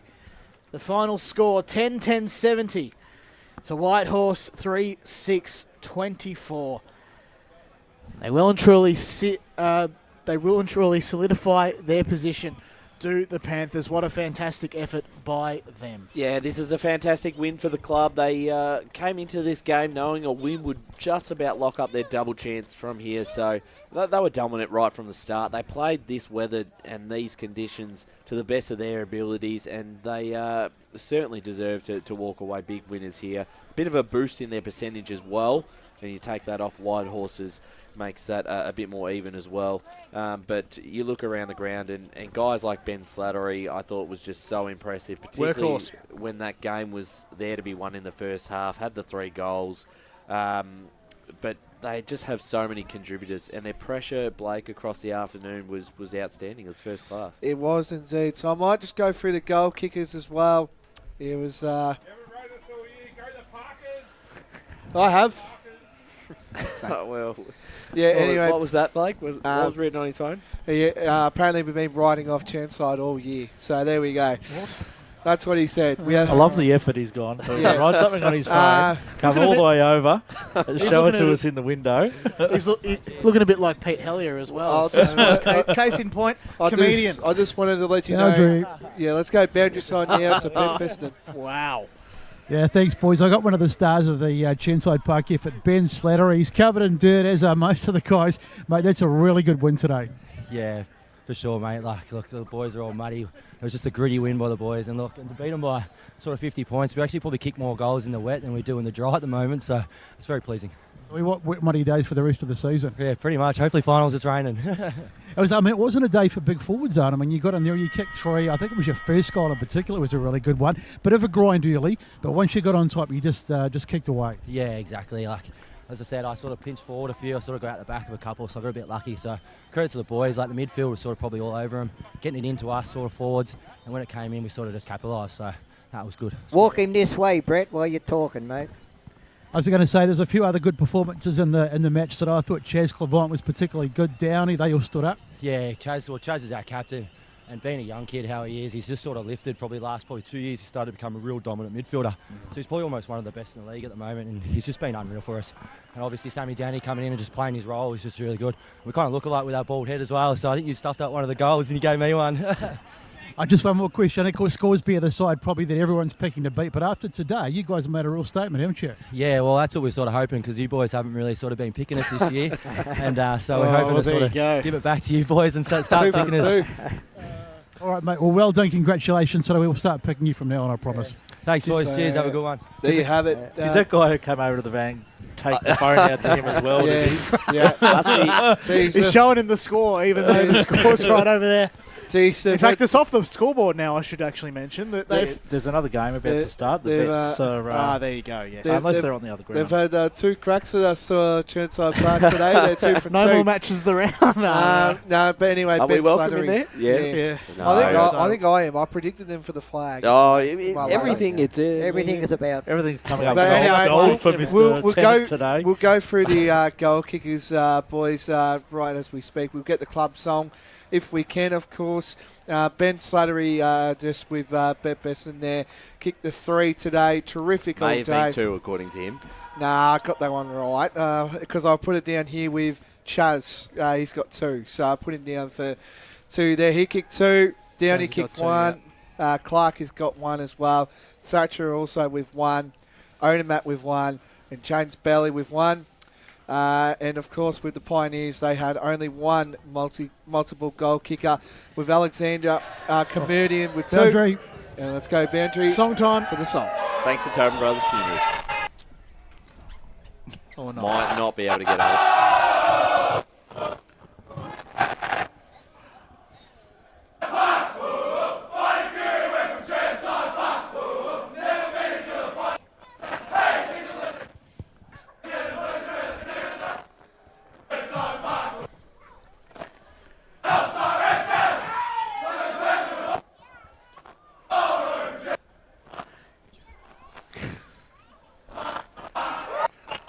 Beautiful song there. Well done to Chirnside. Big winners over the Pioneers today.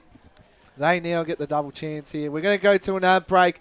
After this, we'll do some awards and then wrap up after this. And her best friend Jackie's wedding invitation, she was overcome with a wave of emotion.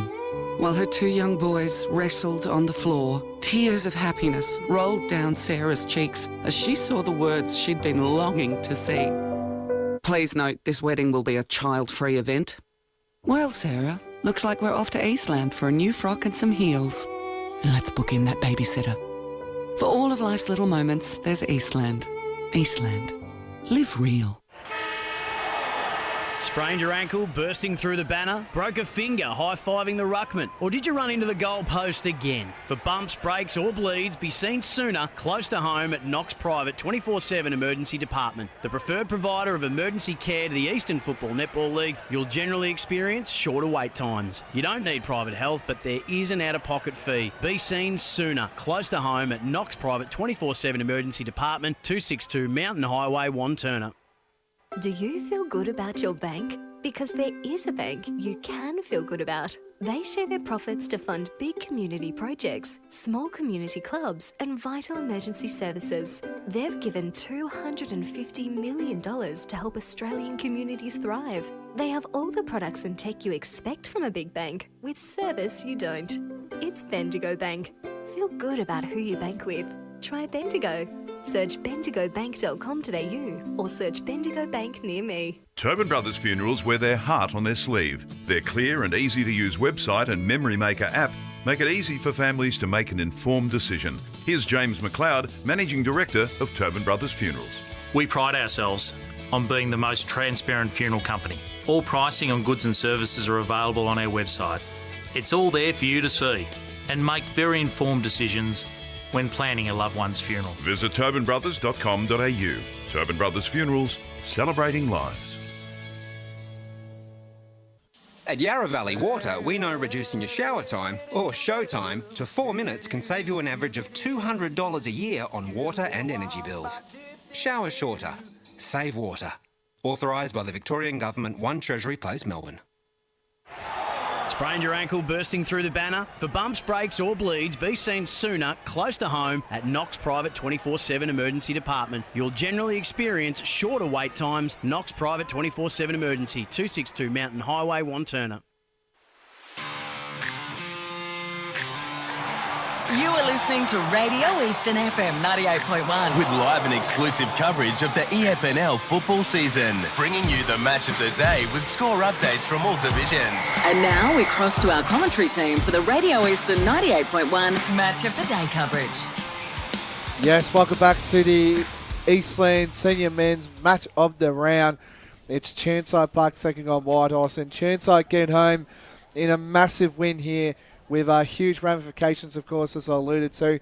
They now get the double chance with a big win over Whitehorse, 10-10-70 to Whitehorse, 3-6-24. Big win there by the Panthers. We might start off with our votes and awards. We'll start off with our votes, boys. We're going to go our 3-2-1 for the Eastland Sportsco Player of the Day. We might start off with you, Jono. Do you want to give us your 3-2-1 for today? Yes, indeed. So we're going to start with Ben Slattery, who gets the 3. I'm going to give Paul Thatcher the 2. And let's go Chaz Clevant getting 1. I think I might have to repeat you there, Jono. I think terrific job there. I think those 3 plays definitely was in Chirnside's best play. So I'm going to go Slattery, Thatcher, and again, Chaz Clevant. I will go the one vote, Chaz Clavan. I thought he, as you said, was quite strong across the afternoon. Going to give 2 to James Belly. I thought he had a real, particularly in that first half, found plenty of the football, used it quite well, and just was in the contest all day. The 3 votes to Ben Slattery, played in a couple of different positions and was really key, hit the scoreboard, particularly with the game on the line in that first half. He was the one who really led from the front. There's probably 8 or 9 players I could fit into the top 3, but that's my 3 rate. Well, I'm going to give my 1 vote to a Pioneers player, Ben Taylor. I thought he was one player that gave all day. Very good in the first quarter and was still there fighting for his side in the last quarter. 2 to Paul Thatcher and 3, of course, to Ben Slattery. Yeah, so Slattery's got 9 votes for 12, sorry. Let's go to Paul. I'm going to give 1 vote to Odermatt, 2 to Paul Thatcher, and 3 to Ben Slattery. Brett Beston 15. On the boundary. Let's what's your 3-2-1? Just got the mic ready. I forgot I didn't have the headset on, sorry. No, you're fine. I went with James Belly for my 1 vote. I like Chaz Clavant's game. I thought he was really good too. And as we've just seen with the interview, we gave Ben Slattery, or I did, the 3 votes for today. Yep. So I think we can't rule out that. I think Slattery gets the Sports Go Eastland Player of the Day. So we all agree, boys. I think that's well and truly there. Yeah. Yep. So Slattery gets that one there. So that's a Sports Go. So a nice little Eastland voucher coming your way to Ben Slattery there. We might change our next one to the MEG Rookie of the Day. The players involved are eligible for this award for today's proceedings from Chirnside Park: Xavier Leslie, Mac Brownfield, Brody Gray, and then from Whitehorse is only Caleb. Also Clark as well. I believe, yes. was Adrian, a late inclusion. Adrian Clark, yes, and Caleb Parsons. So I'm going to go Adrian Clark. I thought he was pretty superb all day. His tackling was really good. The umpires, they were onto him early, but his tackling pressure was pretty solid all day. Who are you going to go, Jono? I think so as well. It's a toss-up, obviously, between Caleb Parsons and Adrian Clark, but I think at the end of the day, Clark is going to go home with the MEGT Australia Rookie of the Day. What do you reckon? Right. I think that's fair. I think that would be a good nomination. Came inside today and really competed well. Came across from Lilydale, Blake, yes, he did. Has just fitted in nicely to this club, and a club that's going along very, very well at the moment. Ray? Yeah, I'm the same. Clark for me. Yeah. Paul? Yeah, I'm going Clark. You always have it. And Besto? Again. It's happened again. Well, Clark for me, sorry. And just on that award, $50 Bunnings voucher goes into the running for the MEGT Rookie of the Year, which will be announced, I believe, potentially at Chandler Medal. Oh, there you have it. Potentially. So do we just get like a whole league vote or something? Is that how we're running it this year, or? More information on that to come, Blake. just hold the horses all for good. the moment. All good. Okay, so we're going to go to the Tobin Brothers Goal of the Day. I'll give you a nomination. Yeah, here we go. I will give you Joel Dalgleish. Yep. That goal from the far side, the forward flank, where a perfect tap down from Haining, had to run through 2 Panthers, Ray, and finish from a fair distance out. I thought that was probably the best that stood I out for agree me. totally. Yep. Yep. Jono? My vote goes back to the goal that Paul Thatcher got on the end of. But I would say that given the moment it's about 3-1, wouldn't you say? Yeah. This stage. So let's keep going. Yeah, so Dalgleish gets that one for Goal of the Day. So Tobin Brothers Goal of the Day. Tobin Brothers Goal of the Day, celebrating lives for over 40 years. So there you have it. So Sportsco Player of the Day goes to Ben Slattery from Chirnside Park. The M&G Rookie of the Day goes to Adrian Clark, also from the Chirnside Park Footy Club. And the Tobin Brothers Goal of the Day goes to Joel Dalgleish from the Whitehorse Pioneers. We might go to some scores. Actually, just before we do, Ryan, do we have a dry cleaning sponsor for the FNL? We do not, but if you'd like to organise one, we can get them on board. I'm sure there is a dry cleaner at Eastland. My pants and shoes have seen better days. Yeah, well, head to Eastland. They've got everything in the store at Eastland. Eastland, live real. Good stuff. Absolutely. Did you want some scores, Blakey? Yes, we'll go for some scores. We've got a bit of time, so we're going to start at the top in Premier Division, and as we go, I'll try and update the ladders. Potentially, they're already up on Play HQ, but Balwyn defeated Berwick 14-11-95 to Berwick 3-5-23. Back on track there for the Tigers' must-win game, and they've done just that. South Croydon, now it's the second time they've pulled the upset over Rowville, 9-10-64 to 7-4-46, and that just does put them back into the top 5. So, unfortunately for Blackburn, who have not played this week with the split round, falls out to 6. I think that next week's game it'll be huge next week. It certainly will, because Vermont also defeated Doncaster East 11-8-74 to 9-7-61, and in the final quarter they kicked 7 goals to 1 to run over the top for a much important win. And again, you look at Doncaster East as a side you cannot take lightly in the run home, because it might come back to cost them. Let's have a look at what that does to the ladder. So on top, East Ringwood. They had the bye this week. They're still a game clear of Balwyn, who move a game clear of Rowville in third. And then a game behind is Vermont and South Croydon, both on 9 wins, very close percentage, 112 to 108. And Blackburn, who have a much superior percentage of 150, are still a game behind in 6th. So it's going to be an interesting race, Ray, for that last 4th and 5th spot. Well, next Saturday, Blackburn travel to Seabeck Oval. That's going to be an interesting game. Rowville don't lose 2 in a row. Very rare. So I would just start to worry about Blackburn now after that one, because I don't think we would have penciled in a second South Croydon win. We'll jump into Division 1 now. Some pretty one-sided results. Mitcham defeated Doncaster by 34 points, 10-10-70 to 5-6-36.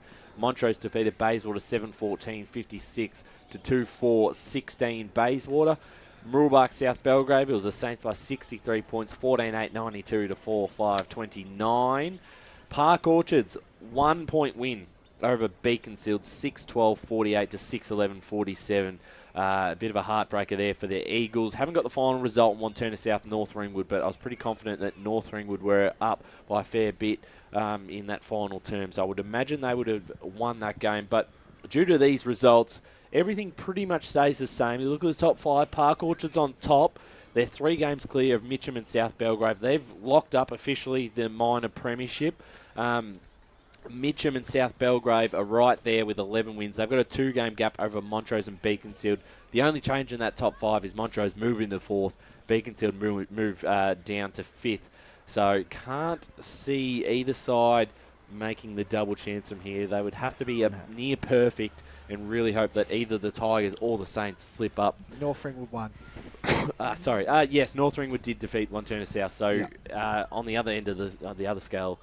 And that final 5 is settled now. Yes, Mooroolbark's loss rules them out of the running. Wantirna South, they'll be going down next season. They're too far behind Doncaster.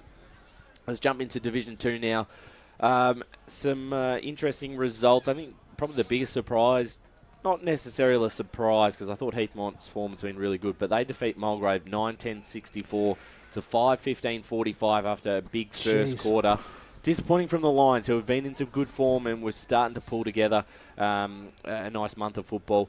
Templestowe defeated Waverley Blues by 40 points, 12-5-77 to 5-7-37. Now there's some real question marks of where the Waverley Blues are at this stage. Is that 3 losses in a row now? Yes, three losses in a row, and again another low-scoring game from them, just 5 goals. That margin's very surprising, though. I agree. It's a shocker. I agree. That's not a great result for the Blues. Ringwood Lilydale 7-5-47. Ringwood to Lilydale 4-12-36. So they hold on by 11 points. That will come in handy for the Redbacks, considering their position on the ladder. East Burwood pumped the Basin 67-14. So will that put Ringwood 4th on the ladder now? I will tell you in 1 second. Okay, Bronya defeated Croydon, as we said, 36-21. So having a look at the ladder, Ringwood's actually dropped out of the top 5 due to percentage, and they're very tight between them and Templestowe. Templestowe sit 5th, the same amount of wins as Ringwood in 6th, but they're 1.63 more than Ringwood. So that not much in it. That Mulgrave game will come in really Yeah, tight. you're very big on that game in round 17, Mulgrave Ringwood. It will dictate who will finish fifth spot, I reckon. You don't think Mulgrave are safe? Not at this stage, no. Just Not now. judging after that loss to Heathmont. Well, we're going to have a look maybe at the run home because we've got plenty of time. Baronia, Croydon, Waverley Blues, Mulgrave, Tempe, Ringwood. And Heathmont in 7th. They're a game behind Templestowe and Ringwood. The Templestowe win probably hurts their chances. They've got to beat Baronia on the run home if they're going to make it. It's just such a difficult run home for the Jets. But they keep themselves alive. That's all they can do. The Waverley Blues, remarkably, they're still in 3rd position and hold that double chance because Mulgrave slip up, but their percentage is just continually dropping. 95%. Mulgraves is on 93%. Templestowe, yes, as we said, are in 5th. Ringwood 6th. So we might, if we've got time at the end, go through that run home and sort of predict from here. Division 3, the results today, having a look, not updating just yet. I know Donvale were big winners over Upper Ferntree Gully. There you go, 11-8-74 to 2-9-21. Ferntree Gully, 5-point winners over Coldstream, 4-7-31 to 3-8-26. That is a big win. What was the Oracle? The Oracle predict that sort of margin for that one? No, it didn't predict Ferntree Gully to get across the line against Coldstream. Big win for Kikes down there at Wally too. Yeah. They'll be celebrating that one tonight. Oakley District, Knox won by 34 points. Surrey Park, Fair Park. Surrey Park 43-point winners over Fair Park. Sylvan 46-point winners over Warrandyte. Let's have a look what that does to the ladder. Donvale locked up top spot. Surrey Park 2 games behind. Knox now moving to 3rd position. Coldstream 4th. Oakley 5th. And a very handy percentage for Knox, 143 to 126. Maybe you were right on that one, but I'm telling you, Knox will finish 3rd. Well, you can say that, yes. You can say that now. You can say that now. Well, I set it up pre-game. Yeah, all right. Ferntree Gully are the side that, the only real side that could potentially jump into the 5, but looking at Oakley District's run home, they've got Surrey Park and Ferntree Gully at the end. So that round 18 game could come percentage is in favour of Oakley. So they're going to have to pull off an upset against Knox again. Yeah. They have one big upset. I just don't see them pulling off 2. If they do, then it sets up a massive final round of the season. But in saying that, I just don't see that happening, Ray, unless you can make a case for the Gully. Sorry, Ray. That loss to Fair Park last week probably would have hurt their season. Fair Park and Sylvan losses. They've blown a couple of chances, but big win today.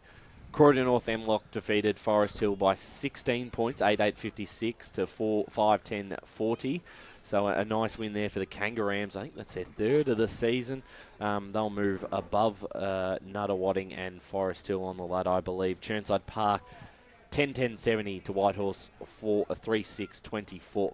We're here today. I don't know why I'm reading that out again, but if you missed that result, Chirnside Park, big winners today out here at Kimberley Reserve. And Scoresby, 75-point winners over Kilsyth, 14-9, 93, 3-0, 18. That's a massive win for Scoresby. So you look at the ladder, top 2 is set. Scoresby and Chirnside Park, both on 11 wins. Whitehorse on 9 wins, Kilsyth on 8.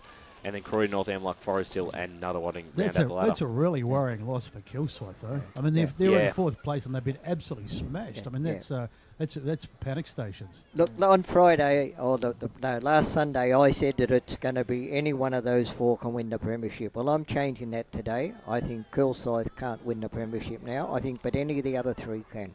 Yeah, I don't think Kilsyth can. And no, it's their run home. Kilsyth? Yeah. I know they've got Whitehorse to finish off the season. I think they've got some winnable games ahead, but they're not going to finish above, above 3rd at best. Yeah, so it's going to be an interesting run home. But I think after today's performance with Chirnside, I think they've well and truly locked it up, and they've got the easiest run home. I think they've got none a warning than a bye. So there you have it there, and it's just going to be very hard for the other 2 teams to see where they go, because I think Whitehorse, they've got Croydon North next week, and then they've got Scoresby the week after. So another tough run for the Pioneers to finish off with.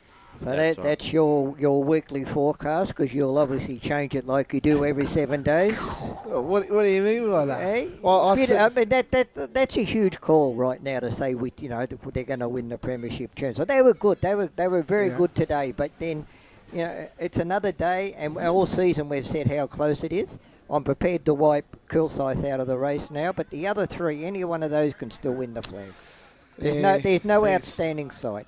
That bye, you said in the last game for Chirnside, it can work for them, but it can also work against them. It's put them in a difficult position, as we discussed earlier today. If I was in Chirnside, I'd rather be playing that last round than having a bye. Have you got a rebuttal, Blake? No, I'm still going Chirnside. Still sticking with them. I've seen them. I've seen them 3 games this year, and what I saw today, what I saw last week, and that Scoresby game, I think they've just got their forward line. It's just got stars everywhere you go. Everywhere you look through there, there's stars everywhere. And we saw it today with Ben Slattery. You can put him in 3 different positions, and he delivered that for today. Like, he kind of set up the day for Chirnside. So there you go. So I'm still sticking with Chirnside for the flag this year. So, but again, it's a very even comp. But I think it's now a 3-horse race in Division 4. That's a good point. I think Kilsyth are probably stretched too far for them to win the flag this season, but we've seen funny things happen before. Going back into Division 2, where we said the run home is going to be so interesting, particularly after Heathmont's win, Ringwood and Tempe both winning. Mulgrave, the side you think might not be safe just yet. Yeah. They've got some tough games. They've got Croydon next week. That's a tough one at Croydon Oval. Ringwood, as you said, at Jubilee Park, a big one, and then Templestowe to finish the game. So that's a tough run home. Templestowe, they've got East Burwood, Lilydale, Mulgrave. You'd expect them to win the next 2. Templestowe might now be safe in the top 5 after potentially being in big trouble. So what's Ringwood's run home? Ringwood's run home, just quickly having a look. They've got the Basin, Mulgrave, and Baronia. So they'll beat the Basin next week, you would imagine. Big game against Mulgrave. They would want to have that locked up before round 18. Ryan, in my opinion, though, Tempe are more likely to drop one of those games against those lower sides than what Mulgrave would perform better against the higher sides. That's my opinion. I agree. There's still that question mark over Tempe about their consistency of their form. Yeah.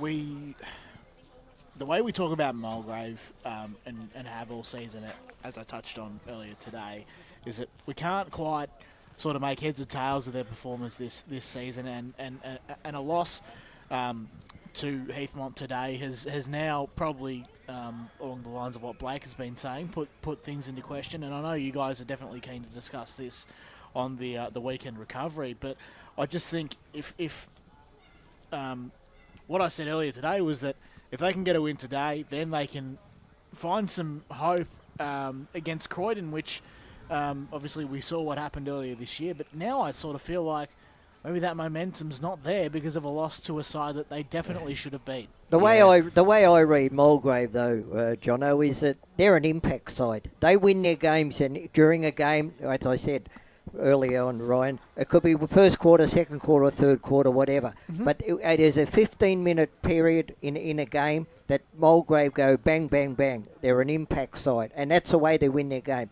Today you're not going to have impact football because of the conditions. So I wouldn't read too much into Mulgrave's loss. I still like Mulgrave over Templestowe. Yeah, I am still leaning towards Mulgrave. Waverley Blues run home. They've got Lilydale, Croydon, and the Basin, Brett. So you'd expect them to win probably 2 of those 3, but in saying that, they are in desperate need to find some form after another loss today. Yeah, they certainly do. They're just such a surprising team. Like, you think, they're going to win this week and they'll lock it all up, but they just keep dropping games they shouldn't be losing. But of those last 3, definitely 2 wins on the board, but they'll have to win all 3 to have a chance, and probably hope some other results go their way. Yeah, certainly right. It's going to be very interesting. We're wrapping it up here, Blake. Yep. I think we're going to touch on Olympic start, boys. Are we all going to be tuning in on the screens of Channel 9? It's a big talking point in the world. Everyone's been talking about it. Are we all interested, or what are we looking for? Go Boomers, that's all I can say.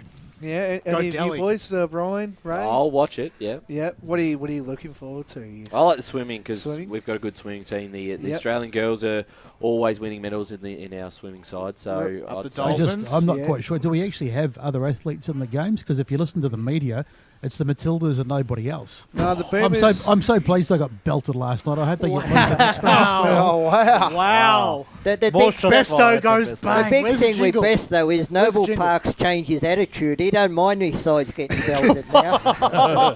Ray, Come on. We didn't lose today. Oh, hang on, we didn't play. What are you excited for the Olympics? What's your? I'm not into No? it. I'm not now. I've seen that many Olympic games. I'm not into it. And as I said, Channel 9's got too much of it on at the moment. Yeah. You competed them back in 1956 at Melbourne, didn't you? 1956, I was only 10, mate. 1936, wasn't it? Paul? 1956 it was, yeah.